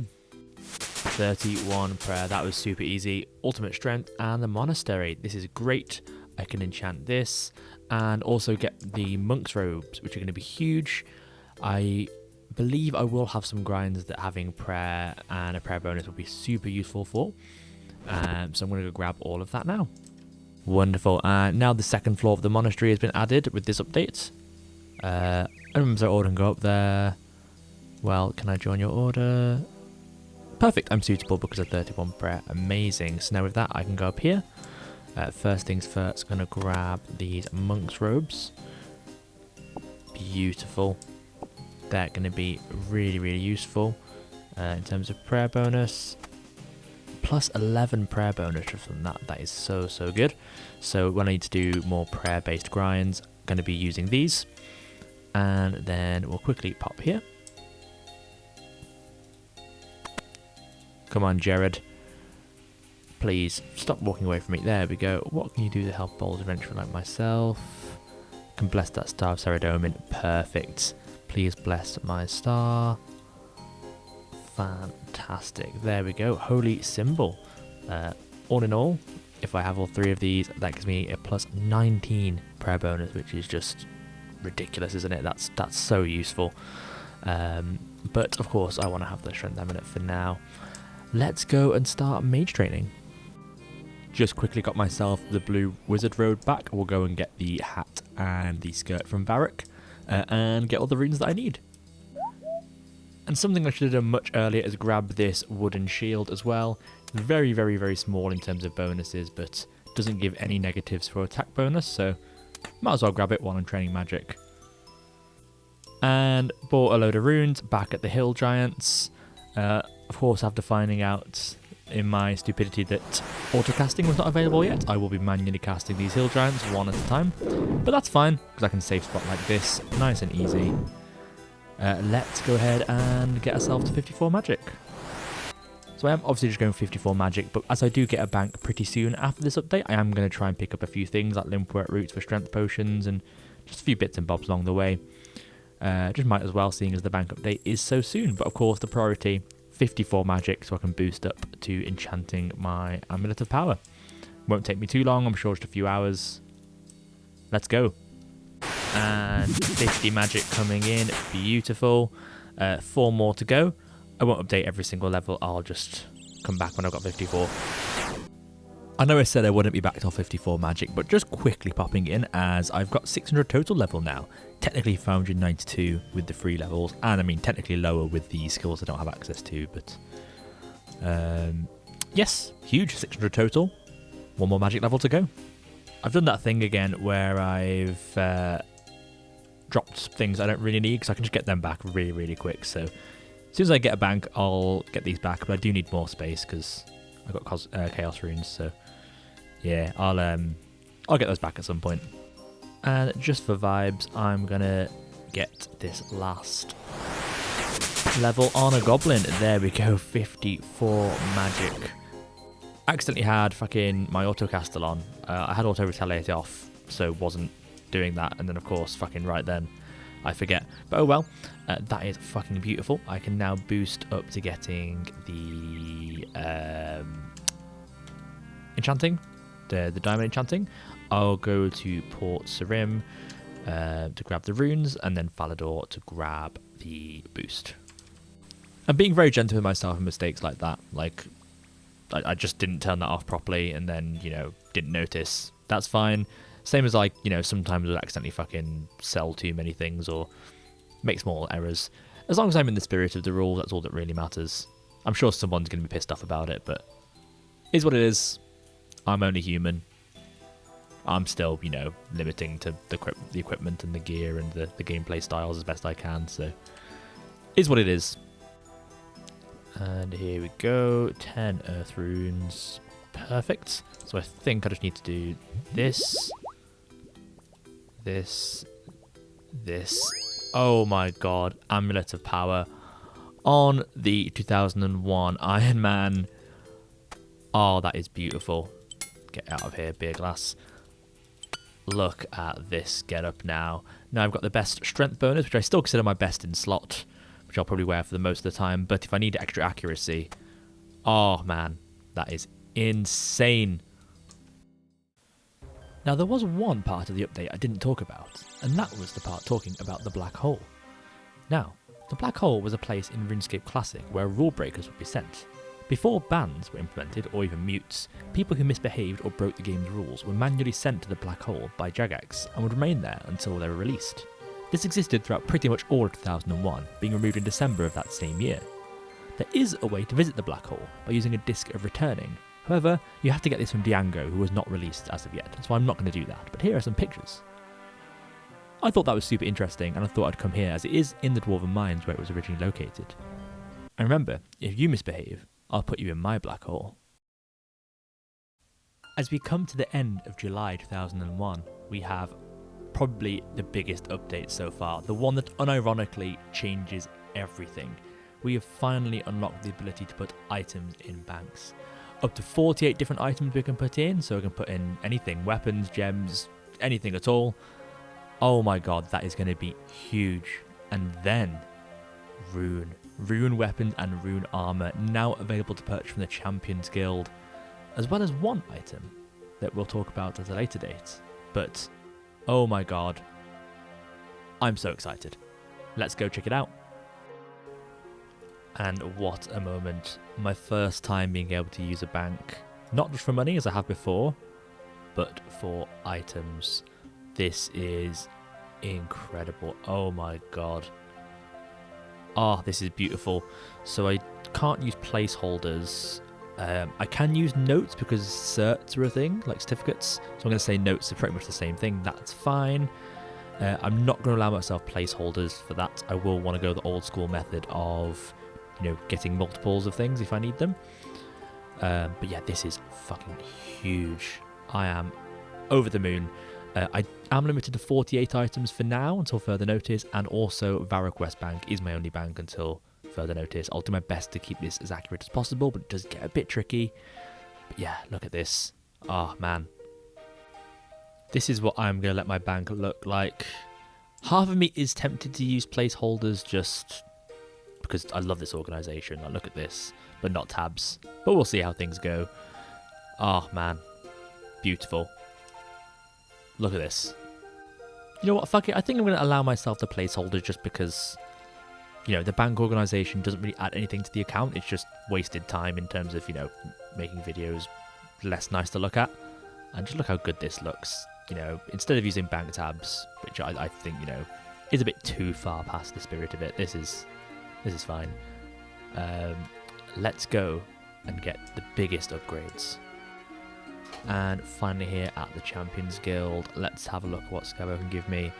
So much stuff. So obviously going to get the plate legs, gonna get that chain body, and then, oh, perfect. So it's where it gets interesting. In the modern game, the rune sword is better in terms of it's faster. This has better attack bonus. So for monsters with higher defense bonus, this is going to be better in terms of I'll hit more if they've got a lot of defense. But if it's a monster I'm pretty, sure I'm going to hit quite often, this is better. I'm going to get both just because I have some grinds coming up where both are going to be useful. But let's get this on. Oh man, there we go. There is the long sword. There is the sword. Oh, beautiful. I look like a real free-to-play account. Of course, I still have the adamant helmet, which does look a bit goofy. Let's go fix that. Look at this for defense bonus. That is unreal. I mean, there's a few things that the adamant plate body is better on, but overall, man, that chain body is cool, and it just looks so great, doesn't it? That is absolutely huge. Only glaring thing besides the square shield is that ugly helmet, but I think I know a way to fix that. I'm sure a helmet upgrade won't be too bad, will it? Right? In the last episode, we finally unlocked rune armor and weapons. We bought most of the things we need from the Champions Guild, but we're missing something very important. In order to move on from the 26th of July, we'll need to get a rune medium helmet. We'll need to get this as a 1 in 128 drop from lesser demons. Luckily, not too long ago, we unlocked Karamja fishing, which means we have a steady source of food. I'm able to walk to and from the pier as long as I have an axe and log with me, and keep going as long as I like. Luckily, if I wish to, I can stockpile food in banks now I've unlocked item banking, but I'm still not able to run, so if I wish to do this, I will need to walk to and from the bank. Being able to put items into banks, as well as having this fishing spot on Karamja, is going to improve future combat grinds so much. But for now, let's get right into the episode. Right in, need a few things for this grind, so I will need an axe back for getting some food, and we'll need a tinderbox of course as well. So I quickly went around all the shops and sold all the old adamant stuff I no longer need. I'm here to grab a harpoon so I can get my swordfish, and I've got a bit of extra cash just so I can come back and forth if I need to for any reason at all. This should be everything that I need. It's going to be so nice having such a close source of food here. This is going to, beautiful. I don't have to walk to Al Kharid and back every single time, or don't have to do some bullshit. This is super chill. It's gonna be a great time. I feel like I'm truly experiencing the based RuneScape design. Not based as in, like based. As in like the initial design where I've got like my survival skills, I've got my woodcutting and my fire making, and I'm catching fish which I'll cook on the fire to go and fight a powerful monster. This just feels like how RuneScape was originally designed to be. Man, I'm obsessed with this. This is probably the most fun I've had so far. That is a pretty good amount of food for my first trip. Pretty decent burn rate there. I am considering using some prayer here, because it's sort of the first time that prayer is really worth using. These early prayers are terrible, but these 15% are pretty decent. I might try some prayer flicking. I am very bad at prayer flicking, so maybe I won't. But there is an altar over just near Port Sarim, not too far away, so might give it a go. But we'll see how I'm feeling, how lazy I'm feeling. I am a pretty lazy RuneScape player, I'm not going to lie. I'm a sit there and camp and click as little as possible kind of person, but we'll see how it goes. First kill, not too bad at all. They can hit like 8s, so yeah, it's pretty rough. It took me like 3 swordfish to play it conservatively. This will be fine. I mean, it's so close to fishing that, you know, I can just go AFK swordfish for a bit, drop all the tuna, come back here. This is still way more chill than the fucking Mosh Giant bullshit that I had to do. And that's huge. I discovered that with the Rune Sword, my max hit is a 10 with 50 strengths. That's pretty decent. I mean, double digits. Oof. This is definitely going to be a playing it safe kind of grind. Like when I'm down to like 1, maybe 2 food, I'm leaving, you know, going back and forth. Yeah, I don't really want to be fucking around with this. It's chill, but these things are fairly fucking, you know, dangerous. 50 hit points coming in. Look how beautiful that looks on the stat screen. 50 strength and 50 hit points. Working towards 50 attack as well. These things, while I'm here, drop a pretty decent amount of coins. I'm probably going to build up a fair bit. I started with, you know, just under 100. Yeah, getting nearly to, under 1,000 rather. Getting nearly to 2,000 now, so should get a good amount of coins on this grind. 45 attack, beautiful. Oh, and 57 combat as well. Really getting up those levels now. Doing this and already got 1 in 1 to 8 drops. I've got the 30 fire runes and the mithril square shield, which are both 1 in 128s. Oh, it's gonna be one of those grinds, isn't it? I can just tell. 15 fire making coming in. One day, I think when fletching comes out, I can burn oak logs. Until then, just normal logs for me. And here is kill number 50. Let's see if I get lucky. No, just the coins. Damn it. Just had the cutest interaction. You meet so many cute people on free-to-play, man. Just, this guy just, what a gem. Jumping straight in for a new day of gaming with 55 fishing. Looking beautiful. We're probably going to get a fair few fishing levels across the next few updates because I'll need a lot of food. So that's looking really nice. This is going to be kill number 100. Let's see if we get the RNG on our side. Nope, never mind. Okay, done just over 100 of these things. I'm going to go and switch out to my power army. I just feel like I'm going to benefit more from the attack bonus and the strength bonus here.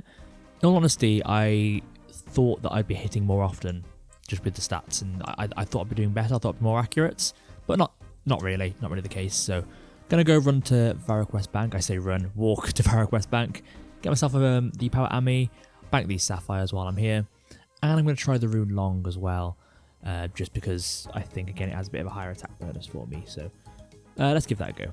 So yes, the long sword itself just has better attack stats for me. Like the plus 53 slash is going to be huge for my chance to hit. It does have a much slower speed, but you know what? I think it's going to be way better for me. Hopefully they should speed up my kills a fair bit. I thought it was worth a go. I thought it was worth trying the strength bonus out, but just lesser demons, yeah, really not taking that much in the way of hits right now. Very slow. They also, as well, would be better with magic overall, but just the amount of money that I have, really, like just over 200 or so K, I will need that for other things, like coming up. And making money right now is tricky without doing more crafting, so I'm going to stick with melee for now. And I'll probably do that with the next few grinds I have coming up.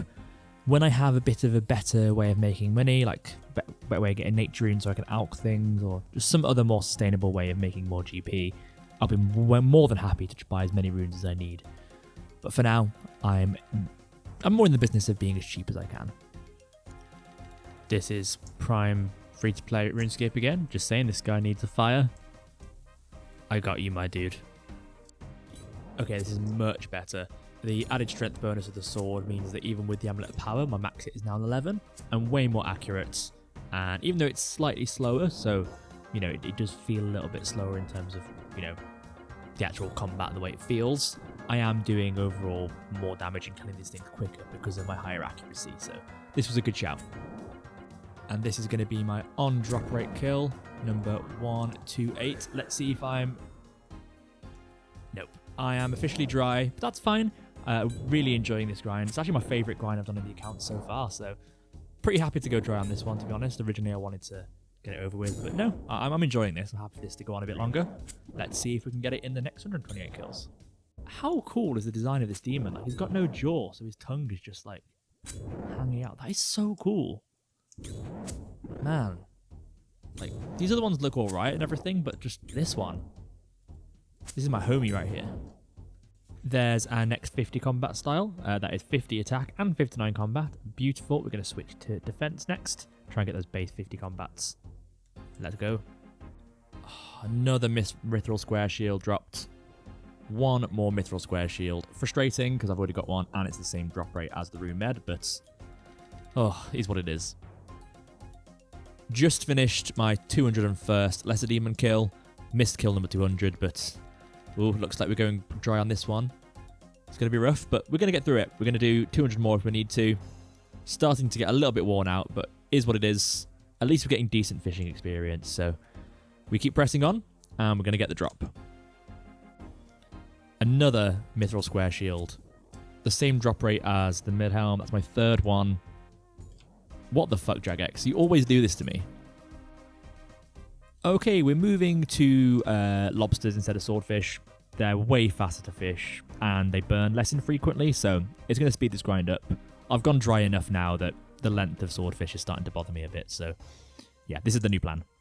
Okay, so it looks like Silverlight is the same as a Rune Long when fighting demons in terms of the upgrades it gives you. So I have come to reclaim Silverlight, just for the looks really. It's the same as the Rune Long that I'm using, but definitely want to have that cool factor. And using a quest item is, you know, when do you actually get to use a quest item that's useful? So while I can, I'm going to make the most of it. So it does seem like Silverlight actually is pretty good here. Apparently it's the same stats as a Rune Long. It seems to be more accurate. I'm not certain if that's just confirmation bias or I'm just imagining it, but seems to be doing pretty well so far, so we'll stick with it. How am I getting another 1 in 128? Like, this keeps happening. This exact same thing happened with Mosh Giants as well. Like, what the hell? 256 kills in. Now double dry for the Rune Medium helmets. We've gone back to lobsters because it's just a bit quicker. I need to get a fucking log. A bit quicker. I'm finding myself like burning less of them, so it just works a bit better. And this combined with Silverlight and the Amulet of Power means my accuracy is pretty decent. So this should be, in theory, quicker now. But we'll see how RNG is going to bless or curse me. And here we go. Kill number 300. Let's see if it's going to be the one. Oh. There we go. Let's see. Come on. Oh, nope. We're still here. We're still in the volcanic prison. Oh my fucking god. I got the fucking drop. Holy shit. 331 KC. Let's get the fuck out of here. Oh my god. Oh my god. There we go. Out of that place. Let's slap this on. It's marginally better. Only just. But man. Fucking insane. Obviously, like, good for range because it only gives me a slight, you know, instead of like a -8 or -5. So it's a possibility for a future range training. I have beautiful gear now. Oh my god. This means I'm done with July 2001. We can move on to August, which is fucking terrifying. August 13 gave us one of the most infamous updates in RuneScape history, the launch of the Wilderness. Prior to this, PvP in RuneScape was pretty much everywhere. There were guards in areas such as Lumbridge and Varrock as essentially safe zones, but outside of those cities, it was dangerous. Every man for themselves. The Wilderness was designed as an area to change this. In the Wilderness, players were free to attack each other as long as you were within the level range of the level of Wilderness you were in. This changed RuneScape forever, and for this account will give us a fair few grinds. In this grind are 3 main things we need to do. We need to kill Chaos Dwarves to get our hands on a Muddy Key to open the Muddy Chest. We need a Rune Full Helm from Greater Demons. And a third, much longer grind. One that might take us months, but we'll get onto that later. First of all, let's go and explore and get this started. So while I prepare for this grind, I do want to get a good chunk of food just so, I don't have to walk far every single trip, or at least as far every single trip. So I'm going to be getting about 1,000 lobster and 1,000 swordfish, just so I've got a good combination of both. And then I'll be using that for the foreseeable future. It's going to take a while because the walk to Varus West Bank and back is pretty long. I have the apron just in case I want to cook in the Cook's Guild, but I can also cook at Juliet's house. So I've got a few options. We'll see how it goes. Oh man, I'm stupid. It's a chef's hat, not an apron. What the fuck am I doing? That's basic knowledge. Luckily, I can use this one, so it's fine. It's literally no difference. Beautiful 60 fishing achieved on the account. That is going to look so beautiful on the stats screen. Making good progress on this. Will take a fair while to get 1,000 of each fish, but in the long run, it will be good to have that stockpile. And we need to do a lot of this in the future, so let's just keep on going. And there we go, 60 cooking coming in. All sorts of stuff that is not useful to me, but yet another 60 on the account. Beautiful. Hello, it's editing from launch here. So a few things. First of all, I made a mistake.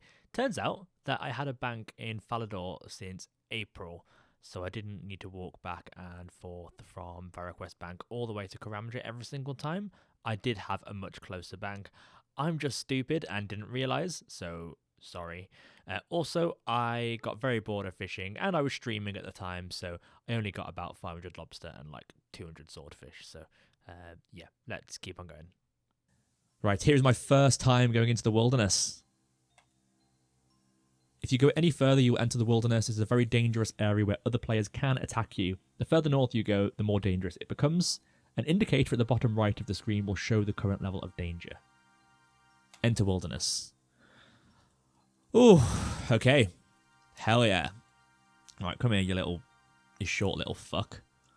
And there's 50 defense coming in, 62 combat. Now base 50 combat. That is beautiful.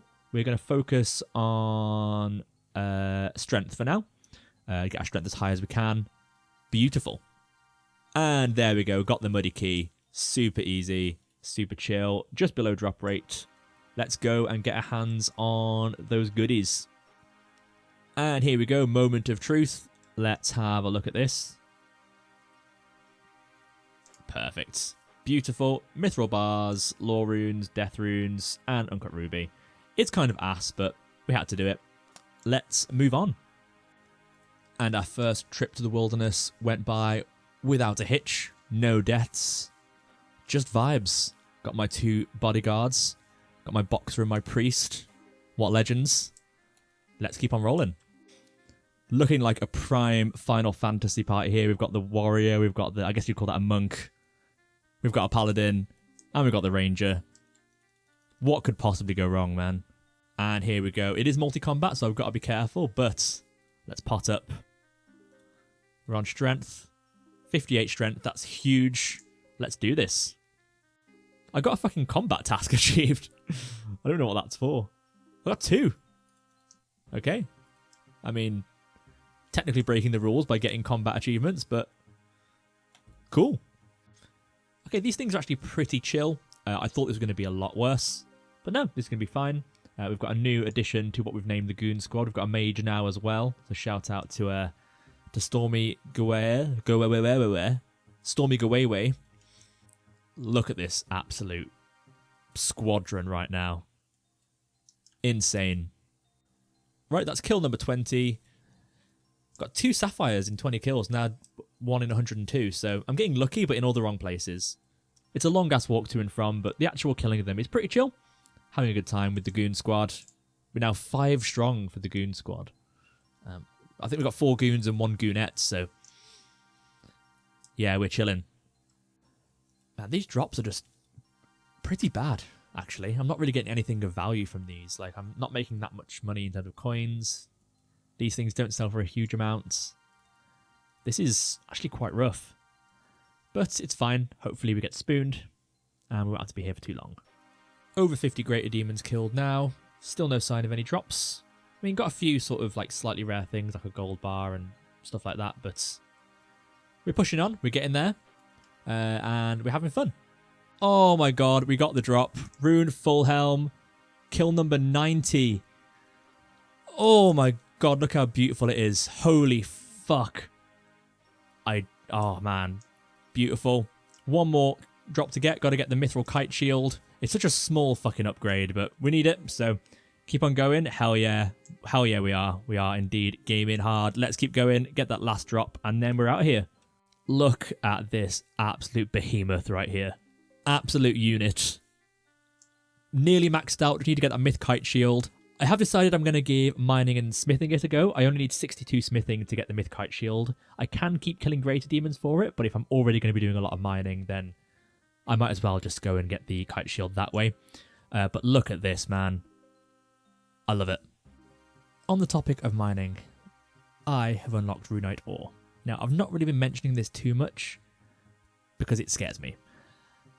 I feel like I need to interact with that rune rock. It's part of the update. It's part of, you know, this August 13th update I need to finish.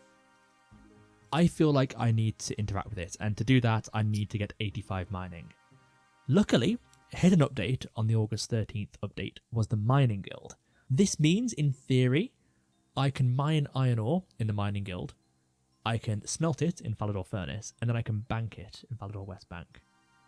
If I do this, that means I should be able to mine about just over 70,000 iron ore with a bronze pickaxe. Not ideal, but we're going to do it. Okay, so we are going to start our mining journey. We're going to go check out the mining guild, and we're going to start mining some iron. And we're going to be walking it to the furnace in Falador, and then banking the iron ore in this bank right here. We're not going to bother smithing it just yet. We may do that at a later date. For now, we just want to get the mining done and dusted. Let's get this show on the road. So it's our first time at the mining guild here. I can't talk to Gadrin, but that's okay. He was released in 2006 for some reason. Probably with skill capes, maybe? I don't know. Let's go check this out. I think I can just go down. Oh, beautiful. This feels incredible. Look at all this iron. Whew, 70,000 iron. It's going to be a long old grind. Okay, so we actually are back in the silver mine. So I've had an idea. So I do still want to mine a lot of iron and get some smithing as well while I'm there. I did actually get some and put it in the bank in Falador. But I've been thinking ahead. At some point in early 2002, I'm going to need to get a Dragonstone amulet. I'm not going to necessarily grind for it, but, you know, I am going to get one at some point when I get a crystal key. I'm going to need 80 crafting for that, and that's not that far away. So I'm going to do some of my mining here at silver. I know I've just done this, so it's going to be a lot of silver, but I'm going to break up my iron grind with some silver just to get some leeway towards 80 crafting. Maybe most of the way, maybe all of the way. We'll see how it goes. Just so we're a bit more prepared. So let's do this for a little bit, and then we'll go back to iron when I'm feeling ready. Hello everyone, thanks so much for watching. I know this is a much shorter episode than usual. Just wanted to end the episode with a bit of a chat, really. I appreciate everyone's support so far in the series. By no means am I done. I am very motivated to get this finished. In all honesty, just the next grind is going to be super, super long. And I didn't want to wait to have a normal length, 30, 40 minute video out just to release that, because the next grind is going to take me a while. I have just started a new job, which is full-time, Monday to Friday, 9 to 5, and I do have, other things going on as well outside of this. So yeah, I'll do as much as I can. I'm going to be as fast as I can, but I'm going to get it done, whatever it takes. Silver, iron, whatever method I end up doing, mostly silver for now. As you can see, I've already done like a level of crafting, a level of mining, and nearing in on some more. Yes, I'm going to be as on this as I possibly can. I did put a poll up recently about a lot of people who were asking me to run. I didn't want to, but enough people asked me that I thought I would ask the community. I was only willing to do that if it was for skilling grinds, such as silver or iron. I didn't really want to, but I thought I'd put the poll out. About 70% of people wanted me to run, but I did specify that it needs to be about 75% of people for me to break that on this account, because I do want to be as legitimate as I can. So that is the situation with that. But yes, just wanted to thank everyone wholeheartedly for watching over the last couple of months. I've had a really, really terrible end to last year, and genuinely people watching these videos help brighten the end of my year and just make me really, really happy. So thank you all so much for watching and supporting. I will see you all very soon. I'll be doing some live streams here and there, potentially of mining. I might even stream something else, like another Ironman, or maybe some RuneScape 3 if that won't get me chased out of the community with pitchforks. We'll see what happens.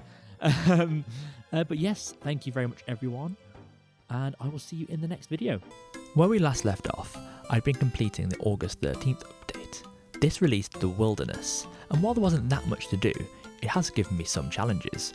I had to grind greater demons for their drops, and get a muddy key to unlock the muddy chest. There was one other bit of content released I wanted to interact with, and that is the Runite Rock. Now, when I first started the challenge, I intentionally kept everything quite vague in terms of rules and objectives, and one thing I skipped over was mining adamant upon release. At the time, I justified this as not really that relevant and there were other ways to get the gear, but the Runite ore is so iconic. I mean, Rune is literally in the name of the game. I just didn't want to skip this. This did mean, however, getting 85 mining, and my best pickaxe I have access to is a bronze pickaxe. This would mean a ridiculous grind, but I'm not going to shy away from the challenge. I need to mine so much iron and silver, because I'm not only getting 85 mining as part of this challenge, I'm preemptively getting 80 crafting when I eventually unlock Dragonstones and Amulets of Glories. Now, my best method for crafting and mining at the same time currently is mining silver. To complete this grind, I'll need to mine nearly 25,000 silver, walk them to the furnace in Al Kharid, make them into holy amulets, sell them at the general store, and then walk all the way back to the mine. I'll also need to finish this off with a lot of iron mining, over 40,000 iron, again only with a bronze pickaxe. This is not going to be quick. Now, originally I estimated this to be 2 months, but you can see the date this video is released in compared to the last video, and I'm sure you can guess where this is going. Join me as I torture myself. And we are back in the silver mines, having a good old time. Ooh, this grind is gonna be something. So one thing that is making me feel pretty good about this grind is actually how much money I'm gonna make. I overestimated when I last did silver, but I need more than double the silver I got last time, so I'm gonna get a good chunk of GP from this, which is fantastic. It means I can be a bit more extravagant in my spending. I can buy runes without feeling guilty. I can, save up for dragon weapons when I eventually will get those. So yeah, this is pretty cool actually. Obviously I'm a bit sad that I'm back here so soon after such a long grind, but you know what, is what it is. I've done it once, I can do it 2 more times. Okay, and we're up to 72 crafting. Definitely going to stick this out for quite a while. It's not actually that slow really. I will break it up obviously with some iron here and there, but yeah, this is going pretty good. I might get to like 75 crafting and then take a break and do a bit of iron mining, maybe some iron smithing as well, just to break up the tedium somewhat. But for now, back to it, back to the silver mines, having a blast. And I missed the level because of course I fucking did, but there is 62 smithing. That means I can now upgrade my square shield to a kite shield. That is something I was going to do last episode with greater demons, but not anymore. We can make it ourselves now. Let's go get that sorted. Perfect, just mine myself an inventory full of everything I'll need to get the mithril kite shield. Gonna walk over to... in fact, I need to smelt it. What the fuck am I doing? That's much better. Now that I've actually got the bars, I'll take these to the Varrock anvils, grab a hammer from the general store or wherever, and get this lovely little upgrade. And here we go, back at the Varrock West anvils. Gonna get ourselves a lovely kite shield. Ah, beautiful. The tiniest upgrade ever, but I mean, look how much better that looks. Perfect. Insane. And here we are. We're going to sell this square shield. Should get us a decent bit of money. Nice. Let's go back to the grind. I was straight up just in the groove, but just wanted to say, did get another 100k cash tax, so that is beautiful. I mean, I do have more in the bank, but yeah, just from this single grind to the white number stack there, so perfect. And there we go, 1 million crafting experience. Look how good that looks. Unreal. My first skill with over 1 million XP on it. My highest skill, of course. Just about 900k more XP to go. So still a fair way off, but that feels really good.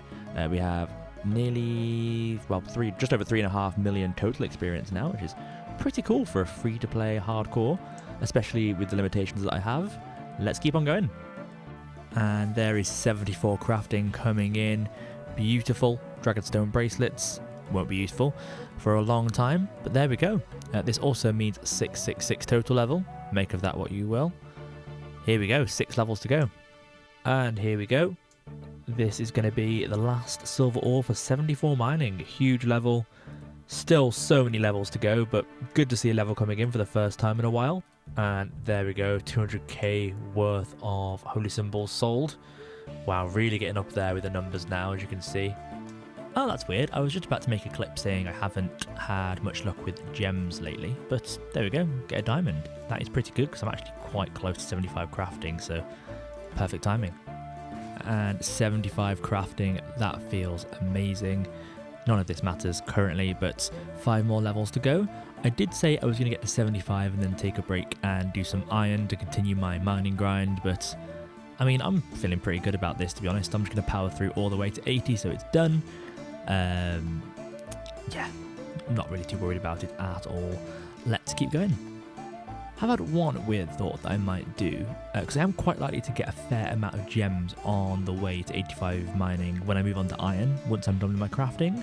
So what I might do is get like 79 crafting, and then move on to iron, and then sort of mine my way through, you know, like most of the iron. Let's say, you know, I need to do about 40k or so iron, do like 35k or so iron, and then use up all my gems, and then finish up mining silver then to get 80 crafting, just so I'm you know, sort of maximizing the XP that I'm getting.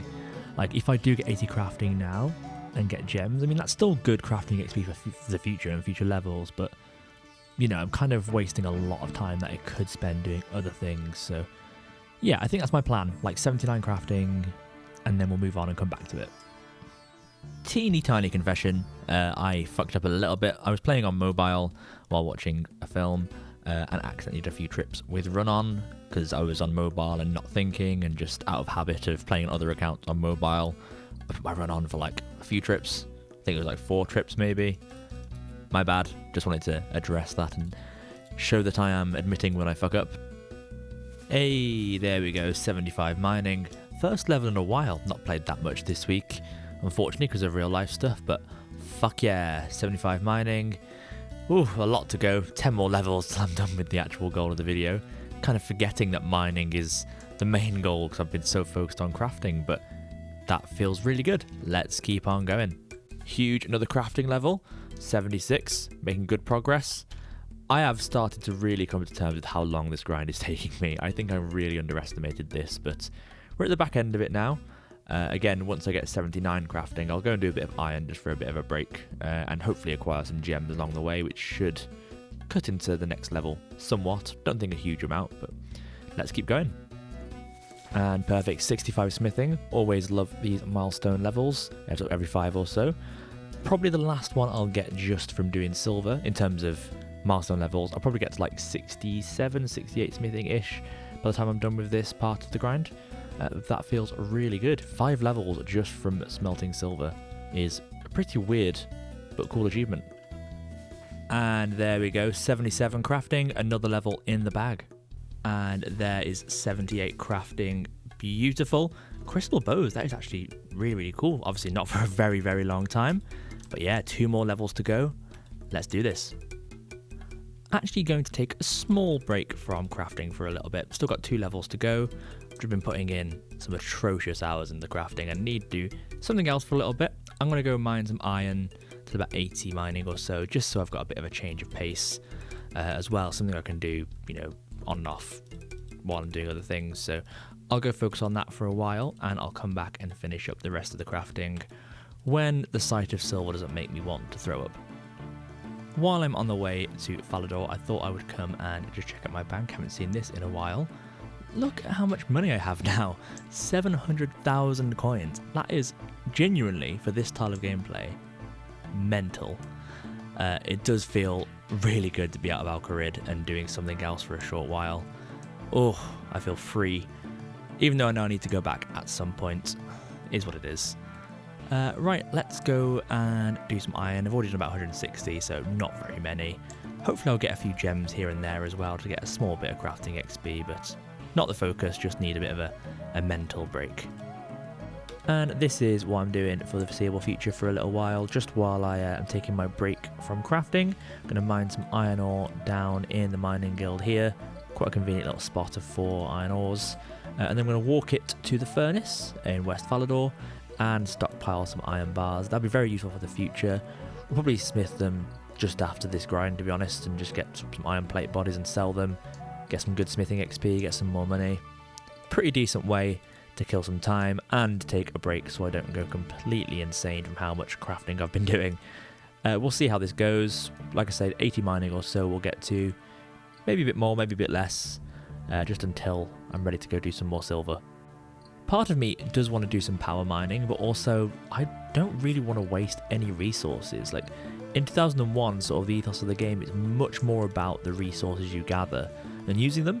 I feel like if I'm just dropping loads of ore, that's such a waste of potential smithing XP, and I want to kind of live in the world of the time, you know? That's what the game was all about, and I think the game's actually missing that a little bit. Like in a lot of the modern game, it's better to farm monsters for resources like this than it is to actually do the skill.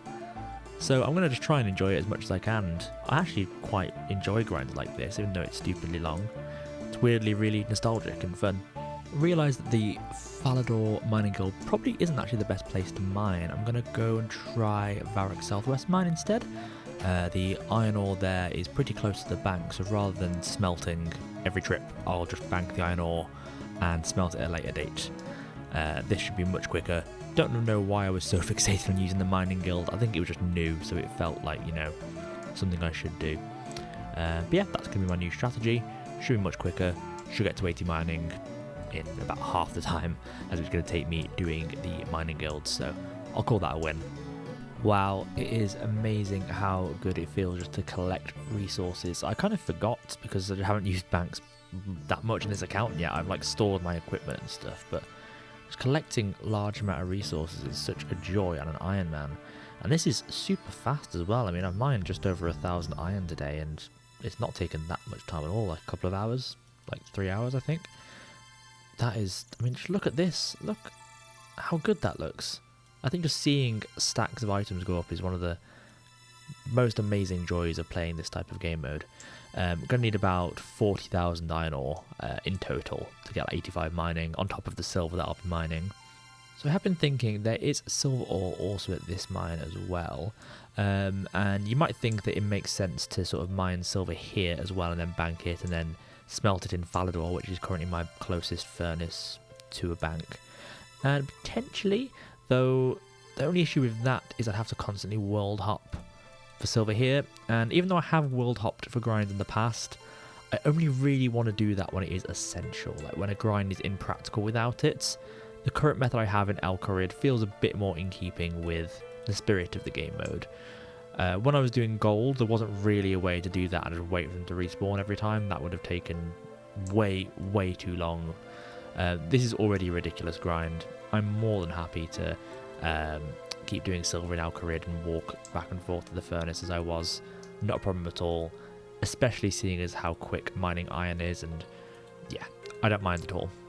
This is a big XP day, 100,000 or so XP, just about to log off for the night, but this is so nice. I wouldn't be able to get that much XP with silver. Of course, I'm not getting the crafting XP, which I will need later on down the line, but this is great for a little break. Gonna mine through to 80 and then see how we're doing. Have done nearly 10,000 of these, which is pretty good. Gonna see how I'm feeling when I hit 80 mining, which I should do in the next couple of days. I might just power through to like 83 or 84 mining and then finish up silver then, to be honest, because this is a really nice break from what I was doing before. Just to point out how long this grind is, my friend Punishing Bird has literally maxed his account in the time it's taken me to get, to the position I am now. So that's just a little bit of a insight into how long I've been mining. And there is 80 mining, huge. Size 8 stars don't matter, but yeah, my first 80 skill on the account. Oh my god, look how beautiful it looks right there. 5 more levels to go. I think now I've actually got 80 in the skill, the end feels a lot more tangible than it did. So yeah, about 25,000 more iron to mine. This feels so great. I have mined nearly 3,500 iron ore just today. Absolutely ridiculous amount of hours I'm putting into this, but need to get this done. Been mining for far too many actual real life days. So yeah, like 20,000 or so more to go. And there's 81 mining, lovely. And with that, I'm about officially halfway until I have all the iron I'll get from this grind. I will get just over 40k, but looks really clean to have that amount in there. Let's keep this going. Collecting a nice amount of gems as well, as you can see. I am going to save this diamond just in case. I get the feeling if I don't save one, I'm going to regret it later, because I'm not sure how difficult these are going to be to get and when they're going to be more easily attainable. So going to keep this one in the bank, but the rest of these I will use at some point for some extra crafting XP to help with the last 2 levels I need. And here is 30,000 iron ore in the bank. Well, just over 30,000. That is lovely. Always love to see it tick over to the next 10,000. About 11,000 more to go, and then I can go back to silver for a little bit, because that will get me to just 84 mining. And the last 2 levels of crafting here will get me to 85 as well, hopefully. So, assuming my maths is correct, which I'm pretty sure it is, let's keep this going. And that is my second uncut diamond from this iron grind. I'll only keep 1. This will be a good boost to crafting XP, but these things are pretty rare. I got quite lucky previously. I'm not seeing these super often now. I'm kind of more within the drop rate of them, but still pretty cool to get. 83 mining, 1 more level at iron, and then I can go back to silver. Let's get this done. And with this final iron ore, that is going to be 84 mining. Lovely. Only 1 level to go. This isn't that significant a level in terms of anything that I unlock, but now in theory, with the next 2 crafting levels, I should be pretty close to 85 mining. I will need to come back and finish off a little bit with some iron ore at the end, but I've got about 7,000 or so silver to mine before then, which should leave me, less than 1,000 iron ore or so, if my math is correct, which it probably isn't, because when is it ever? But hell yeah, that looks beautiful. Getting so close to finally being done with this crazy grind. Let's go take a break and do something else. Right, so I've taken a bit of a trip over to Falador. My destination is south in Rimington. I'm going to be using up these gems, with the exception of, I'm going to leave a ruby and a diamond in the bank, because they're a bit harder to get, and I might need them for something in the future. And I'm going to use these up to make some amulets with some gold ore, just to get a bit of a boost to the crafting XP. I need to actually go buy a chisel and an amulet mold, hence the gold. So I will go to Rimington and get that sorted. I'm going to mine the gold in Rimington, walk up to the furnace here, sell the stuff at the general store, and then walk back. That should be a pretty good way to get a bit of a boost to GP and a bit of a boost to crafting XP as well. And also, look how beautiful that stack of 41,000 iron ore looks there. Beautiful. Might just see how long I can keep that. I know originally I was going to sort of smelt and, smith as I went, but I quite like having this. In the future, maybe when I get coal trucks, I can mine a hell of a lot of coal and get a beautiful amount of steel bars, which would be really good for cannonballs or something in the future. I don't know. I'm thinking literally years ahead in terms of updates in the future. But look how cool my bank looks right now. Anyway, let's go do some crafting. I'm pretty sure I said in an earlier video that this crafting store would probably not be relevant, but here we go. The nature of playing a weird account like this means even the most niche little shops will probably get some use. Can't say that for everything, but yeah, feels really good. Just in case as well, the reason why I'm having to do it this way is that I don't have any bank spaces left, because I only have 48 maximum, so I can't cut all of these and then make a separate bank slot for cut ones. There are a few things in my bank I technically could get rid of, like I'm contemplating getting rid of the Amulet of Defense, for example, or things like Monk's Robes that I can go and collect anytime I want from Edgefill, but I don't know, I just like the way my bank's laid out, I like how it is, so I would rather just, you know, do a few extra trips and do it this way, just so I don't have to reorganise my bank again, because I can't be arsed. While I'm here as well, I'm just buying an extra couple of gems from here, because they're literally like 25 coins, so yeah, just grab a couple of these as I pass, might as well. And with this final gold bar and diamond amulet, that is the lot. Got about 11,500 crafting XP, so really not as much as I was hoping to get from the spare gems from the iron grind, but that is okay, I'll take it over nothing. On the bright side, that is a good chunk of money, nearly 30,000 GP. I'll take that, that means I'm at about 750k total. Still don't think I'll quite break a mil on this grind when I sell all the rest of the silver I need to mine, but that is looking pretty good. I mean, look at that. Beautiful.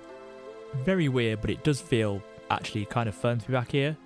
Still in my first inventory, but it's a nice switch up. That iron took a very long time to mine, so it does feel quite nice. And with the crafting that I did with those uncut gems that I got, only got to do about 6.8k silver, which is about half of what I did, just over half of what I did when I first ever did my crafting grind. So yeah, could be a lot worse. 67 smithing, feels really good to have a level in something that's not just mining for once. It's been a while. There we go. I'll probably get one more from the silver that I'll mine, so well, I'm with 68 smithing, not too bad, and I've got a big chunk of iron to get levels in the future, so not too bad at all. 79 crafting. Oh, one more level to go. This is, awful. End of another day of mining silver. 100,000 coins in the inventory, always nice to see when the number goes white there. Beautiful. Probably going to end in a couple of days. Got about, how many, 130,000 experience to go. So yeah, probably like 20 more hours-ish, as I was saying here. Oh, very excited to be close to the end now, as this is boring. I'm starting to really hit my my low point with this, but being right at the end is a nice feeling. I can finally do something else very soon. And there is 68 smithing, the last smithing level I'll get during this grind. Oh, nice. Mithril plate bodies, that might be useful in future. Yeah, last smithing level of the mining and crafting grind. I think the last level before I get 80 crafting, so beautiful. So annoyingly, I didn't have my mic plugged in when I recorded this, but here is me getting 80 crafting. Oh my fucking god. Words cannot express how fucking stoked I was to get this just a moment ago.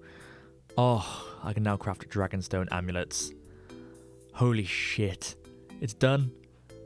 Oh my god, I can move on. I can do something else. I am at a loss for words. Let's fucking go. Just gonna go sell the last few bits of my only amulet. I'm still in shock that I'm done. Fucking hell. I never want to mine ever again, but let's get these sold and get myself to Varrock as soon as I physically can. And of course, gonna drop the Holy Mold, because probably won't ever need that again. And good fucking riddance. See you later, mate.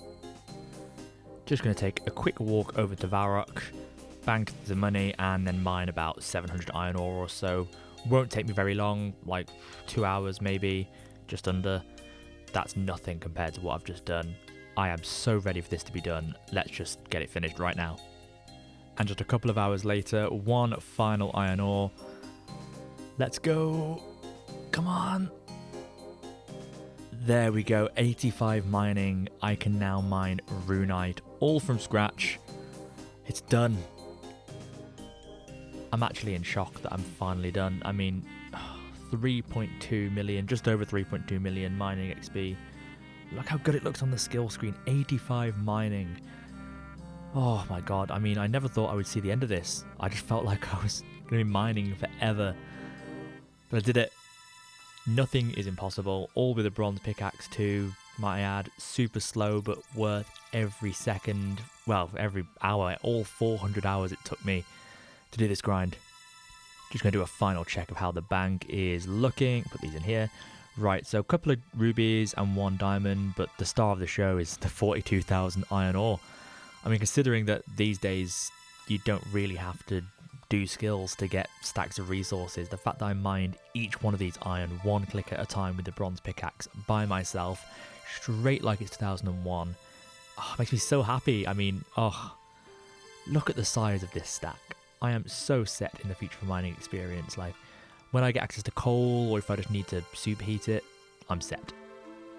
And now it's time to get serious, because I've got to go into deep wilderness to mine this runite. I've got everything in the bank that I don't need. Just gonna take the long old walk up to just past the lava maze and get this mined. Fingers crossed this is not the end of the hardcore status. And here we go, approaching the runite rocks for the first time. Ooh, just realised these spiders might be a bit of a problem. Should have probably bought a bit of gear to deal with these. But that's okay. I'm sure nothing I can't handle. No, we're completely fine. No idea how long it's take to mine with a bronze pickaxe. I actually imagine it might take... Oh, never mind. There we go. Easy as that. Let's get 2 while I'm here.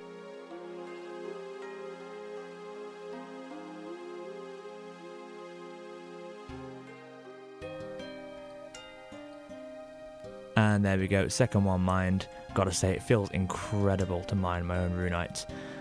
Anyway, time to walk all the way back to Edgeville. Hopefully not dying in the process. Oh god, that'd be really annoying, wouldn't it? Holy shit, I've fucking done it. Oh, hang on, what? Okay, weird.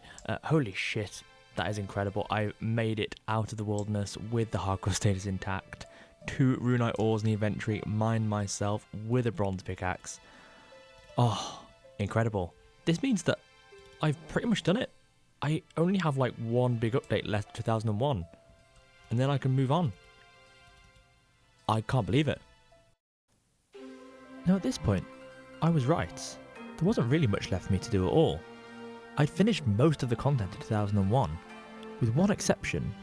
Something that would change the world forever. Something that we'd never, ever forget. Dragon Slayer 1. Now originally the video was going to end with me getting 85 mining and 80 crafting, as that was a pretty lofty goal. And then when I looked through the rest of the updates, I realised, why stop here? All I've got to do to finish the rest of the year is 1 quest, the most iconic quest in RuneScape history. And that's what I did. I decided that if I was going to master mining rune, I might as well master wielding it as well. And there's 1 item left that I can feasibly get, and that's the rune plate body. To do this, I need to complete Dragon Slayer, a quest that by most is seen as one to gatekeep membership.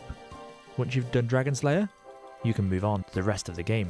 There are, however, a few things I want to get done before I do start the quest. First of all, I want to unlock every single combat prayer relevant to me right now. This means getting 34 prayer.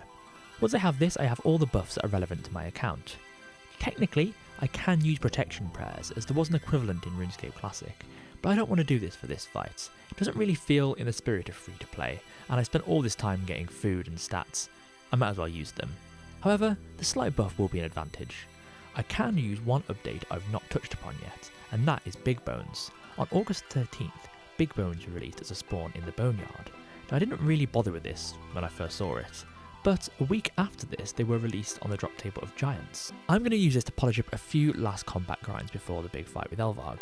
First of all, I want to get 55 magic to unlock high level alchemy. This is an iconic spell that will be very useful to clear up these few drops I don't want to keep, but are still worth alching for a bit of extra GP. I also want to round up a few of my melee stats, ideally strength and hit points. Every max hit will count in every fight moving forward, and it's always good to have more hit points on a hardcore Ironman. So I'm going to go kill hill giants for a few hundred kills to get these last few stats, and then I'm going to get to work collecting all the items I need for the quest before attempting it.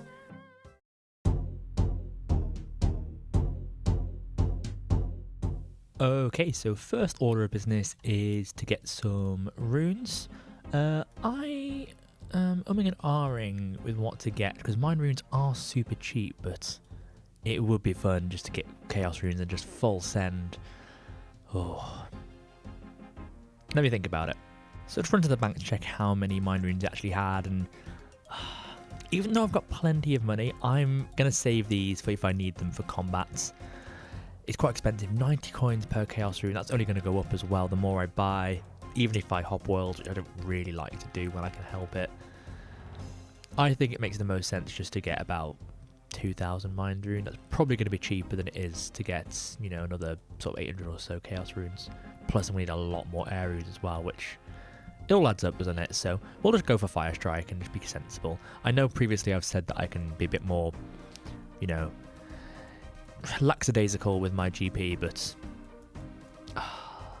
I don't want to go too crazy, especially if it's only one magic level. Yeah, Fire Strike it is. And that's probably enough. Got like 1,300 or so casts. Probably be enough. We'll see. Let's go get this prayer XP. If I need to kill more hill giants, which I mean, let's face it, I definitely will. After 55 magic, I'm just going to do some melee training on them. Always good to have more strength levels. In all honesty, I don't even need this for the quest, but it just feels right, you know. I want to be able to buff myself to the max. And this is going to be my setup. Just a little bit of food in case I need it. Got my brass key, got my runes, and thought I'd bring some natures along just in case I want to alch anything. I don't think there's anything really worth alching, but you never know. But yeah, this is a pretty decent setup for the very quick grind I'm about to undertake. And the beauty of 500 total worlds is that it's pretty much dead here. Not as many bots, way less competition. Oh, I love it. And there we go, my first set of big bones on the account. Let's see how much XP. 15. Gosh, that's so much better than normal bones. Oh, this is going to be still pretty long because, I mean, burying bones is never quick, is it? But much better than it was before. 54 hit points, super healthy, never gonna die. This is a really good example of something that can be low out. A steel longsword. Free 200 gold for one nature rune. I mean, I'll take it. And a good amount of magic XP as well. Huge. And this cast should be... Yep, there we go. 55 magic. Beautiful. High level alchemy unlocked. That is pretty much this lot of magic training done. We'll probably not need to train magic until early 2002 from now. I'm pretty happy with just this unlocked, so excited to get some things that I can alch for some more GP. Let's go get my melee gear and finish this grind up with some strength training. Actually, never mind, I've just got a perfect alchable in time to test high alchemy out. I mean, I think it's 500 gold for this high alch it. 300 I think, but still pretty good. Hell yeah, that feels amazing.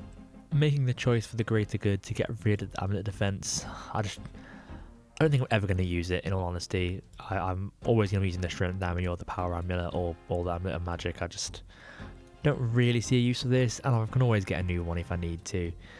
Going to be a valuable sacrifice because I want to save up some import routes. I will eventually need to train herb lore, and secondaries are going to be an absolute nightmare, so I'm going to keep some of these and see how many I can get for the next few hundred kills.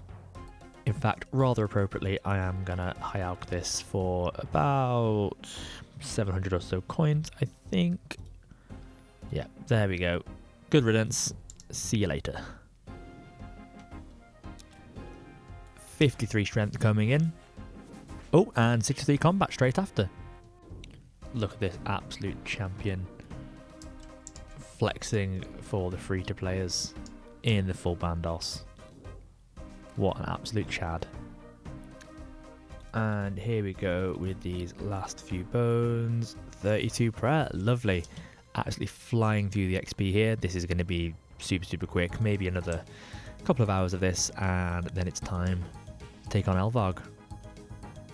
Just got myself 1 in 2,731 drop. I hope that this RNG persists to this account because, oh, I don't want to use it all up on stuff like this that I don't really need. And that was my 1000th Hill Giant kill. Pretty cool. I mean, literally nothing to gain from that, just a cool milestone. Still got a couple hundred of these left to kill before I get the prayer level. Let's keep on going. So it turns out that when you're playing this game vaguely normally, leveling up is actually not that slow. Here is 54 strength. Funny how that happens. And here is 33 prayer, one more level to go. According to RuneLight, that's 130 more Hill Giants. Super easy. Maybe just over an hour. Oh, 55 strength and 64 combat. That snuck up on me quite a bit then. Probably the last strength level I will get on this grind, I reckon. In fact, 100% will be the last level I get in 2001 and in free-to-play in general. So, pretty cool. Just done some quick calculations, and with this gear set up and my strength level and ultimate strength with a strength potion, my max hit is going to be 14, which is really cool. That will really help against Elvarg in Dragon Slayer. I keep missing all these levels, but 55 hit points as well. That's pretty good. It actually looks really clean on the stat screen now, like 50-50 and then 55-55-55. Just ignore the range level. But yeah, that's beautiful to see. And these last few bones, there we go, got the 34 prayer, incredible reflexes unlocked, all the main combat prayers sorted out, ready for the big old dragon fight. Let's go do Dragon Slayer. Okay, first thing on the list that I want to get is the planks from the wilderness. Level 19 wilderness in the Graveyard of Shadows, which is just north of the Ferox Enclave, however it's pronounced. Gonna get that first just so it's out the way, and it just means I don't have to take anything else in my inventory to the wilderness, just in case I do die and then have to go walk around and get it all back. Obviously I'd be more gutted about losing the hardcore status, but I also really don't want to have to walk miles and miles around this game if I don't have to. Realising I probably should have healed to full before coming into the wilderness, but I think I'll be alright, hopefully. Alright, here we go. So I think there's a good few plank spawns in here. Hopefully these things aren't aggressive because of my combat level. No, perfect. Oh, no, they are. Okay. I should be fine. Let me run around and grab these. Luckily it's not multi-combat because that would be bad. Oh, damn.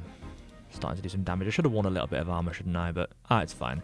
Only need 3 planks, luckily, so nice and quick, and can now get the hell out of here.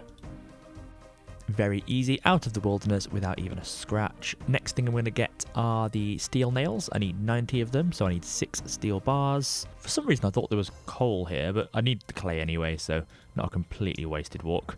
I'll need this to make the soft clay. In fact, I might do that now while I'm here. And here we go. I actually forget how to do this now. Is it just this? What do I actually need again? Unfired bowl. There we go, lovely. And don't fire it, because I will need it raw. Also geared up while I'm here, because I don't need to go into the wilderness anymore. So I'm going to go to the mining guild and get my coal there. God, mining coal with a bronze pickaxe is abhorrently slow. This should be the last one, any moment now. There we go. Perfect. Also got another uncut emerald for the banks. That's nice. Gonna go smelt these at the Falador furnace, and I'm also gonna pick up a few extra things that I need from Falador while I'm here too. Perfect, nice and easy. Need to go get a wizard mine bomb as well from the inn. Here we go. Try the mine bomb. Perfect. Just a few more items to get for that section of the quest. And need a lobster pot as well. Do have one in the bank, but I don't want to lose it during the quest because I need it for future. So just getting this from the fishing shop while I'm here. Next, Alcarid. Actually, you can get silk in Varrock as well, apparently. It's a bit more expensive, but not that much. So I'm actually going to teleport to Varrock now and get that silk from Thessalia. Perfect, silk acquired. Now just got to go make these into nails. And there we go, 90 steel nails, nice and easy. Fun fact, in RuneScape Classic, there was no different sort of iterations of nails. There was only one type, and it is now known as steel nails, but was previously just nails. Functionally the same, still need the same smithing level to make, and was still steel bars, but interesting. I guess because there was no construction in RS Classic or need for different nails. And in fact, this quest is the only reason this item existed back in those days. So yeah, I thought that was super interesting. Only other thing I want to get besides what you see in my inventory is a strength potion. So going to go grab some red spider's eggs rather from the sewers and run to the apothecary before I start the quest. And strength potion acquired. I now feel like I have everything I need to do Dragon Slayer. Let's get this done. Actually, before I start, I am going to grab some teleport runes that I might need. I don't really want to be walking everywhere in this quest. So I'm going to get, I've already got the Lumbridge teleport runes. The Falador ones, rather. I just need to get some earth runes, which somehow I've managed to avoid keeping for all this time. I don't know how that's happened. But yes, we'll get some earth runes now so I can teleport to Lumbridge as well. Okay, Guildmaster, let's get this shit started. Greetings. What is this place? This Champions Guild. I didn't need to ask that, did I? Oops. Let me try that again. Can I have a quest? Should have read before I clicked. Perfect. Aha. Yes, a mighty and perilous quest fit only for the most powerful champions. And at the end of it, you will earn the right to wear the legendary rune plate body. Of course I want to start it. So, what is this quest? You'll have to speak to Oziak, the maker of rune armor. He sets the quest that champions must complete in order to wear it. Oziak lives in a hut by the cliffs to the west of Edgeville. He can be a little odd sometimes though. Okay, well let's go see Oziak. Okay, Oziak, you and your little portly belly. 'Tis a fair day, my friend. Can you sell me a rune plate body? Alright, I'll give you a quest. I'll let you wear my rune plate mail if you slay the dragon of Crandor. A dragon? That sounds like fun. Ha, yes, you are a typical reckless adventurer, aren't you? Now go kill the dragon and get out of my face. But how can I defeat the dragon? Go talk to the Guildmaster in the Champions Guild. He'll help you out if you're so keen on doing a quest. I'm not going to be hand-holding any adventurers. Okay, well, back I go. The Guildmaster tells us about 3 wizards who escaped Elvarg's devastation of Crandor, each of them holding a piece of a map that will help us sail there. We need to go and find each of these map pieces to get there safely. We also need to find a boat and a captain willing to sail there itself. We also need to get a shield that can withstand the dragon's breath. These are all the things we need to do before we can take down Elvarg. Oh, I love it up here. It's such a cool part of the game. Oracle, let's see what you got to say. I seek a piece of the map to the island of Crandor. The map's behind a door below, but entering it is rather tough. This is what you need to know. You must use the following stuff. First a drink used by a mage, next some worm string changed to sheet, then a small crustacean cage, last a bowl that's not seen heat. Perfect. Well, that's nice and easy. What do you say if I ask her to impart her wise knowledge? A woodchuck does not chuck wood. Brilliant. Back down to the dwarven mine. I think it's, yep, over here. Perfect. I'm pretty sure all I've got to do here is use everything on the door.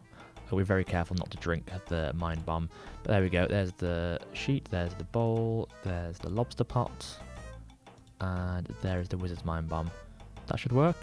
Perfect. Yes, it does. Oh, that's a cool little animation. Right. This room looks really cool. This probably has been updated quite a lot since the launch, hasn't it? I think while I'm in this area, I'm going to go speak to the goblins at the Goblin Village. And then I will probably teleport to Lumbridge, grab the anti-dragon shield, and then I'll teleport to Falador and get the other 2 map pieces. Time to talk to these morons again. I've heard that one of your number has got a hold of a part of a map. Ah, that'd be Wormbrain. Where would he be? Wormbrain steals too much. He got caught. Now he lives in Portsroom Town Jail. Oh. Well, I already knew that. I don't think I actually had to come here, but maybe I did like trigger it in the quest.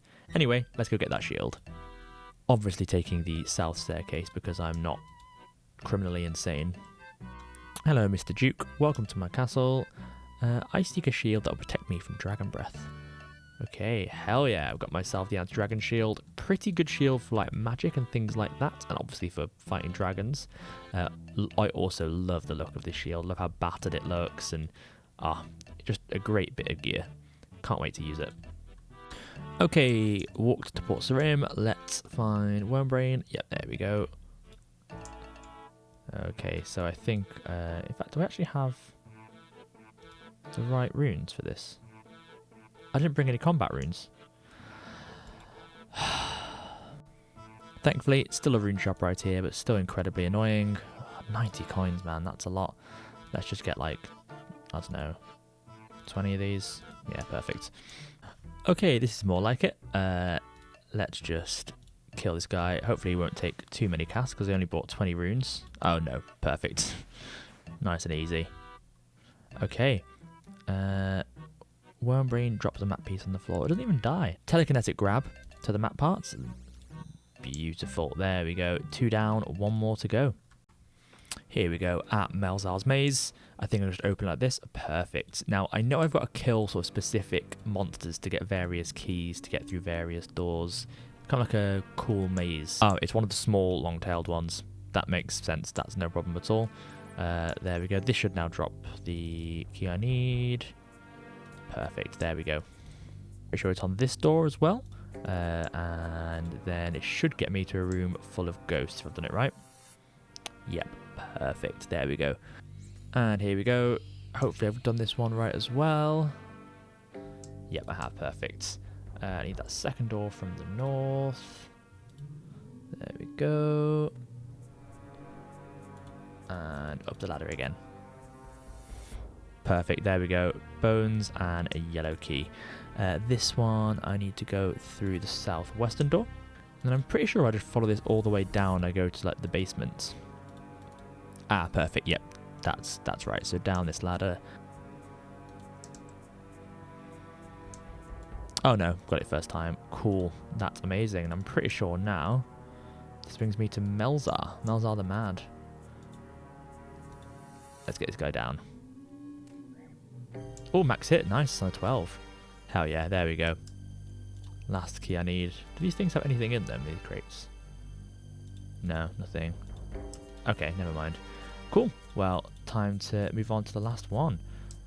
This is a tougher fight. It's level 82 Lesser Demon. Oh shit. Should have probably bought more food, but I will pot up. And I've got Silverlight. Let's give it a go. Oh fuck, I hope I don't have to come back.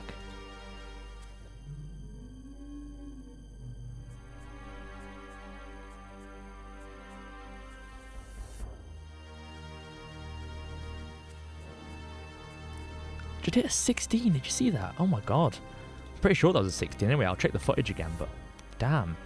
There we go. The key acquired. I think it's that chest where the map piece is in. So let's just have a look and make sure I've done this right before I move on. Yes, it is. Then I think I just use them together. Perfect. Crandor map. Oh, brilliant. Now I just need to get the boat and the captain sorted out. Okay, so I've gone to Port Sarim. I think it's Clarence I speak to. I'm like half using a guide, half not, and this rings a bell. Yes, perfect. How does 2,000 gold sound? I'll even throw my cabin boy Jenkins for free. He'll swap the decks and splice the mainsails for you. Yep, sounds good. Okie dokie, she's all yours. Hell yeah. Now I think I've got to repair some things on the boat. See if Jenkins has anything to say. Ahoy, what do you think of the ship then? I'd like to inspect her some more. Perfect, okay. Yes, let's go sort this out. So I've got to repair these things. Do I just... Oh, was it just a repair option? Perfect. Get this shit repaired. You nail a plank over the hole, but you need still more planks to close the hole completely. I don't actually know if the repair option was there originally, so I'll just use planks on it just for safety. You nail a plank over the hole, but you still need one more plank to close the hole completely. There we go, perfect. You nail a final plank over the hole. You've successfully patched the hole in the ship. Lovely. I think now all I need to do is get a captain, if I just check the quest list. Yep, so to find a captain for my ship. That cabin boy might know someone who can sail the ship. Lovely. So let's go to Draenor. Right, come on, Ned boy. Hello again, kid. Something I can help you with? Perfect. I mean, I think that's everything I need. And I have not long ago unlocked Draenor Bank, so let's get geared up. Right, this is my inventory setup. Really, really basic. Just the last of the strength potion and full of food. I mean, at this stage of the game, that's all you really need to bring. Got all my sort of best gear. Got my melee protection gear and anti-dragon shield. I do want to go and recharge my prayer fully before the fight because I only have 24 left. So I do want to use my prayers for the fight too. But once I've done that at the altar near Port Sarim, it is go time. Here we go, bit of a prayer. Let's go to Crandor. Okay, back in Port Sarim. Do I talk to Clarence? Here to take your new ship for a spin. Can I board the ship now? Sure thing, she's all yours. Okay, it's not him. Is it Ned? Probably, actually. Ah, it's good to be on board a ship again. No matter how long I live on land, a ship will always seem better. Are you ready to depart? Yes, let's go. Let's do it. Ah, this is thrilling. I can't wait for this. This is like a big moment. Nearly 30 days of playtime into the account and only just doing Dragon Slayer, but man, it feels good. Ah, it's good to feel the salt spray on my face once again. And this is a mighty fine ship. She don't look like much, but she handles like a dream. How much longer until we reach Crandor? Not long now. According to the chart, we'll be able to see Crandor if it wasn't for those clouds on the horizon. Clouds surround the ship. Oh, hell yeah. Love a cutscene. Looks like there's a storm coming up, Captain. Assume she won't be able to see anything. Oh well, the weather had been so good up until now. Did you see that? That's so cool. See what? I thought I saw something up above us. Oh shit, it's the dragon. Look at that cutscene. Jenkins, no! No one even reacts. Look, land ahead. We're going to crash. Oh shit. Ned clearly has level 1 sailing. You are knocked unconscious and later awake on an ash-strewn beach. Ah, planks here. I mean, this is actually a place to get planks in future if I need them, isn't it? But anyway, let's carry on going and we'll slowly make my way up the hill towards the dungeon. This could actually be quite useful. Like, good place for adamant. Got moss giants here, mithril down there, coal as well. Potentially, this could be all right. I mean, it's quite hard to get to, but it's definitely something to think about. Oh god, I don't really want to be taking damage before I've even fought Elvarg. Oh, please go away. Please leave me alone. Right, down I go. Oh, that's so sick. Oh, there she is, level 83. Elvarg with that cool as hell scar down her side. Right, what's down here? These skeletons are not interested. That is fine. Let's do it. Do I want to pot up before I go in? Oh, leave me alone. I am going to have one piece of food just so I'm nearly at max health. Okay, let's do that. Let's just do it. Let's just not think about it. Let's just climb over. Let's pot up. And let's go. Okay, prayers on. That is on a 10. Oh, shit. Oh, God. Okay, this is going to be a tricky fight than I thought.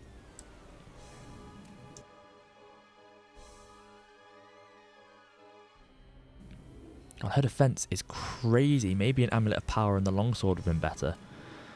We'll see how this goes.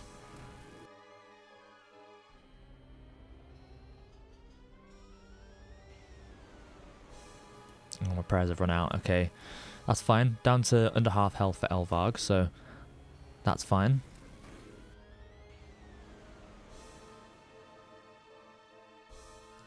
As long as I'm not reckless, this is fine. I mean, she's on super low health. As long as I'm just not afraid to just safe, then it's all good.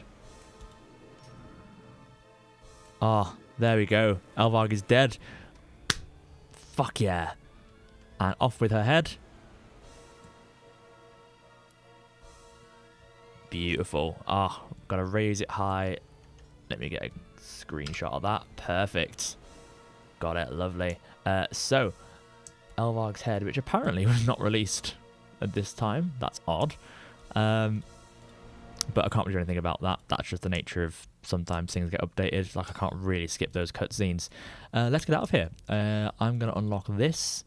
I couldn't find anything about this shortcut, so I'm going to have to assume that this was released as part of this quest, because it's not really clear.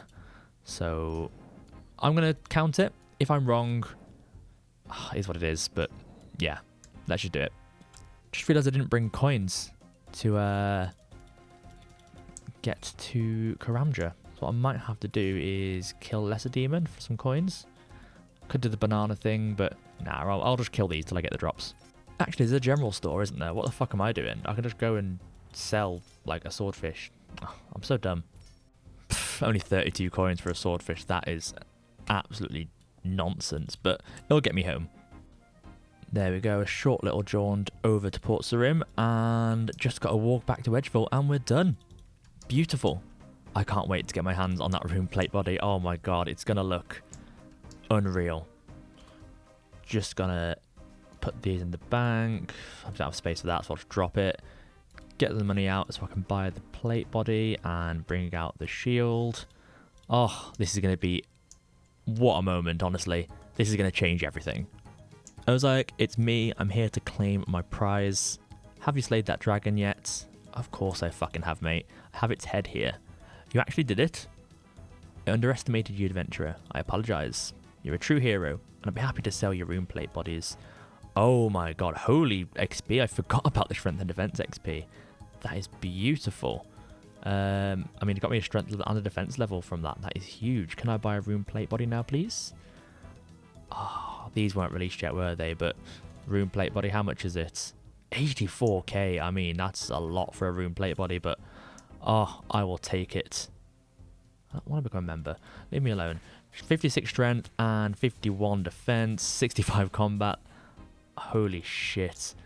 Okay, let's get this bad boy on. Oh my god. Oh, it looks incredible. Fuck. That's amazing. Just, oh my god. Look. Free to play Ironman. Still got the hardcore status. Got the full rune. Got the drip. All of this earned from scratch. I can't believe it. All 2001 quests are done. Oh, I could literally cry right now. I'm so fucking happy. This is a final look at my bank for 2001 being finished. I mean, all 48 slots filled, and I'm so proud of it. Just look at it. Like, look at this stack, and this amount of money, and I'm in disbelief. Still got a few items here that I need to keep in my inventory until I unlock more bank space, which will be very soon. But 700 total level as well. I didn't even notice that. Holy shit. Oh, what a fucking good day this is. Holy shit. And thank you so much, everybody, for watching. I know it's been a long time since my last video. Thank you for your patience. Turns out these grinds were a lot longer than I expected, especially when working a full-time job. But we got there in the end. With that, I've officially completed 2001. The only real content update that I could see was that you can now dye capes, which I'm going to do here. I'm going to get my orange dye, and there we go. Got a lovely orange cape on the back, just because I think that looks really cool. But that is officially the last content update of 2001. So next time you see me, I will be going through the famed Taverley Gates, fulfilling that childhood dream of getting past the gate and seeing what is in the world of pay-to-play. I'll have loads more skills to explore, loads of quests, and loads of content, and also loads of videos that I can make. I'll be able to get much more regular with it because I won't be stuck on a really, really long skilling grind. But yeah, I hope you enjoyed. Thank you so much, everybody, for watching, and I'll see you very soon with the next video. Thanks, everyone. Bye. And of course, a massive shout out to channel members Lucy the Goosey down the Sapphire tier, as well as the Meslava and Cloud tiers, all the way up at the Dragonstone tier.